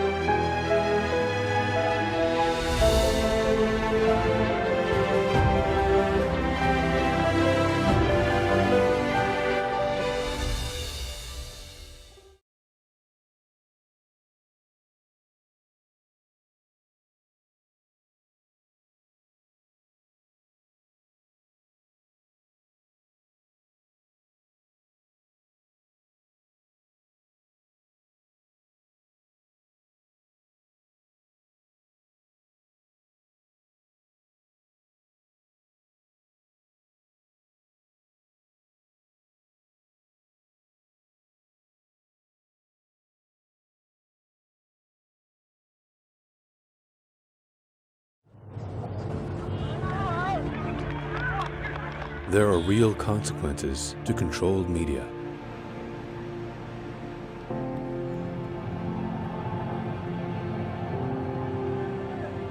And NTD's founders know them firsthand.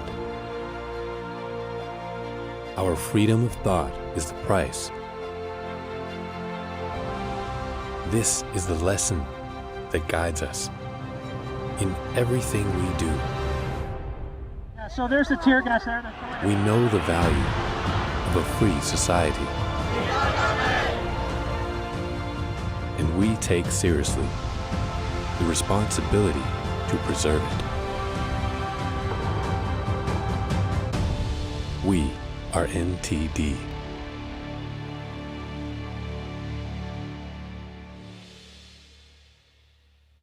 Here on NTD Business, we break financial news and give market insights you won't find anywhere else. Don't miss a beat. Tune in on NTD News.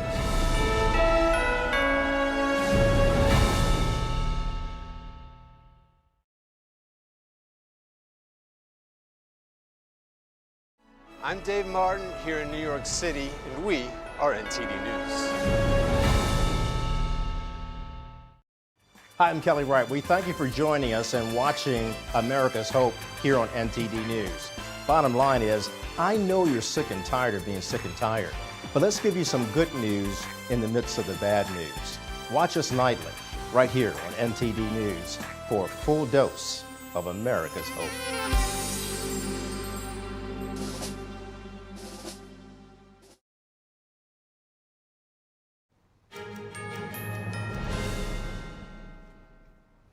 And welcome back. This is The Nation Decides. I'm Steve Lance. And I'm Tiffany Meier. Now let's go to NTD's Iris Tao in Florida. She's been following President Trump tonight.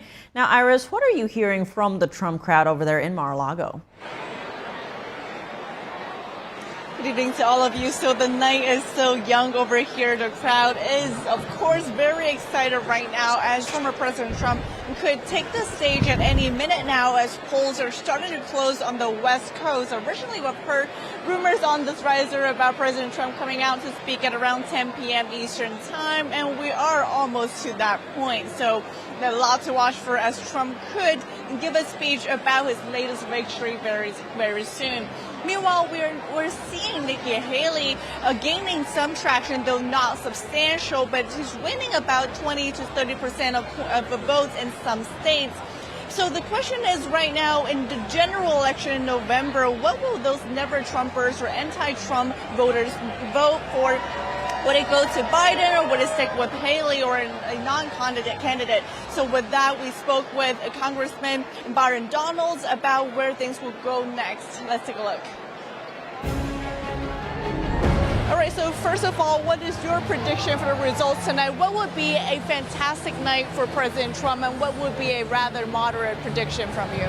Well, look, I think you're already seeing it. States are coming in. It is overwhelming the support for President Trump. He's going to take a massive lead in the delegate count. That's what you really want to see. But the biggest thing is that, well, there's never really been a pathway for Nikki Haley. It continues to shrink, whichever pathway might have existed. I think after tonight, it's going to be non-existent. My hope is the biggest result is that it's time for her to drop out of this race so we can unite as a party. According to exit polls, so we are seeing a lot of Nikki Haley voters say they're not necessarily committed to supporting President Trump. Do you think that could be a concern in November when they face off between the choice of Biden versus Trump?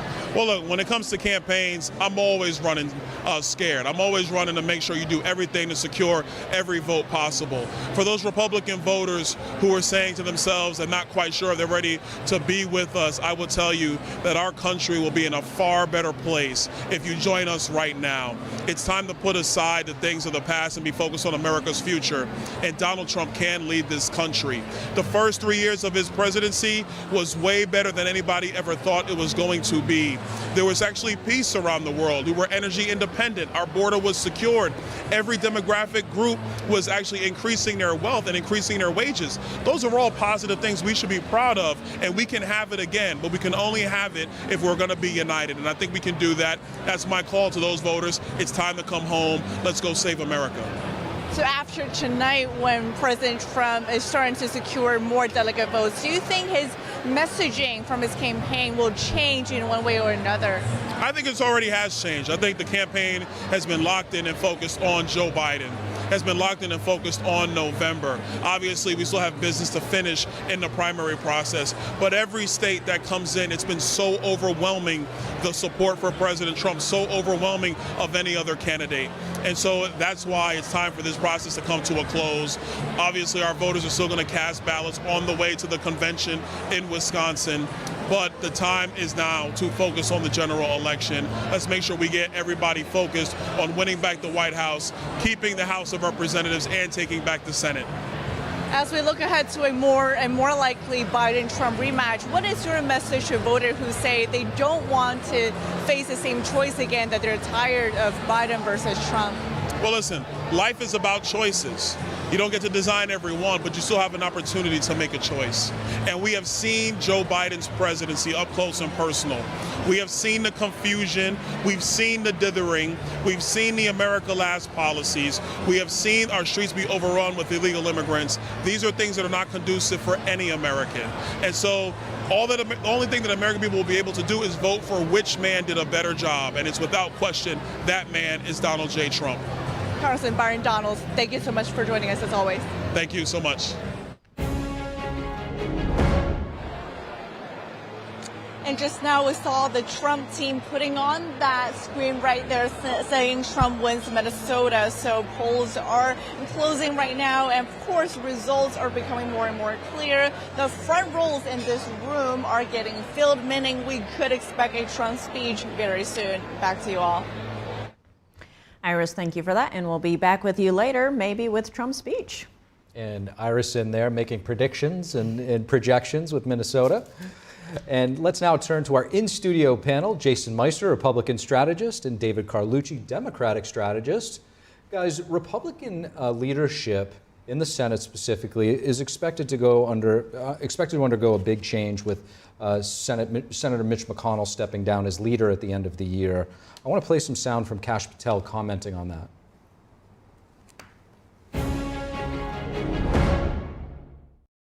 I would like personally to see a quote unquote election, a process where multiple people, even those that are maybe junior to those in current leadership positions, audition and apply for that position, because it's going to be so important to President Trump, should he win re-election, to have a majority leader that is in lockstep with him, to not just confirm judges and appointees, but to pass legislation. You need that in a Senate leader. So, Jason, should we expect the Senate's posture to change dramatically with new leadership from what has traditionally been under McConnell for so many years? I think so, and I hope so. I think that a lot of the GOP leadership are essentially dinosaurs. They are going extinct. The GOP has been remodeled as the MAGA working class party. And I think that to Kash's point, I think we do need to look at all the skilled younger people that are coming up in this MAGA party, this renovated MAGA party, and look to them to see and assess who is the best skilled person for that job. But I think that McConnell stepping down is a very positive thing going forward for the Republican Party. And David, to get your thoughts on what you think, in terms of seeing this, these relics of the past, if you will, one might say that President Biden falls into that category. He is roughly the same age as Senator McConnell, as Mitch McConnell, and served for just as long. What do you make of this? Yeah, I mean, I'm thankful that the Senate has a secret ballot in terms of casting the vote for their leader, because as we've seen in the House, they've just kowtowed to Donald Trump. They do whatever he says. And it's scary, I think, for the American people, because there should be some sort of separation between the legislative branch and the executive branch. But the Donald Trump party is saying, no, it has to be all or nothing. You have to be with Donald Trump 100% or nothing. And so a secret ballot allows for someone to have some dissenting views with the president. John Thune just recently endorsed President Donald Trump after trying to distance himself from him for a long time. I think he did that so that he could possibly ascend to leader. But I think the Senate is a different animal. It's statewide elections, so you don't have the gerrymandering that you have in the House. Senators can be a little bit more independent, which is a good thing. But I think the problem that we see overall with the Republicans is just it's Donald Trump's way or the highway. And it might be good for some voters, but it's bad for the general public overall. Jason, on the note of Senator John Thune, he has confirmed that he will run to succeed McConnell. Now, any candidates come to your mind as a good successor, and how would that impact either a Trump or Biden presidency? Look, I think that it is important to have someone in that position that is going to work with President Trump in the event that he wins the general election, and I think he will, handedly, frankly. But I think there are so many people out there that have the skill set that I think can lead in that position. So I'm very open-minded to the broad cast of characters. Now, McConnell has said it's time for the next generation of leadership. In your view, who is that next leader? Well, it's a good question. And what's interesting is McConnell has said he's stepping down as leader, but he hasn't said if he's leaving the Senate. And he's finishing his term, so he'll be there through 2027. That's right. Just in a different seat, not in the front. Right, and so he'll be there for a few more years, right? And then, I mean, we assume he's not running for re-election, but I don't think he's publicly stated that. So I haven't heard that. So it's interesting, he's still hanging on and he's still gonna be there. But yeah, the Senate is a different animal. You know, we see Sinema now not running again. And claiming that it's about partisanship, right? That her model of trying to compromise doesn't work. But yeah, I'm hopeful for the Senate. You know, obviously I'm biased. I'd like to see Democratic control. I think that's important. But I think the fact of having some independence, I agree with Jason. Yes, you should be able to work with the president, but it should be a relationship, a give and take, not a we'll give you everything and get nothing for it. And have a little bit of a spine and a little bit of a different opinion, not to be a contrarian, but to make sure we're getting the best deal for the American people. And that's my fear here with this agenda on the GOP side, that it's been consolidating the ranks, making sure that it's 100% in lockstep with the MAGA wing, with Donald Trump. And I fear that that is a detriment for the Republican Party, that yes, it's solidifying their base, but it's making them creep more into like third party territory rather than being a major party. So this is a common theme that you've expressed a number of times tonight, and I'd like to address it. You've said many times that you think that Trump really needs to figure out his messaging to moderates and independents. I actually think that it's really, let's focus less on his messaging to moderates and independents and focus more on what he will do for moderates and independents under his leadership. His policies, the economy, a secure southern border, you know, bringing inflation under control. All those things will benefit those voters. And that's what I think you're seeing in some of the polling, in the New York Times Siena poll we talked about earlier this evening. I think you're seeing him surging with blacks, Hispanics, suburban women, because they realize not the messaging, but realize that the policies under Trump versus Joe Biden are better. And that's why I think he's surging with those groups. Well, and that's what I'm getting at, that you're right, it's the policies, but that's not what we've seen. If it's relying on, hey, I'm the candidate from a yesteryear, you know, from a better time, just the good old days, it's this nostalgia, and that gives to a certain amount of credibility.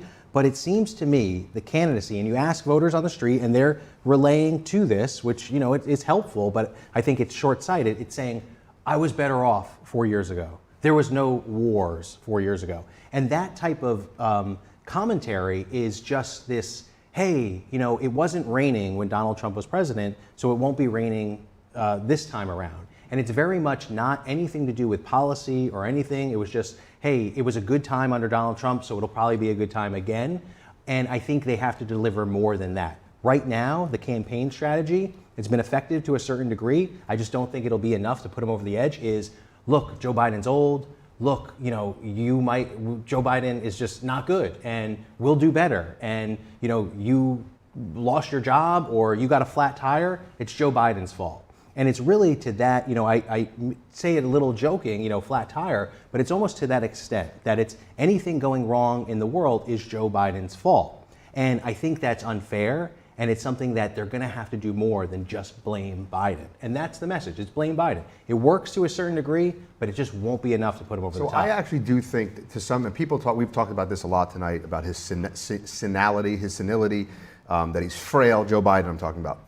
And I actually think that Democrats, when they elected him in 2020, I think that they actually looked at that as a feature, not a bug. Because the people that are pulling the strings behind the curtain, so to speak, they say he's a puppet to some degree. I think that they want to push their policies through using the face of Joe Biden as this sort of moderate, grandpa. But truthfully, we now see over the last 3.5, 4 years that he isn't a moderate. In fact, everything that they've done in this Build Back Better sort of campaign was really to build back better in their green utopian nightmare, in my opinion. And that's really what it comes down to, is that what you're experiencing, what Americans are experiencing right now, was essentially the destruction of America. That's what Build Back Better was always about. It was about building into this utopian green nightmare. That's why the border is wide open. That's why inflation is raging. That's why gas prices are spiking. All of those things are a result of Joe Biden's policies. That is the result of the Build Back Better, and that was always what Build Back Better was about. But Build Back Better, you know what it's done? It's led to record low unemployment, record high stock market, record amount of jobs being invested into this country. And I know Donald Trump likes to pick on it and somehow claim that EVs are being lost, electric vehicles are being lost to China, etc. No, the bills that Joe Biden has passed have said that the only way you get this benefit is if these products are actually made, manufactured, built in the United States of America. So there's a lot of pro-America first, language that we want to use in this legislation. And again, it's just about blaming. Build Back Better led to inflation. I mean, that's something every economist would disagree with. Yes. But it's rhetoric that works to many American people. Not digging for oil and gas, having a war on oil and gas, and all the things that you're doing at the southern border, those have results. And the results are now in front of the American people. They can see what life is like under Joe Biden versus what it was under Donald Trump. And to say that it's just messaging and that, it wasn't raining under Donald Trump and so it won't be raining again under a second Trump 2.0, I think is a little bit silly. I think we have to actually look at the results of the policies under one man, Donald Trump, and under another man, Joe Biden. And I think that's what the American people are going to decide in November. Right, and those policies are crystal clear, right? Like the one I know you hate about Trump having less jobs when he left office than when he started. I mean, not doing anything about interest rates, putting us further into deficit. That's the legacy of Donald Trump. And then it's like Joe Biden is actually doing something, so let's nitpick, let's tear away at anything that he's done and find the negatives in it, when meanwhile, he's actually done these things that people have been clamoring for years. These investments in our infrastructure, in our economy, to make sure that we do have the infrastructure for a green economy. And I'm afraid that Republicans have taken this narrative that I understand, yes, maybe some things might be too far, might be scary to talk about transition, but it almost seems like Republicans are moving into this narrative that they don't want to do anything with clean energy. And I've even heard people like Vivek Ramaswamy say they're environmental terrorists, using that terminology where I can understand a disagreement, but now it's like Republicans have given up on transitioning to a clean economy or a green economy at all. So it seems as though there's a recurring theme here, which is this discussion keeps on going toward a general election. And we forget that there's actually still a competitor, Nikki Haley here, that I'm going to ask you guys about in just a moment. But on our screen right now, you can see it's split there as we look into Mar-a-Lago, waiting for former President Trump to come out and potentially give his victory lap. Things looking quite well for him tonight. You get to factor in some of the gamesmanship, if you will, that we may have seen over the last few primaries. New Hampshire, where Nikki Haley came out and took her lap quite early, which surprised everybody. And we're hearing right now that former President Trump will be coming out in 5 minutes, and we'll be sure to cut over there as soon as he does.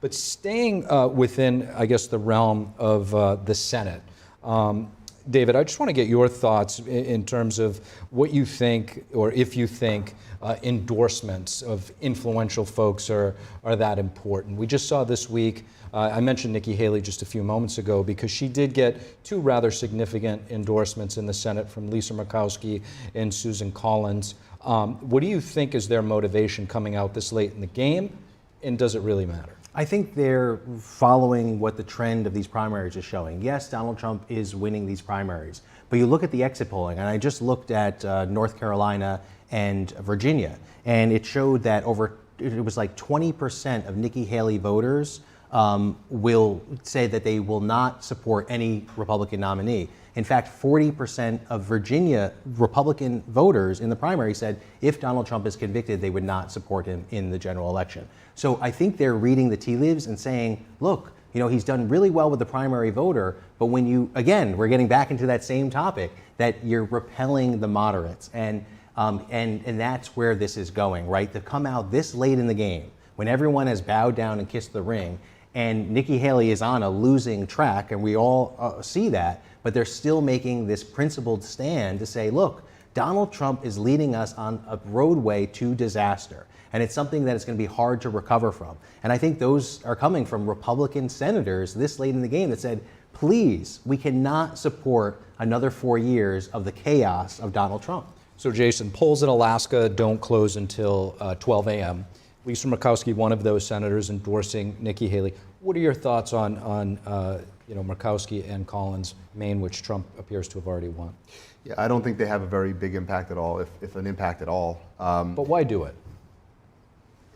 I think that, look, to David's point, a lot of Nikki Haley's voters are Democrats. If you look at these exit polls, they're saying that they are not going to vote for any Republican. They are Democrats. Her staff is made up of Democrats. Her donors are Democrats. She is just a thorn in Donald Trump's side, put there by the Democrats. That's why she's still in this race. She should have dropped out before she lost her home state. She hasn't won a single state yet, not one state. Well, DC. She's getting shellacked. She won D.C. First female she to won win the swamp. a Yes, GOP primary. She won the swamp, which to me is a testament to everything that Donald Trump stands for.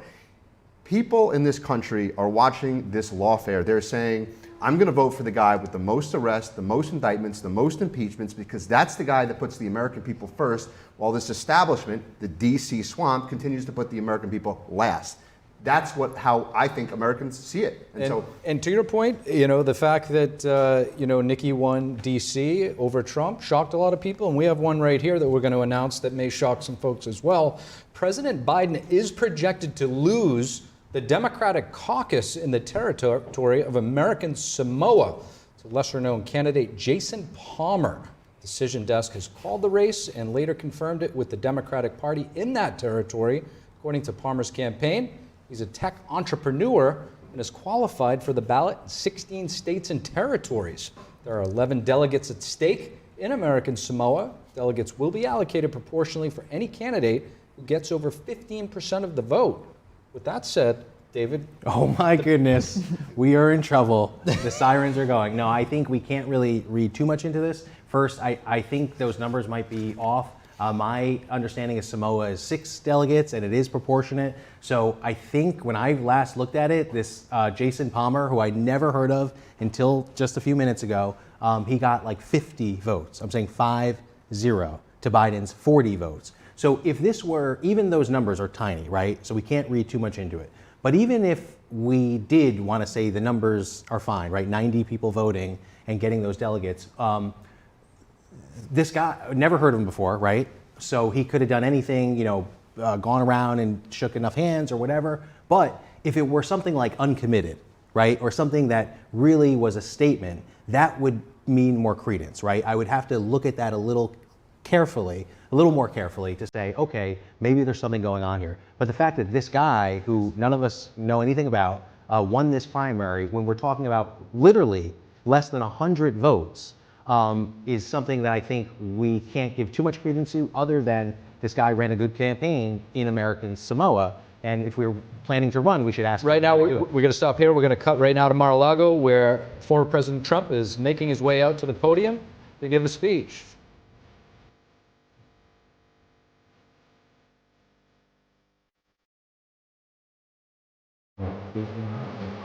Love the music.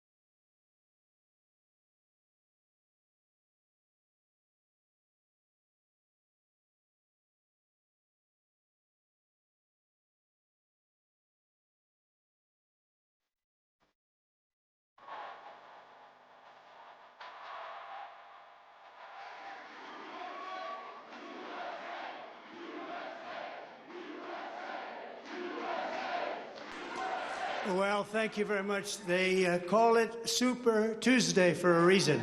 This is a big one. And they tell me, the pundits and otherwise, that this... So that really tells you where they're coming from. They want open borders, and open borders are going to destroy our country.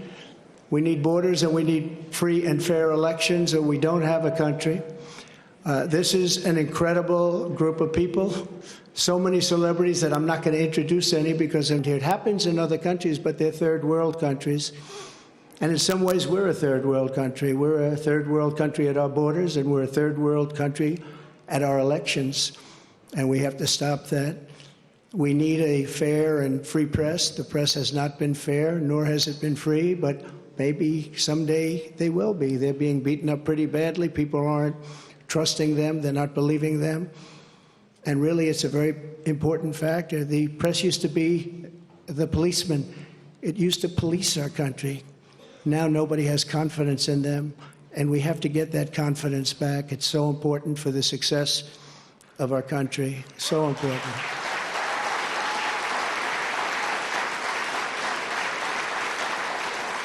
So this has been a day that we've been waiting for. I want to thank my family for being here. It's a great family. I have a great family.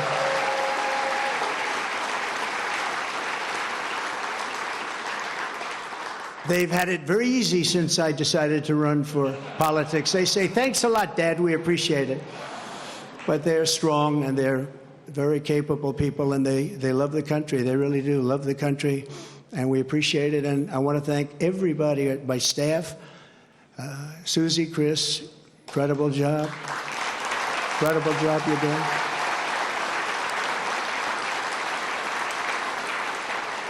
I read an article yesterday where it said this is one of the finest run campaigns that anybody has ever seen. That's pretty good, right? That's pretty good. It's really a statement. And we have no choice, because November 5th, it's right around the corner, November 5th is going to go down as the single most important day in the history of our country.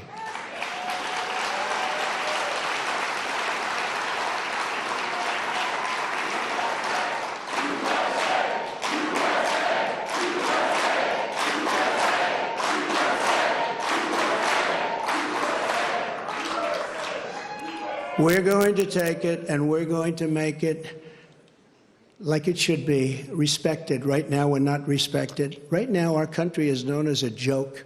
It's a joke. Other leaders who I speak to, other leaders can't believe what happened to us, because 3 years ago, we were the most respected country anywhere in the world by far. We were doing things that nobody could believe. China was paying us billions and billions of dollars.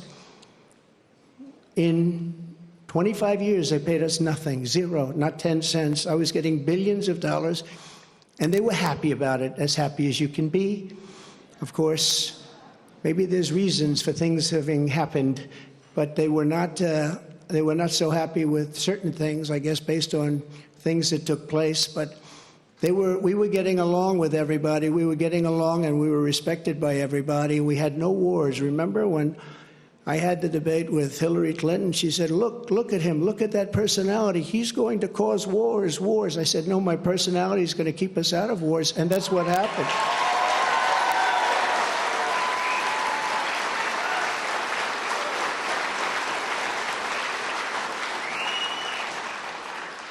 For 20 years, they were fighting ISIS. I defeated ISIS in 4 weeks. I got rid of ISIS 100%. 100% of the ISIS caliphate. And we had no wars, and we stopped wars. We weren't getting along with a lot of countries. All of a sudden, North Korea, which is a serious nuclear power, but North Korea came along. Kim Jong-un, we got along very well. We got along very well with China until COVID. That was a little bit too much, as far as I was concerned. That was too much. Couldn't take that one. But we made a trade deal with China that I don't even talk about. $50 billion a year in product they bought from our farmers, our manufacturers. They used to buy 10. I got 50, and it was great. But COVID, I don't even talk about that, because COVID was such a horrible thing. It started in the Wuhan labs, just as I said, the Wuhan labs. And it came out, I believe, through incompetence. I believe it was incompetence. Some people think it wasn't, but I believe it was. But regardless, it caused $60 trillion worth of damage and death all over the world, all over the world. And we did a fantastic job on that. We never got credit for that. Unbelievable job on that. We came up with things that nobody thought was possible. Don't forget, when it came in, nobody had an idea what it was. They didn't even use the word pandemic. Nobody had an idea. But we did a fantastic job. And we got a lot of credit for the economy, a lot of credit for our foreign policy. I think credit like nobody, very few people have gotten. And the press was very honest about it. They gave us very high marks on foreign policy, the Abraham Accords, so many different things we did. But we never got the kind of due that we should have for the COVID, or as I call it affectionately, the Chinese virus, the China virus, which is a much more accurate term. And despite that, the stock market, when we turned it over, the stock market was higher than it was prior to COVID coming in. It was an amazing thing. We did an amazing job, and we have so many people that worked on that, so many of the doctors, so many of the scientists that worked with us on that. It was really, really something. But there's never been an administration that had more success in so many different elements. We got the largest tax cuts in history. We have the largest regulation cuts in history. We rebuilt our military. And what happened, we rebuilt our entire military, and beautiful. We had jet fighters that were 53 years old, and we had all brand new jet fighters. And then after this other group of people that didn't know what they were doing, they took over, and we had that horrible surrender in Afghanistan. I call it a surrender. We took the soldiers out first. You know, I dealt with the leaders of the Taliban in Afghanistan. They were the ones that were causing the trouble. The press was very angry because they said, "Why are you calling them?" I said, "Because that's where the problem is." I say oftentimes, they asked Jesse James, "Jesse, why do you rob banks?" He said, "Because that's where the money is."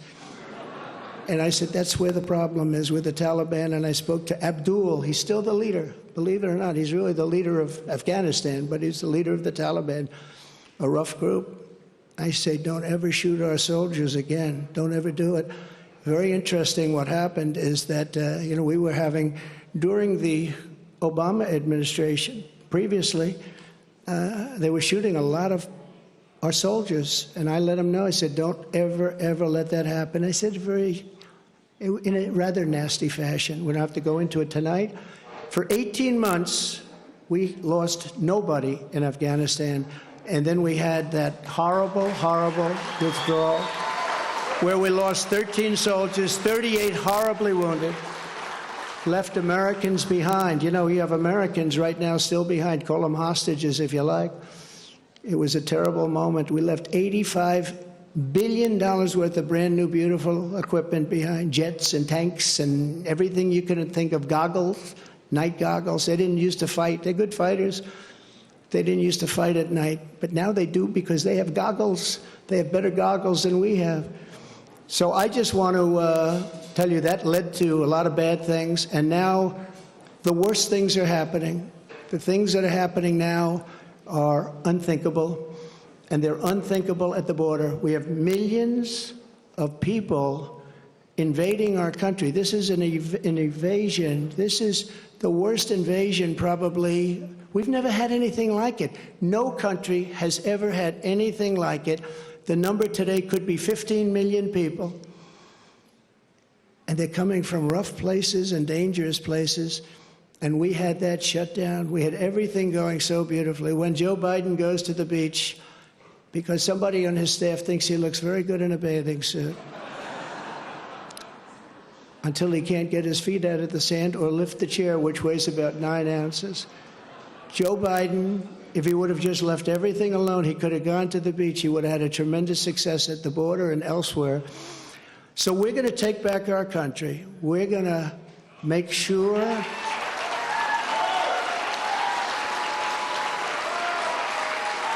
We are going to do it right. We're going to have the greatest economy ever in the history of our country. We're going to top what we did. We're going to become an energy center of the world. We were ready to become energy dominant, and they stopped that. They stopped that. But we're going to become energy dominant. We're going to pay off debt. We're going to do things that nobody thought was possible. You know, we hadn't done our second phase of the tax cuts. When we did the tax cuts, the Democrats fought us very hard. And now they say, well, I guess that was pretty good because we took in much more revenues after we cut taxes. And then we did all of those regulation cuts, and people were working, and everybody was happy, and we were all proud of our country. But we're going to win this election because we have no choice. If we lose the election, we're not going to have a country left.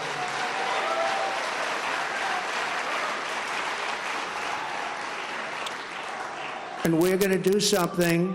Thank you very much. We love you too. And we love our country. And we can't let this magnificent, some people call it an experiment. I don't call it an experiment. I just say this is a magnificent place, a magnificent country. And it's so sad to see how far it's come and gone. When you look at the depths of where it's gone, we can't let that happen. We're going to straighten it out. We're going to close our borders. We're going to drill, baby, drill. We're going to get the inflation down. And we are going to make our country greater than ever before. And we're going to do it quickly. We're going to do it quickly.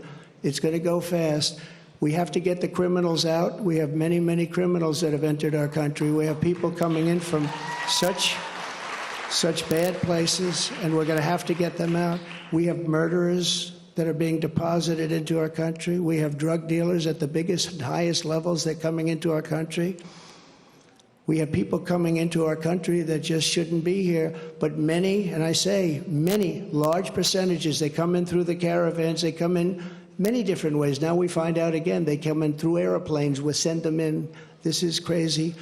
But they come into our country, we're going to stop them. We're going to close our borders. We're going to have to deport a lot of people, a lot of bad people, because our countries can't live like this. Our cities are choking to death. Our states are dying. And frankly, our country is dying. And we're going to make America great again, greater than ever before. Thank you very much. It's been a big night. Thank you very much. Thank you.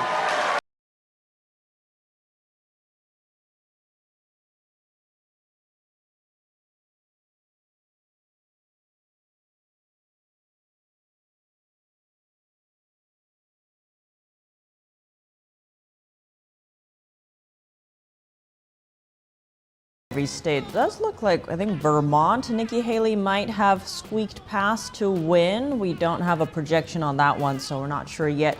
But so far it does look like Trump was dominating tonight. Although we will see what the margins were and what the exit polls are saying. Could those Nikki Haley voters potentially go to him or perhaps President Biden? It does look like November 5th, as President Trump was saying, is right around the corner. The general election is almost here, so we will see how all of that unfolds. Yeah, to Tiff's point, Jason, I mean, the speech, we'll talk about Vermont. I find that one to be pretty interesting, that Nikki's kind of jumped up. I think she's up by over 2,000 votes right now, but a Democrat in a very, strongly liberal state where you have a lot of activists could easily, probably gather up 2,000 Democrats to come out just to protest against Trump. We'll talk about that in a minute, but I want to get your thoughts on the speech tonight. I guess the main theme, he touched on a lot of the usual suspects, but the border. Yeah. Look, I think it was a very strong speech. I think he's had a very strong night. He's solidified the Republican base. I think that he is essentially, there is no path left for Nikki Haley. Even if she does somehow eke out Vermont, I don't think it really has any meaningful situation going forward into November. But I thought one of the greatest lines of that speech was when he said, "Success will bring unity to our country." And he talked about all the things that have happened since he left office. The fact that we have a two-tier system of justice, the fact that we have a wide open border, the fact that we don't have a free and fair mainstream media, the fact that we have 40-year high inflation, we have wars in the Middle East and in Ukraine. So I think he's correct. I think that he will bring back success to this country that hopefully will unify this country, because this country is very badly divided. And I thought that that was a very great messaging by the president to try to remind Americans what it was like under his presidency. And the fact that this tent is just growing bigger and bigger, just like we talked a lot about that New York Times Siena poll tonight, the fact that he's surging with blacks, Hispanics, suburban women. So we welcome everyone into this tent and to this America First agenda and movement. David, what stuck out to you? Anything? I think it was a missed opportunity for Donald Trump here. He has an opportunity. This is the most people have had to participate in the election, a lot of eyeballs. And what did he do? A lot about what we've been talking about tonight, a whole lot of nothing, right? He claimed credit for the stock market, right? Donald Trump's obsessed with the stock market numbers.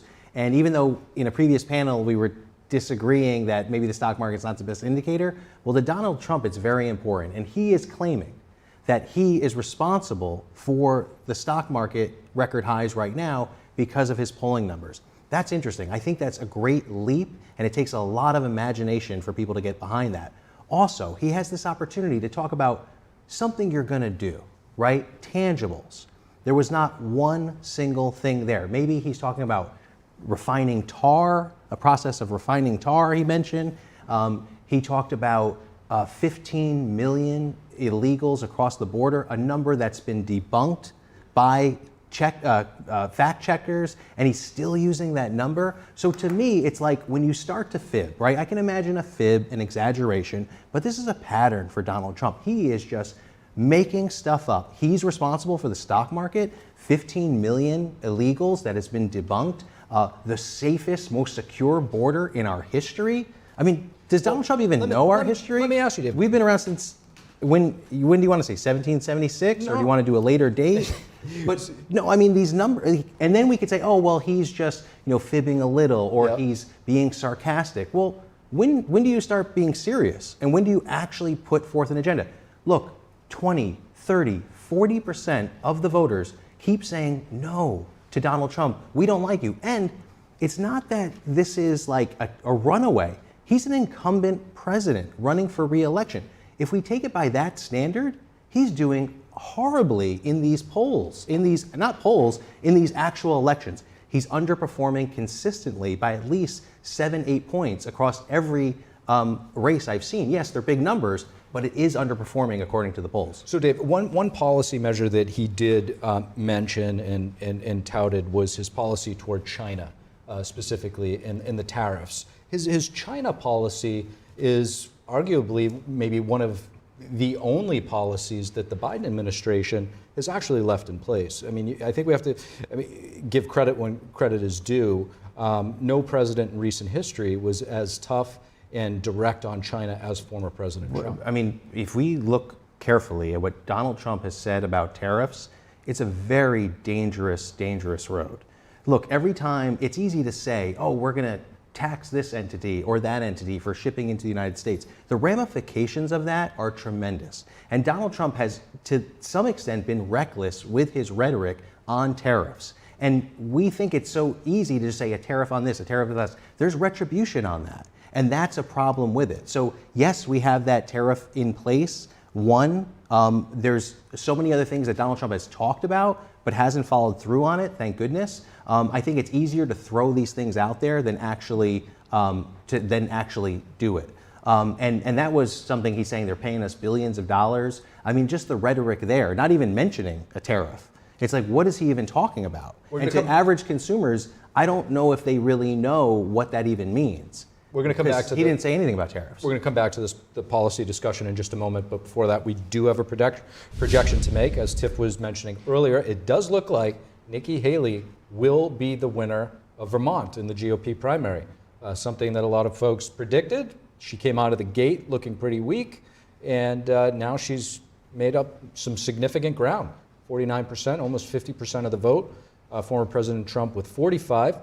You have to look there at the Delta, and it's about 2,500 votes or so. And like we said earlier, Jason, those 2,500 votes could potentially be coming from Democrats who came out to protest against Trump. Yeah, well, I'd love to see those numbers. My guess is there's a significant block of these voters that are historical Democrat voters. I mean, Vermont is a very liberal state with a lot of Democrats. So to me, this could be an operation by Democrats to give her a state to put up a fight against Donald Trump. I don't think it really has any meaningful significance in the grand scheme of this primary. I mean, a point to take away, Vermont is a winner-take-all, so she'll get all those delegates. Granted, it's only 17, but it is all of those delegates. And Vermont does have a Republican governor, and to say that Democrats could masterfully pull off 30,000 votes for Nikki Haley in one of the smallest populated states in the country would be masterful, and you'd have to give them a lot of credit. So I think there's more to it. Yes, I agree, there's probably a bunch of Democrats voting in that primary, like in other primaries, but this is the type of coalition that you have to build. And I know I sound like a broken record, and I've been repeating myself, but as a Democratic strategist, I am thrilled when I see Donald Trump go up there and just shoot these opportunities away. You know, the rhetoric was just outstanding, but the substance was just not there. And this is your opportunity. You're crushing it in the primaries. Pivot a little, be gracious. You know, and he does none of that. I mean, he was thanking his staff. That was good to see. You know, that's nice, showing some, humility that you don't do it all yourself.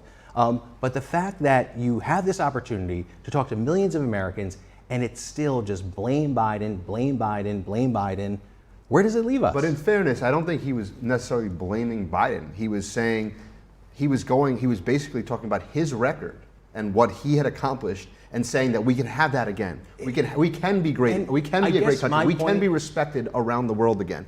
We can have a secure border. We can have a strong economy for everyone. And I think that he was emphasizing that. That's not necessarily just attacking, blaming Biden. It's saying, I have a record. I was president before Joe Biden, and we can have that country back again. So to me, that's not just pointing a finger at Biden. It's saying, look at what I accomplished. We can have it again. And to that point, we're going to take a short break. We have a lot more data to dig into as it continues to come in. Right now, we're on The Nation Decides, NTD's Super Tuesday special coverage. Don't go away.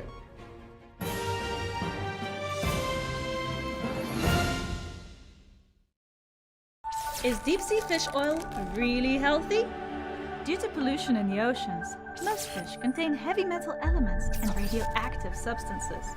That's why it's so important to choose a pure source of omega-3. Puritang green vegetable omega-3 is made from purslane and perilla seeds, which are rich in nutrients and minerals, especially vitamins A, D, E, calcium, and iron.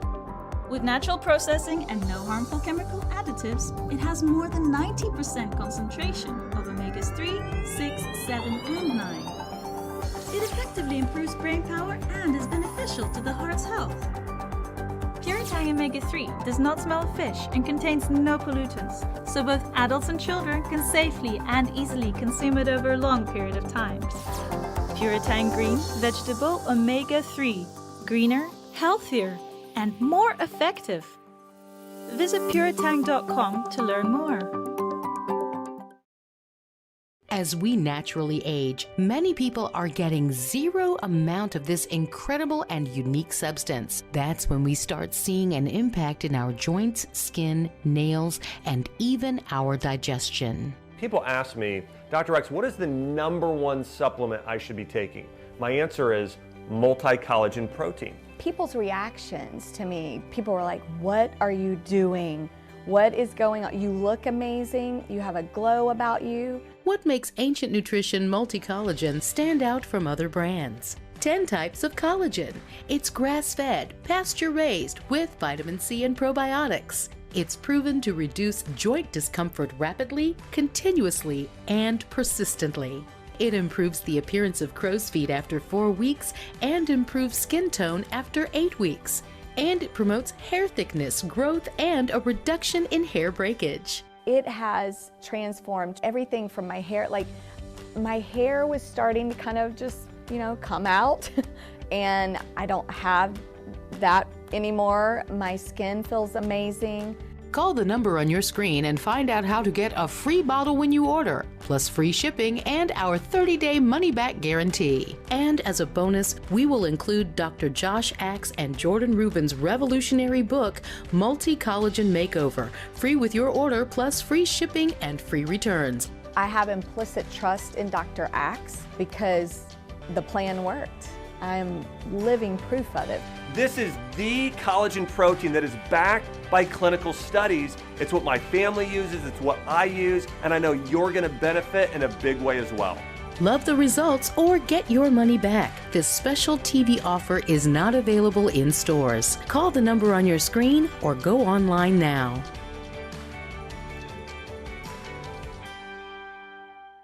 My dad's name was David. He always talked about getting life insurance, and now it's too late. No one was expecting my husband Dave to suffer from a heart attack. We didn't have life insurance. We thought we had more time. Don't be Dave, and don't wait until it's too late to get the life insurance coverage you need. And if you don't have enough insurance to cover funeral costs, credit card debt, and other expenses, your family is going to get stuck with the bill. Call now to get affordable life insurance. Just call 800-494-1562. If you're over 50, you can't be turned down for this insurance, regardless of your health. Plus, there's no medical exam, no health questions. Your rate will never go up. Your coverage will never go down. And rates start as low as $5 a week. Remember, don't be Dave. Call now. Call now. 800-494-1562.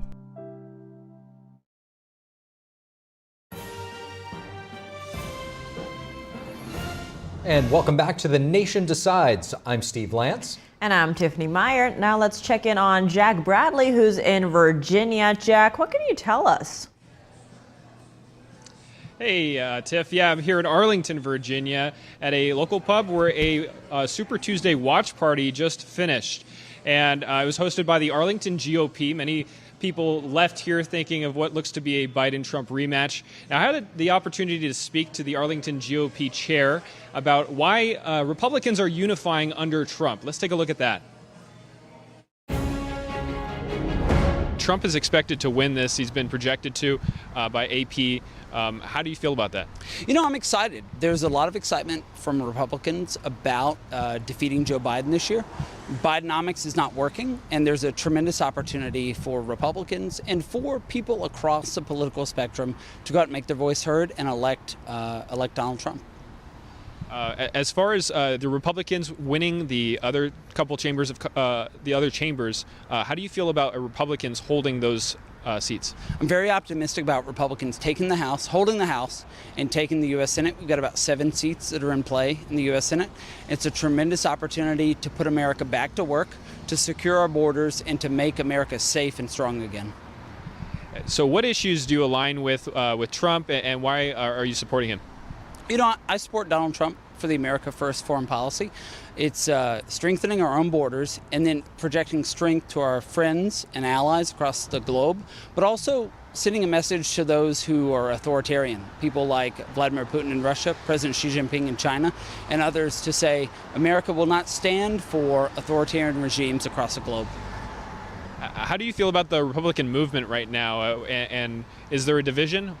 You know, Republicans are excited about the opportunity to defeat Joe Biden, and we have a tremendous opportunity this year to do that. I think most Americans want more money in their paychecks. They want more opportunity to create their American dream, and more instances where America is safe for their children and grandchildren.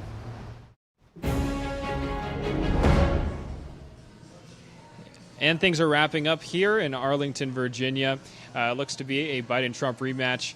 Well, things are wrapping up, and Tiff, it's back to you. All right, Jack, thanks for that update. And let's now go to the Data Hub for a deeper dive into the data with Dave Martin. Dave, what do you have for us? Thanks, Steve. Yeah, let's look at this Vermont race again. Now, this has been called for Nikki Haley. The only suspense left is really whether she's going to get all the delegates, all 17, or whether she's just going to get half. As you can see, these orange shaded, these are townships and cities. These are for Trump leads. These purple ones, these are Nikki Haley leads. You look down here, let's look at the final vote. 89% of the vote in, Nikki Haley 50%. Donald Trump 45.5%. That's very significant. If she has been just under 50% for most of the night, but 50%, this is a winner take all, but you still have to get 50% of the vote to get all 17 delegates. As it is right now, she's going to get all 17 if this continues the way it's going. Now let's look at another one that we were looking at earlier. We thought maybe the same thing could be happening in Maine. It's also an open election too. Let's take a look at Maine. Now, as I mentioned earlier, the orange is Donald Trump, and as you can see here, it is pretty much all orange at this point. I think I see one. Well, I still only see one for Nikki Haley. As you can see, he's got a huge lead. 68% of the votes are in. Donald Trump, 72%. Nikki Haley, 26%. Now, speaking of a lot of orange, let's look at Texas. 161 delegates are represented by Texas. Trump, we've already seen, called this race. This is all orange here. As you can see, the total amount. 46% of the votes counted. Donald Trump, 58% now. Donald Trump, 78% of the vote. Nikki Haley, just 17. He's going to get all 161 votes there. Let's look at another one of theirs. Minnesota. Now, Trump actually finished third in Minnesota in 2016 in the GOP primary. Lost to both Ted Cruz and Marco Rubio. How would he do this year? This is looking a whole lot more orange for him here, too. There's no purple even up here. 73% of the votes are in. Donald Trump has 66% of the vote. Nikki Haley has 32%. Now, this is a winner-take-all state, but you have to get 85% to get them all. So it looks like Haley is still going to get, there's 39 delegates here. She could get, at this point, maybe 12. So this is actually not a bad showing for her right here in Minnesota. Let's look at another one here in Tennessee.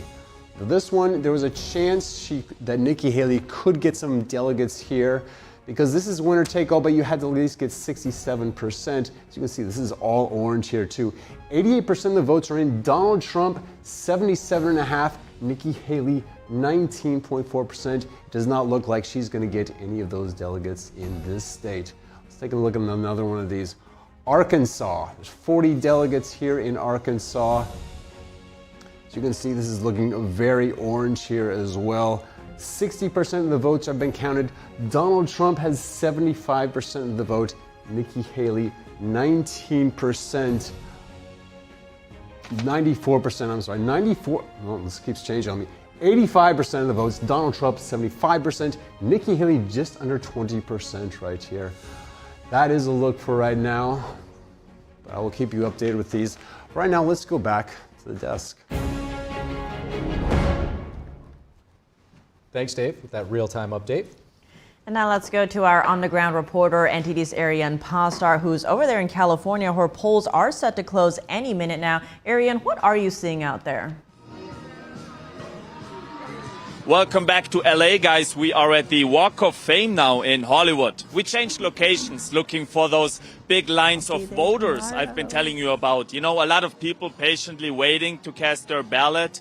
Yeah, I don't think it's happening today, guys. I told you, we've been expecting low turnout today. Now I just saw LA County officials. They're actually talking about record low turnout, which would explain a lot. We've been to 3 voting centers and we saw a steady flow of people coming in, but certainly no long lines. Now, Tiff, as you just mentioned, the polls should be closing about right now, actually, 8 p.m. local time. But if we want full results, we will have to wait for a bit longer. That is because mail-in ballots will be accepted until March 12th, which is in a week. They just have to be postmarked by today. Guys, this is my last appearance for the night. I will stay here at the Walk of Fame talking to some more voters. If you want to see those interviews, make sure to tune in to NTD Daybreak tomorrow at 7 a.m. Eastern Time. Guys, again, that's it from me. Thank you so much for having me, and back to you guys. All right, Ariane, thank you for that report and have a good night out there. Now back to our guests, Amber Duke, Washington editor for The Spectator, and Robin Byro, Democratic strategist. Now, looking at the latest New York Times Siena College poll, Trump's lead over Biden has been going up since their last survey. We'll be pulling up that poll now. Now, in terms of those numbers, what does Biden need to do to prevent this downward slide from continuing? I guess we don't have that poll, but Trump is leading. I've seen the poll numbers. There we go. I've seen the poll numbers. We'll leave it at that. The poll numbers don't look good. I'm not that intimidated, though, because the poll numbers really have been missing the targets since 2016. But every time they miss them, you know this, they refocus the criteria and what they're looking at, the universe of what they're looking at. So they're getting gradually more accurate. So, you know, they're better now than they were in 2016, but they're still so far off. But what Biden needs to do is just get out there, like I said. You know, Steve, you asked me if he's going to be giving a speech tonight. I honestly don't think so. I don't think that they plan on having him out there, but we need that. We need him at almost 11 p.m. at night, showing that he has the mental acuity to do this. He's asleep. Well, Amber, in terms of this poll, only 83% of voters who say they chose Biden in 2020 plan to vote for him this year, whereas 97% who voted for Trump plan to vote for him this year. Now, what does that mean come November? How close of a race could this be? I think it will be probably within 4 to 5 percentage points, either direction, honestly. It's going to be pretty tight, and you have to look at these swing states. The polls do show consistently Trump leading in key states like Michigan, Pennsylvania, North Carolina, Georgia, Wisconsin. But I think, Robin's fair to say that it is a little early to put too much stock in those head-to-head matchups because people really don't start thinking about the general election until we get through the primary process. And even though this is sort of an unnatural primary in the sense that we basically have two incumbents, people still are pretty laser focused on what's happening on a day-to-day basis. I think we'll start seeing more accurate polling as we get into the summer. Can I jump in? I've got to say one thing. Trump won in 2020 with 43,000 votes in 3 swing states, Arizona, Georgia, and Wisconsin. None of them are voting tonight, but it'll be interesting to see what happens. Polling's not looking good right now in Georgia. Trump is winning by about 6 points right now in Georgia, so that's not good.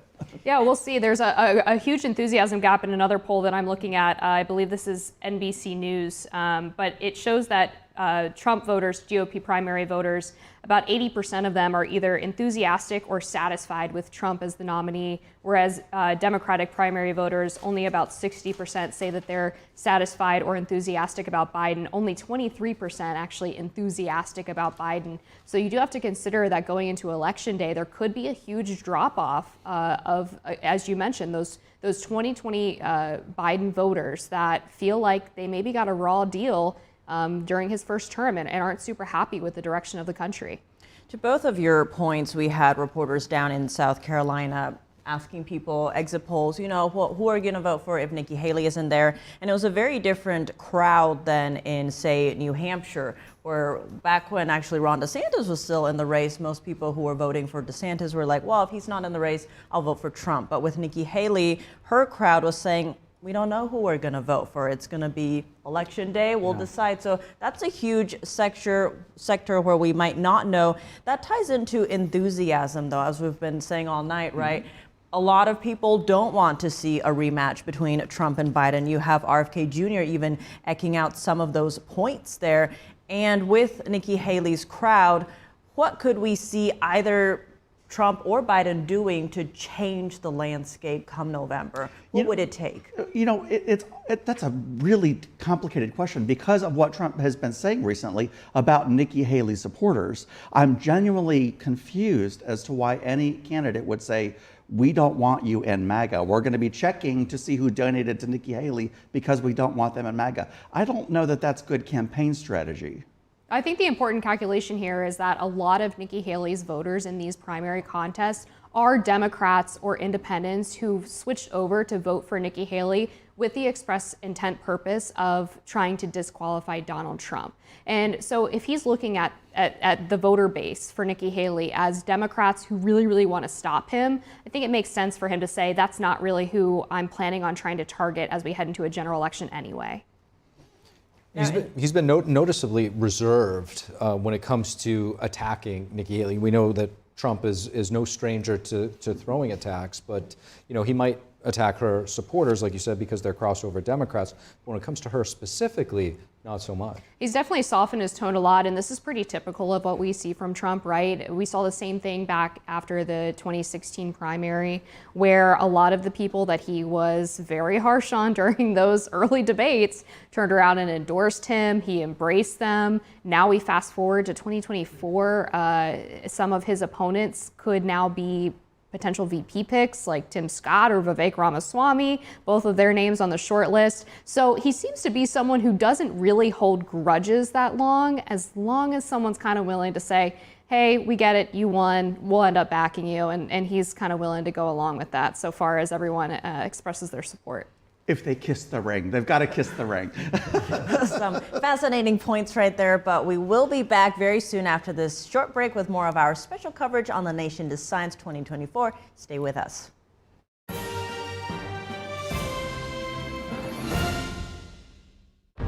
I was born into the wrong body, Mom. I was astounded by what they were teaching. Child Protective Services did show up at my house. Parents are fearful of losing custody of their children because they say the wrong thing. Risks? No risks. We got everything covered, I assure you, Mrs. Connors. They don't want anyone to know the truth. I can't stay quiet about this anymore. It's destroyed my health. We're pushed into silence.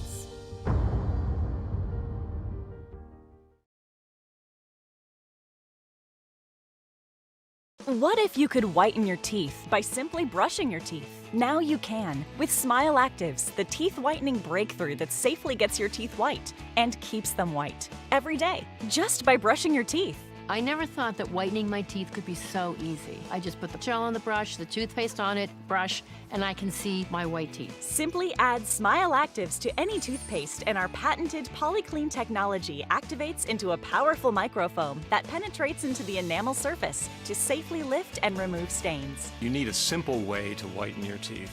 Without strips, without trays, without going to the dentist. And it was about time that a product was developed that you would be able to do that with just brushing. And now Smile Actives is even better with new Pro Whitening Gel with 33% greater whitening power, clinically shown to whiten teeth faster, up to 8 shades. 100% of users saw whiter teeth.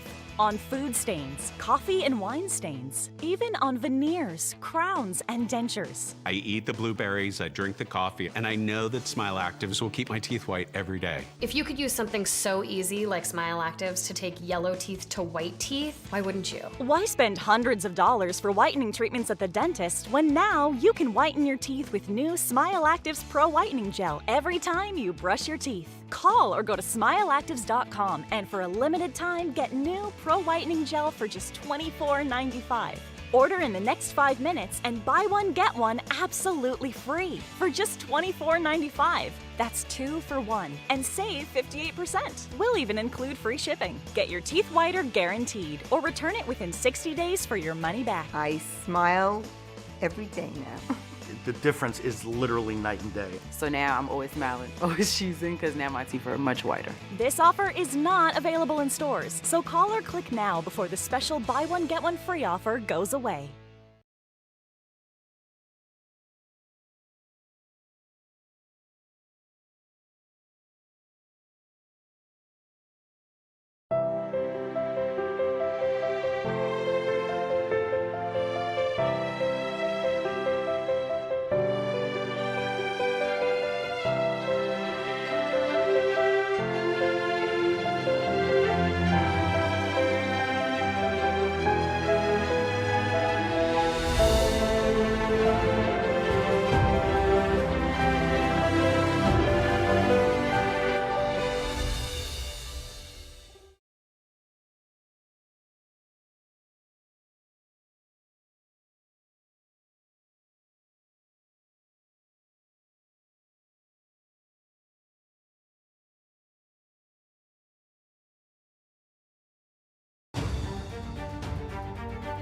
I'm Steve Lance. Join me live for special coverage of the 2024 State of the Union address and the Republican response.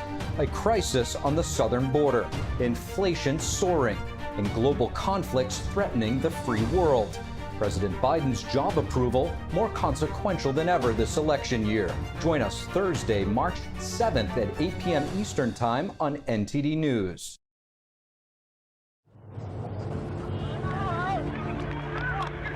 There are real consequences to controlled media.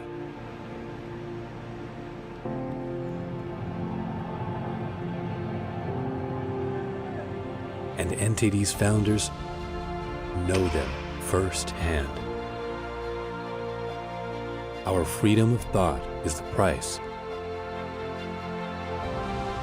This is the lesson that guides us in everything we do. So there's the tear gas there. We know the value of a free society. And we take seriously the responsibility to preserve it. We are NTD.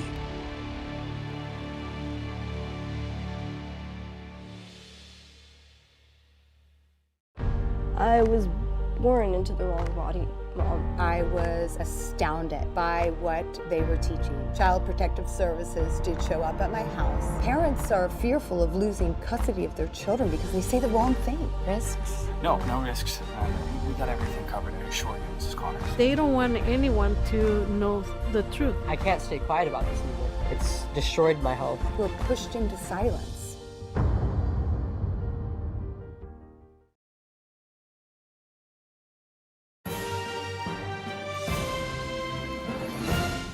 And we are back with our special coverage of Super Tuesday on The Nation Decides 2024. I'm Steve Lance. And I'm Tiffany Meier. And let's check in now with NTD's Iris Tao, who's in Florida at the Mar-a-Lago Trump Watch Party. Iris, what do you have for us? Good evening to all of you. So the watch party here is wrapping up as people are clearing out after former President Trump came out to give his victory speech, calling tonight a wonderful night, a great night, saying it's a Super Tuesday for a reason. Of course, we've heard him basically rehashing his accomplishments in his first term and taking on President Biden. And now is really sounding like a general election speech, as he didn't mention Nikki Haley, not even once, and focused on targeting President Biden. Meanwhile, as we log off here, I just want to read you this statement from President Biden sent to us by the White House. So President Biden listed his accomplishments under his administration on gun control, inflation, and the economy, but also he gave this warning saying if Donald Trump returns to the White House, all of this progress is at risk, adding that Trump is focused on his own revenge and retribution, that Trump is determined to destroy our democracy. So as we get past tonight, we're going to see this Biden-Trump rematch getting only more and more clear. Meanwhile, we're also seeing Biden and Trump facing their own challenges, as President Biden is also seeing over 100,000 voters in Minnesota now voting uncommitted. So a lot to watch for as we move beyond tonight and see what's going to happen to both Biden and Trump here. Back to you. Iris, thank you. Great reporting out there tonight for us in Mar-a-Lago in Florida. And back to our in-studio panel, Jason Meister, Republican strategist, Amber Duke, Washington editor for The Spectator, and David Carlucci, Democratic strategist, along with Robin Byro, Democratic strategist as well. So when it comes to the issue of election integrity, it's very important, obviously. The Supreme Court ruled that Trump's name won't be wiped out from any ballots without congressional action. What kind of message do you think this ultimately will send to the American people, Jason? And what multiple states attempted against Trump was struck down unanimously? Yeah, look, I think this is one of the most important and historic decisions that the Supreme Court has made a decision on. Democrats have essentially become the fascists that they believe that they're fighting. They've arrested Donald Trump 4 times. They impeached him twice. They indicted him 4 times. They created this situation where they're trying to remove him from ballots because they can't beat him at the ballot box. And so I think that this was a critical decision, a historic decision, and it came on the heels of this Super Tuesday where Trump solidified the Republican base. He's transformed the party to the MAGA working class party, and I think he had a terrific win tonight, and I think he'll beat Joe Biden in November.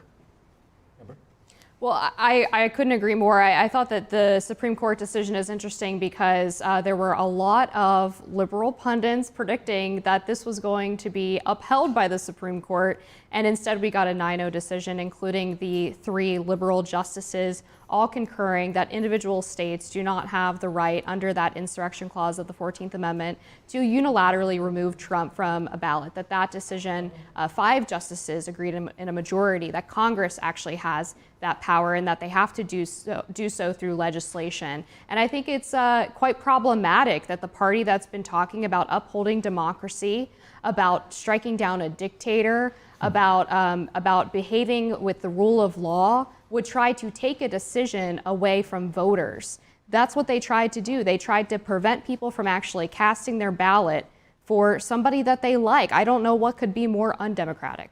David, to the issue of disenfranchising voters, now because of this decision that was struck down, we're seeing some Democratic pundits talking about Republicans trying to disenfranchise voters through voter ID. Most people that I talk to, Democrat and Republican, don't seem to think there's much wrong with that. What are your thoughts?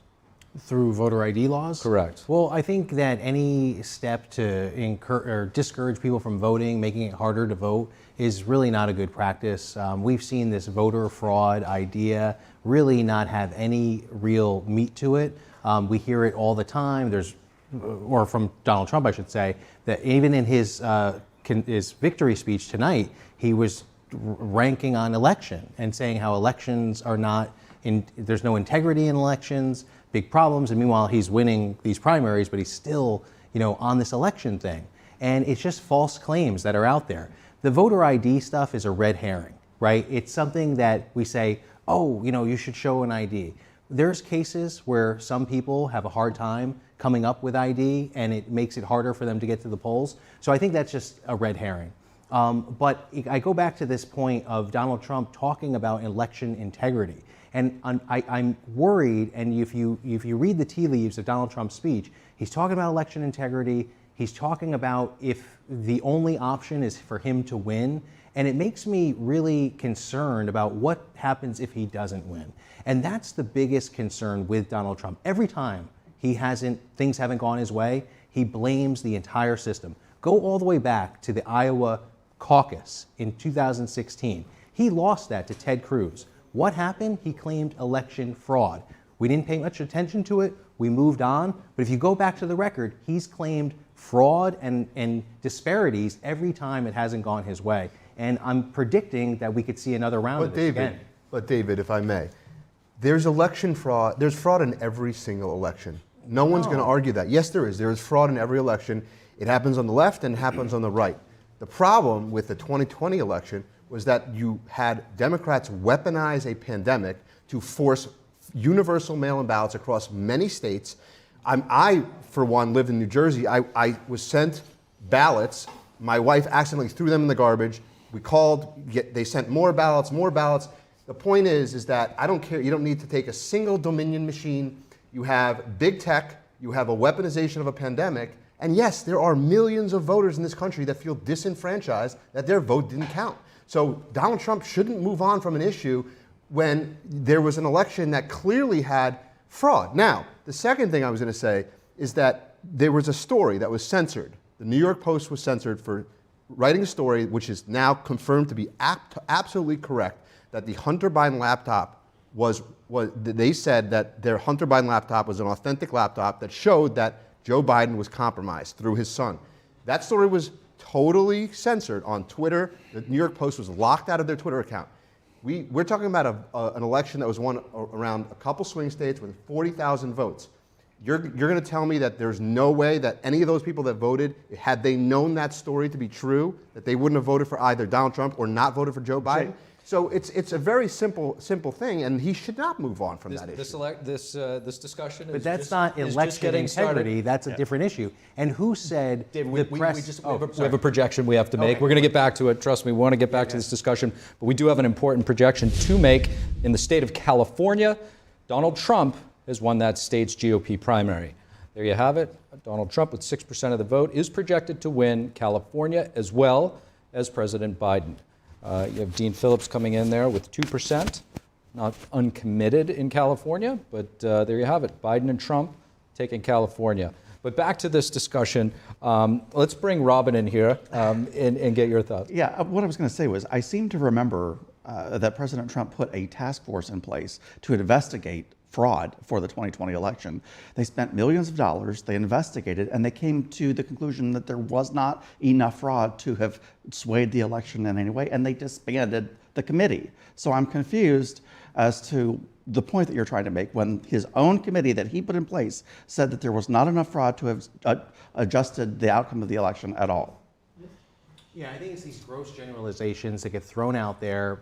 Donald Trump is the king of it, to say, yeah, there's fraud, there's impropriety, there's problems here. And there's never been, there's not proof that that's happened. There's these ideas that people are getting bussed in to vote, and that happens in a lot of elections where people make these claims, but it hasn't been substantiated, and that's the real problem. But Donald Trump keeps making those claims, and it erodes the whole system. I mean, the fact that a lot of the people supporting Donald Trump still think that he won the election is just a major problem, and it's something that Donald Trump continues to perpetuate. And that's something, I mean, as David, I do have to push back on you a little bit to say that there's no evidence of fraud. I think. Please elaborate. We've seen plenty of it. Well, name one case of fraud in the 2020 election. I just gave you multiples of examples. No. Whether it's big tech colluding with the Democrat Party or censorship of stories. They locked the New York Post Twitter account a couple of weeks before the 2020 election. They wrote a story that has now been authenticated. Okay. But I think we're talking about different things. When you say election fraud, that means to me people are stuffing the ballot bags. Election interference. Election. Okay, so you are so upset about that, but you're fine with Donald Trump and his alleged election interference, particularly in Georgia, How making can you those talk about election interference when you're trying to remove the leading candidate who's beating you in every single swing state off of ballots, off of state ballots? That's election interference. No, because he's an insurrectionist. He violated the 14th Amendment. That's why. Each state has their own charter. And if we could just go back one point, when we say that, in Colorado, it was a Republican that led that issue. So we keep saying it's Democrats, but this is Republicans and independents. The lady that led that challenge in Colorado is a lifelong Republican, a former state senator, majority leader, and state rep majority leader as well, because they have term limits in Colorado. So this idea that it's all the Democrats and this left-wing conspiracy, I think you're giving too much credit to the Democrats to be that capable. No, I don't. Let's bring Amber into the discussion.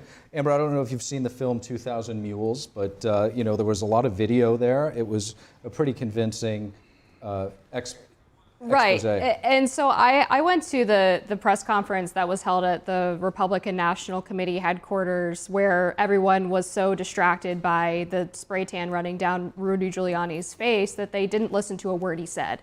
And frankly, if you go back and you actually take the allegations that he listed and look into them, I believe at least 90% of them were in fact verified cases of fraud. Now there's a debate over whether or not there was enough fraud in terms of changed votes in order to affect the outcome of the election. But I think what is not in dispute, and I've been saying this since before the election even occurred, was that there were last-minute rule changes that our system was not designed to handle, and that states implemented incredibly poorly, which led to a significant amount of confusion about the election process. I think a perfect example of that is what happened in Pennsylvania, where they couldn't even decide whether or not they were supposed to count ballots that had mismatched signatures, didn't have signatures at all on the envelopes. They counted ballots that arrived past Election Day. There were quibbles among the courts in Pennsylvania as to whether any of that should be allowed. And ultimately, unfortunately, the state Supreme Court decided that it was no big deal and that they were going to go ahead with it. And that happened in multiple states around the country. So when Trump says the election was fraudulent, I actually take a little bit issue with that term. The election was rigged.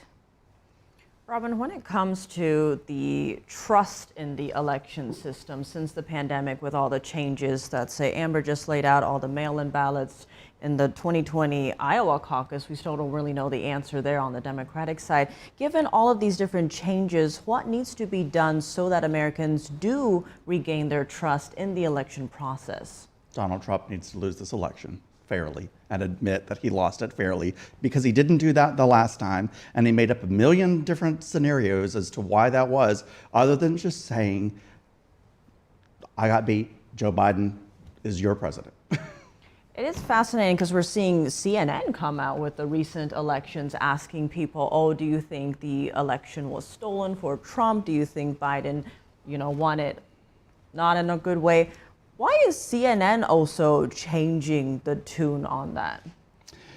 Look, CNN, they're just a different anomaly. Honestly, I don't have an answer for that. CNN seems to be changing the narrative quite a bit, actually. And there's always, we can discuss all night long media bias. We know that they're biased towards the left. We know that MSNBC is biased toward the left. We know that Fox News is biased to the right. I think media bias is just something that we've sadly grown used to in America. And we still have a lot more to discuss here, but right now we're going to take a quick commercial break. We'll be back shortly with more on The Nation Decides 2024.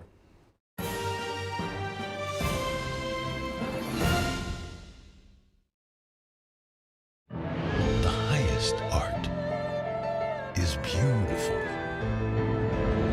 breathtaking, timeless, and moving. Experience art with 5,000 years of history, inspired by the divine. Experience Shen Yun.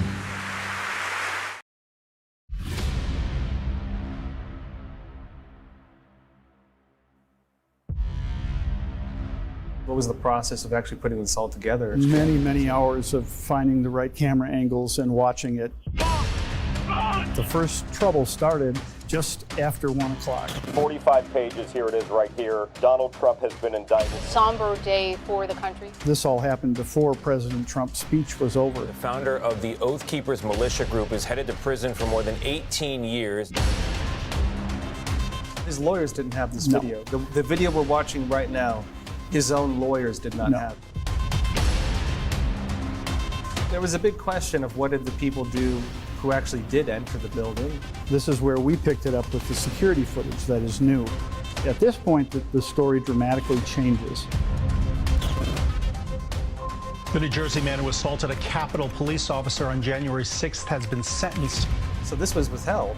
This was not shown to the defense. That could be considered exculpatory evidence. This doesn't seem like what a lot of the media is showing. It's going to change narratives no matter what your political perspective is.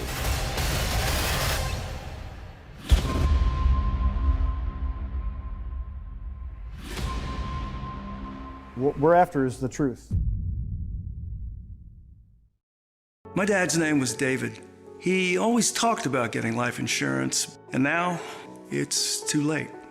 No one was expecting my husband Dave to suffer from a heart attack. We didn't have life insurance. We thought we had more time. Don't be Dave, and don't wait until it's too late to get the life insurance coverage you need. And if you don't have enough insurance to cover funeral costs, credit card debt, and other expenses, your family is going to get stuck with the bill. Call now to get affordable life insurance. Just call 800-494-1562.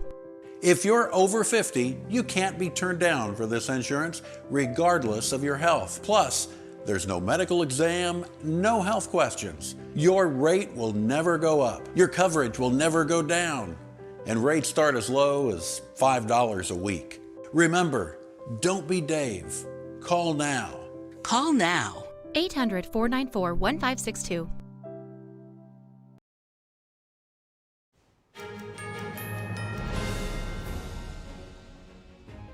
Welcome back. Now, I said there were some states that Haley might not be the leading vote getter, but could still pick up some delegates. Let's revisit those. There were 5 main ones. Let's start with North Carolina here. Now, North Carolina, as you can see, Donald Trump, 94% of the votes counted.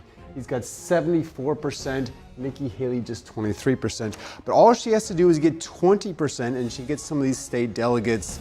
There's 32 state delegates. She could get maybe 8 here based on these numbers. So probably 8, I would say, for North Carolina out of her.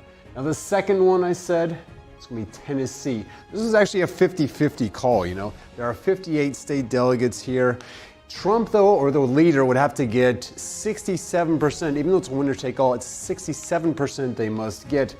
With 97% of the votes counted, Trump is at 77%, so this looks like it's all going to him, none for Nikki Haley, so 0 for her on that one. Now let's look also at Arkansas. 40 delegates here. Now all Nikki Haley had to do is get at least 15% and she can get some delegates here. Let's take a look at this. 99% of the votes counted. Donald Trump, 75%. Nikki Haley, just under 20% here. So she will get some of these 28 state delegates, maybe 6 or 7, based on how this works out here. Let's also look at Minnesota. That was the 4th state that we had mentioned. 39 delegates in Minnesota. This is a winner-take-all, but you have to get 85% to get all 39 delegates. Let's see where we're at right now. With 77% of the votes counted, Donald Trump, he's got 68%, Nikki Haley, 30%. So it is not going to be all 39 to Trump. 30% of those, she might get 8 maybe. The final one would be Alaska. There's actually no data in for Alaska. Alaska is a bit of an unusual one. This is not a winner-take-all state. There are 29 delegates here. It's all proportional, as long as you get at least 13% of the vote. So you might get maybe 6 or 8, just based on the way the rest of these states are going. You could say she could get 6 or 8 there. Now those are the states that she did not win. Let's look at Vermont, the one state that she won here tonight. 92% of the votes have been counted. She just actually dropped below it. Nikki Haley, 49.9%. Donald Trump, 45.9%. Now it's very significant. This is winner take all, but you have to get at least 50% to take all 17.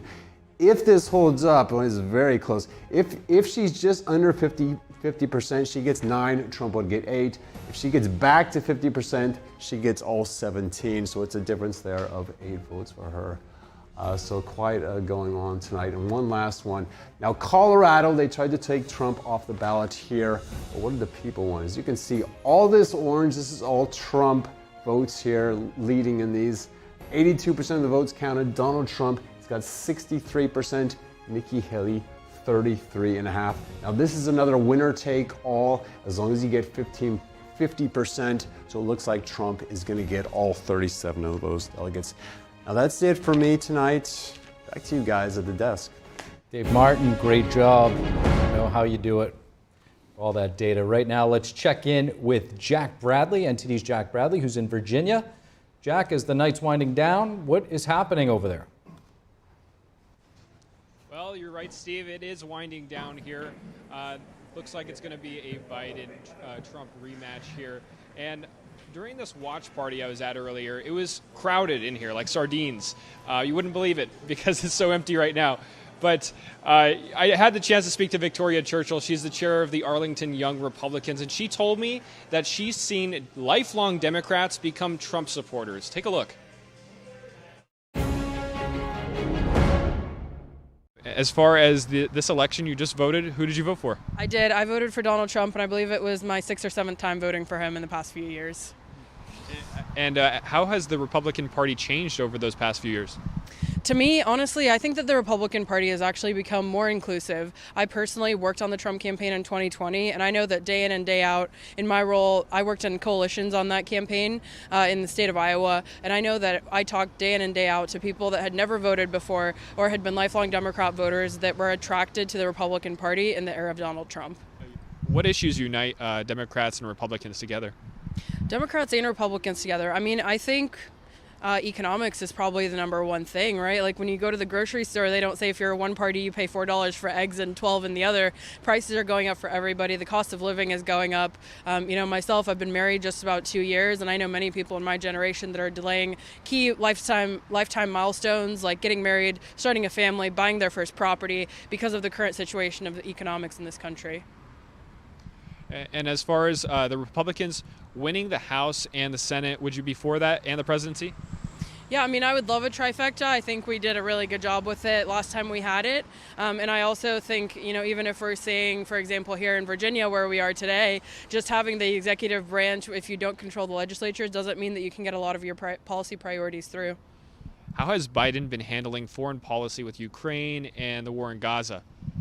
I mean, to me, we have to make sure that we stand by our allies, which I don't think that President Biden has done. But I also want to point out that actually during the Trump administration, it was the first time that America didn't get involved in any new conflicts overseas, and we actually brought troops home. And we haven't seen the complete opposite of that during the Biden administration. And that's it from me here in Arlington, Virginia. Great to be with you guys. Steve, back to you. Today's Jack Bradley. Great job out there in the field. And back to our in-studio panel where we have Jason Meister, Republican strategist, Amber Duke, Washington editor for The Spectator, and David Carlucci, Democratic strategist, and Robin Biro, also a Democratic strategist. So guys, some pundits speculate that Nikki Haley could be positioning herself for a 2028 presidential run. And so I guess my question for you, Amber, is the million-dollar question. Why is she still in this race right now? That's a very good question. I thought she should have dropped out after New Hampshire when she didn't pull off this supposed upset that she was supposed to. But I think the reality is that she is still getting money from donors, and she's building a perhaps data operation or an email list for 2028, which helps her if she does decide to run again. I also spoke to a Trump campaign official after the New Hampshire primary, and I asked that person why he thought Nikki Haley was still running, and his answer was that she is a psycho. Jason, hard to top that one, but I guess my question, it's somewhat telling that she doesn't have anything on her calendar for the coming days. Do you anticipate her to speak tonight? Is it in her best interest? I think she probably will come out and say something. Again, I don't think she has any path forward. I think that Trump really solidified his base in the Republican Party tonight. I also going to go back to Vermont. I was looking at some of the numbers that were coming in. This was a Democrat operation. There was about 59,274 Democrats that voted for Nikki Haley to 65,000 of Republicans. So it's very important to understand what that Vermont sort of outcome was and what it means in the grand scheme of things. Also, I also looked at some numbers before when we were in the green room. And in California, a state where Democrats can't vote for Republicans in a Republican primary, Donald Trump beat Nikki Haley among moderates pretty significantly. So I think that's pretty telling. Yeah, we're going to have to keep an eye on that data and crunch it and look at the different forms of turnout that's traditional in Vermont. Robin, I want to go to you and get your thoughts as you view this. Our Democratic friends over here, do you guys see this as kind of a good thing where the Republicans are infighting and kind of destroying each other rather than coalescing around one person? Oh, that's our best. We love it when that happens as Democratic strategists. Let them eat their own. And frankly, both, I'm sure you hate it. We hate it in our party when there's infighting within the party. But your political opponent is always right to call that out and just delight in it. But I want to point out one thing that I noticed from the polling today was that 40% of Republicans that were polled in North Carolina said that were Trump to be convicted of a crime, they would not consider him to be fit to run for office. I think that should be concerning to the GOP right now. Yeah, and I would just add, look, I think for Nikki Haley to bow out now, it doesn't really make sense. Why? Look, even with the victories Donald Trump had tonight, he still does not have enough delegates to claim victory. You need 1,215 in the Republican primary to be the GOP candidate. And so we're still not there. We have another week to go before the next set of primaries, and then a week after that. So statistically, in just pure raw numbers, Nikki Haley and Donald Trump, there's still some possibility. I'm saying it's very slim, but the fact I think she does have a leg to stand on to say, look, I'm staying in it. The race isn't over. All the votes haven't been cast. And until tonight, it was something like only 10% of the electorate had their voice actually heard. So I think there is a path for her going forward. What that means after this election, I don't know. It will be very interesting to see if she gives a talk tonight, what she says. We'll have to pay very close attention to that. One quick point. I have to jump in here. Like I said earlier in the night, the reason that campaigns end is because they run out of money. As long as her campaign still has money and it's in the millions, she's not dropping out.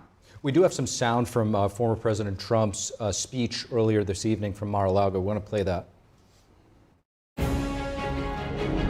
Today it was announced that 325,000 people were flown in from parts unknown. Migrants were flown in airplane, not going through borders, not going through that great Texas barrier that I was with the governor of Texas, Greg Abbott, the other day, and we were looking at the job they're doing. But in the meantime, they're pouring into California and they're pouring into Arizona because those governors aren't doing anything. They're doing nothing. But today it was just announced before I came out. It was unbelievable. I said, that must be a mistake. They flew 325,000 migrants, flew them in over the borders into our country. So that really tells you where they're coming from. They want open borders, and open borders are going to destroy our country. So Jason, 29,000 illegal immigrants, millions, every year coming in. This obviously dominated Trump's speech tonight. Where do you see illegal immigration impacting the election the most? I think it's probably one of the most important issues that this country is facing right now. It was the cornerstone of Donald Trump's 2016 campaign, and it's now right at the forefront again going to 2024. The fact that Joe Biden is flying hundreds of thousands of illegal immigrants from other countries at the cloak of darkness into our country, it's treason. I mean, that's what this is. And it's all by design. People talk about incompetence. This is not incompetence, it's intentional. Now, I don't think that Joe Biden is aware of what's going on around him, but the people that are pulling his strings are very much aware. They want to flood this country with millions of illegal aliens to flood our electorate. They don't want voter ID laws, like David was saying, because they want to allow illegal immigrants to disenfranchise American citizens' votes. And so our cities are ridden with illegal immigrants. Our crime is surging in all those cities. We see the unfortunate murder of American citizens from illegal immigrants recently, and it's one of the most important issues going to 2024. Yeah, but one of the policies, President Biden has come under fire for reversing many of Trump's executive orders in his initial days in office. One of those was reversing the ban on travelers from terror-prone countries that did not provide robust security background checks on prospective travelers. There's been a lot of discussion about, it's not if, but when the United States faces a terror attack from this open border. Right, and the FBI Director, Christopher Wray, who I don't agree with on much, actually testified to that fact in front of Congress quite recently. There's been cases of dozens of people who are on the terror watch list coming across both the southern and northern border, mind you. It was actually a really big issue for New Hampshire voters, the border crisis, when they went to the primary polls just about a month ago. And I mean, if I may, just some of the awful stories in addition to the Lake and Riley story out of Georgia that we talked about earlier. There was a 2-year-old who was murdered in Maryland by a member of MS-13, another minor who was sexually assaulted in Virginia. The list really just goes on and on. There's dozens of these examples over the past few weeks. This is a serious national security issue. And what we have in these cases, sadly, are sanctuary cities and counties protecting illegal immigrants who have a history of crime and refusing to cooperate with ICE to deport them. That should be the bare minimum of border policy. We also have seen the numbers of people actually flying into Central and South America as well as to Canada so that they can cross into the United States. 10,000 Chinese nationals in the month of January alone. I mean, all of this should be so unbelievably concerning to anyone who has a serious mind about protecting our country. Yeah, and I couldn't agree more with Amber when she talks about these horrific cases, and that's horrible. And so we should all be paying attention to this, and we should do what we can. And that's what's so disheartening, the fact that Congress is in a position to do something, but yet they won't.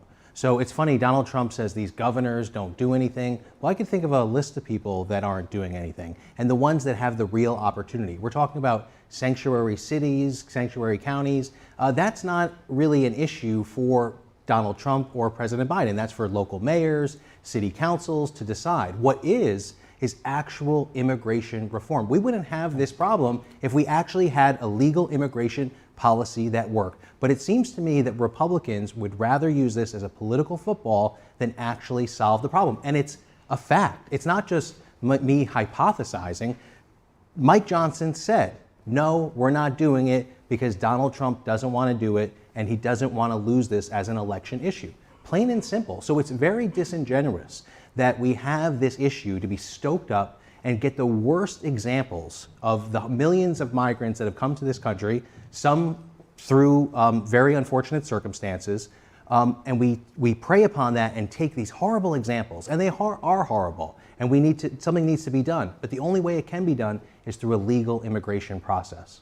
David, I think some of our Republican friends might push back on that and say that HR 2 has been at the foot of Chuck Schumer at the Senate with real meaningful border security for months now. So we could keep moving the goalposts, right? It was about doing a border security bill, desperate pleas from all sides. We have an opportunity to do it, and under that logic, it's like, oh wait, we have a negotiated bill, we finally got some compromise. Oh wait, let's go back to this old thing that we've never been able to move when we actually have an opportunity to do something. I think that's going to peek through to the American people, that we finally have something that people are agreeing to do. Is it going to solve every problem? No, but it's going to do far more than any executive order could do from Donald Trump or Joe Biden. If I may, can you just name a couple of things in the Senate bipartisan bill that you think would secure the border? Well, first, the funding. They've been clamoring for funding. $7 billion to go, over $7 billion to go for border security. I hear that every day. Funding for what, though? Funding for what? 25,000 more border agents. Agents, but agents don't have the authority to remove illegal immigrants. They only have the authority to apprehend them. So you don't want them. It's then up to the immigration system to decide what to do with them after that. What this bill does is it codifies alternatives to detention, which means catch and release. It also prohibits the detention of unaccompanied minors and family units, which are the bulk of illegal immigrants typically coming across the U.S. southern border. And you act like there's no concessions from Democrats. There's been concessions. I didn't say there weren't concessions. I'm just saying there's not you haven't named one thing that would increase border security. No, I just did. I said all the money, the agents, and you money for agents. It. Yeah, because agents don't remove illegal immigrants. They apprehend them, who then go into the court system. Yes, but it helps the overall system. Like, how? You're saying it has to be perfect. And I'm that not logic, saying that. yes, no, you basically are. You're saying that this border compromise bill that's right in front of Congress right now, senators already agreed to. Can you tell me, though, how an agent increases border security if they don't have the authority to remove someone? I can't go into these details of it because I'm not a border agent. No, because you're trying to nitpick at each little thing. It's not nitpick and this to is say the problem the whole with thing is Congress bad. right now. Hold on. I got to say something. Right now, Congress enjoys a 17% approval rating.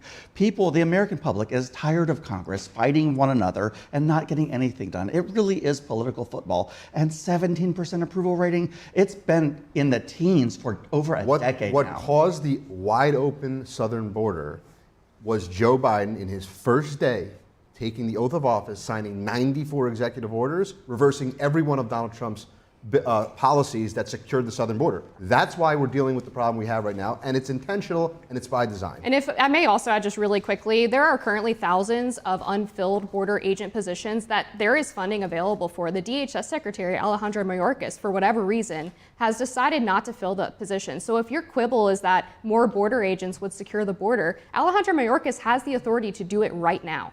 We're going to come back to this discussion in just a moment. We do have something to break here. Associated Press is now projecting that California Democratic Congressman Adam Schiff will be advancing to the Senate race in the general election this November in the state of California.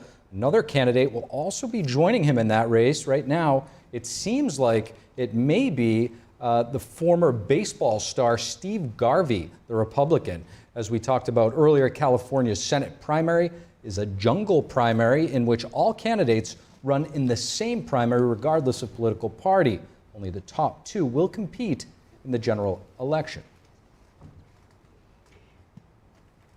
And with some more results coming in as we speak, it looks like former President Trump here is going to take Virginia, which we've reported for you earlier. Just to recap, North Carolina, as the numbers come in and the vote tallies are starting to total, 70% in Alabama, Maine here, 72 to 26. The interesting one there that was up initially was the Vermont one. Be keeping a close eye when Dave was able to break down that data. If If Nikki is not able to reach that 50% threshold, then roughly half of those delegates will be going to former President Trump. So as we recap the numbers as they come in. It seems in Texas, Trump is also projected to win there. He's at 77, Nikki Haley at 17. In Arkansas, Trump also projected to win. He's at 75, Nikki Haley at 19. That's with 95% of the vote in. Colorado, Trump at 63, Nikki Haley at 33. No projections yet. That's with 83% of the vote in. Minnesota, Trump also projected to win. He's at 68, Haley at 29. Utah, Trump at 66, Haley at 32. Also no projections yet. That's with 0% of the vote in. And in California, Trump projected to win. He's at 74%, Nikki Haley 21%. This is at 36% of the vote in. Busy night for all of them, it seems. And it seems the coverage doesn't end there. We've got a lot more when we return after this very short break.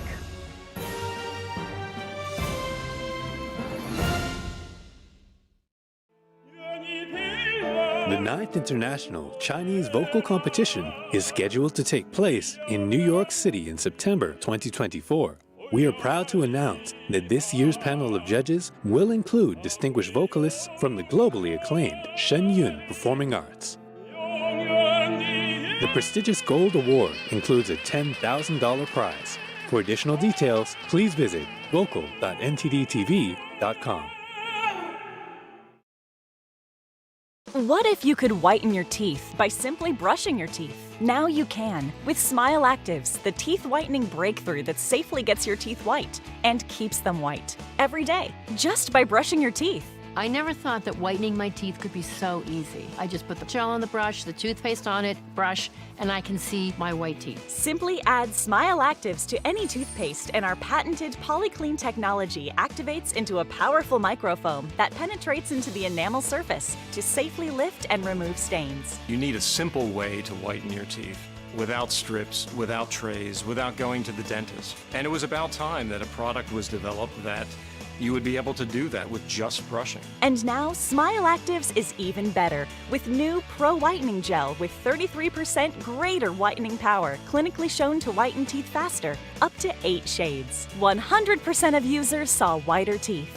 On food stains, coffee and wine stains, even on veneers, crowns, and dentures. I eat the blueberries, I drink the coffee, and I know that Smile Actives will keep my teeth white every day. If you could use something so easy like Smile Actives to take yellow teeth to white teeth, why wouldn't you? Why spend hundreds of dollars for whitening treatments at the dentist when now you can whiten your teeth with new Smile Actives Pro Whitening Gel every time you brush your teeth? Call or go to smileactives.com and for a limited time get new Pro Whitening Gel for just $24.95.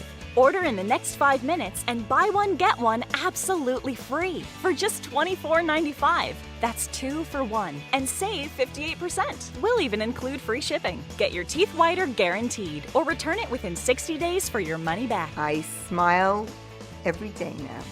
The difference is literally night and day. So now I'm always smiling, always choosing, because now my teeth are much whiter. This offer is not available in stores, so call or click now before the special buy one get one free offer goes away. I'm Steve Lance. Join me live for special coverage of the 2024 State of the Union address and the Republican response. A crisis on the southern border, inflation soaring, and global conflicts threatening the free world. President Biden's job approval more consequential than ever this election year. Join us Thursday, March 7th at 8 p.m. Eastern Time on NTD News.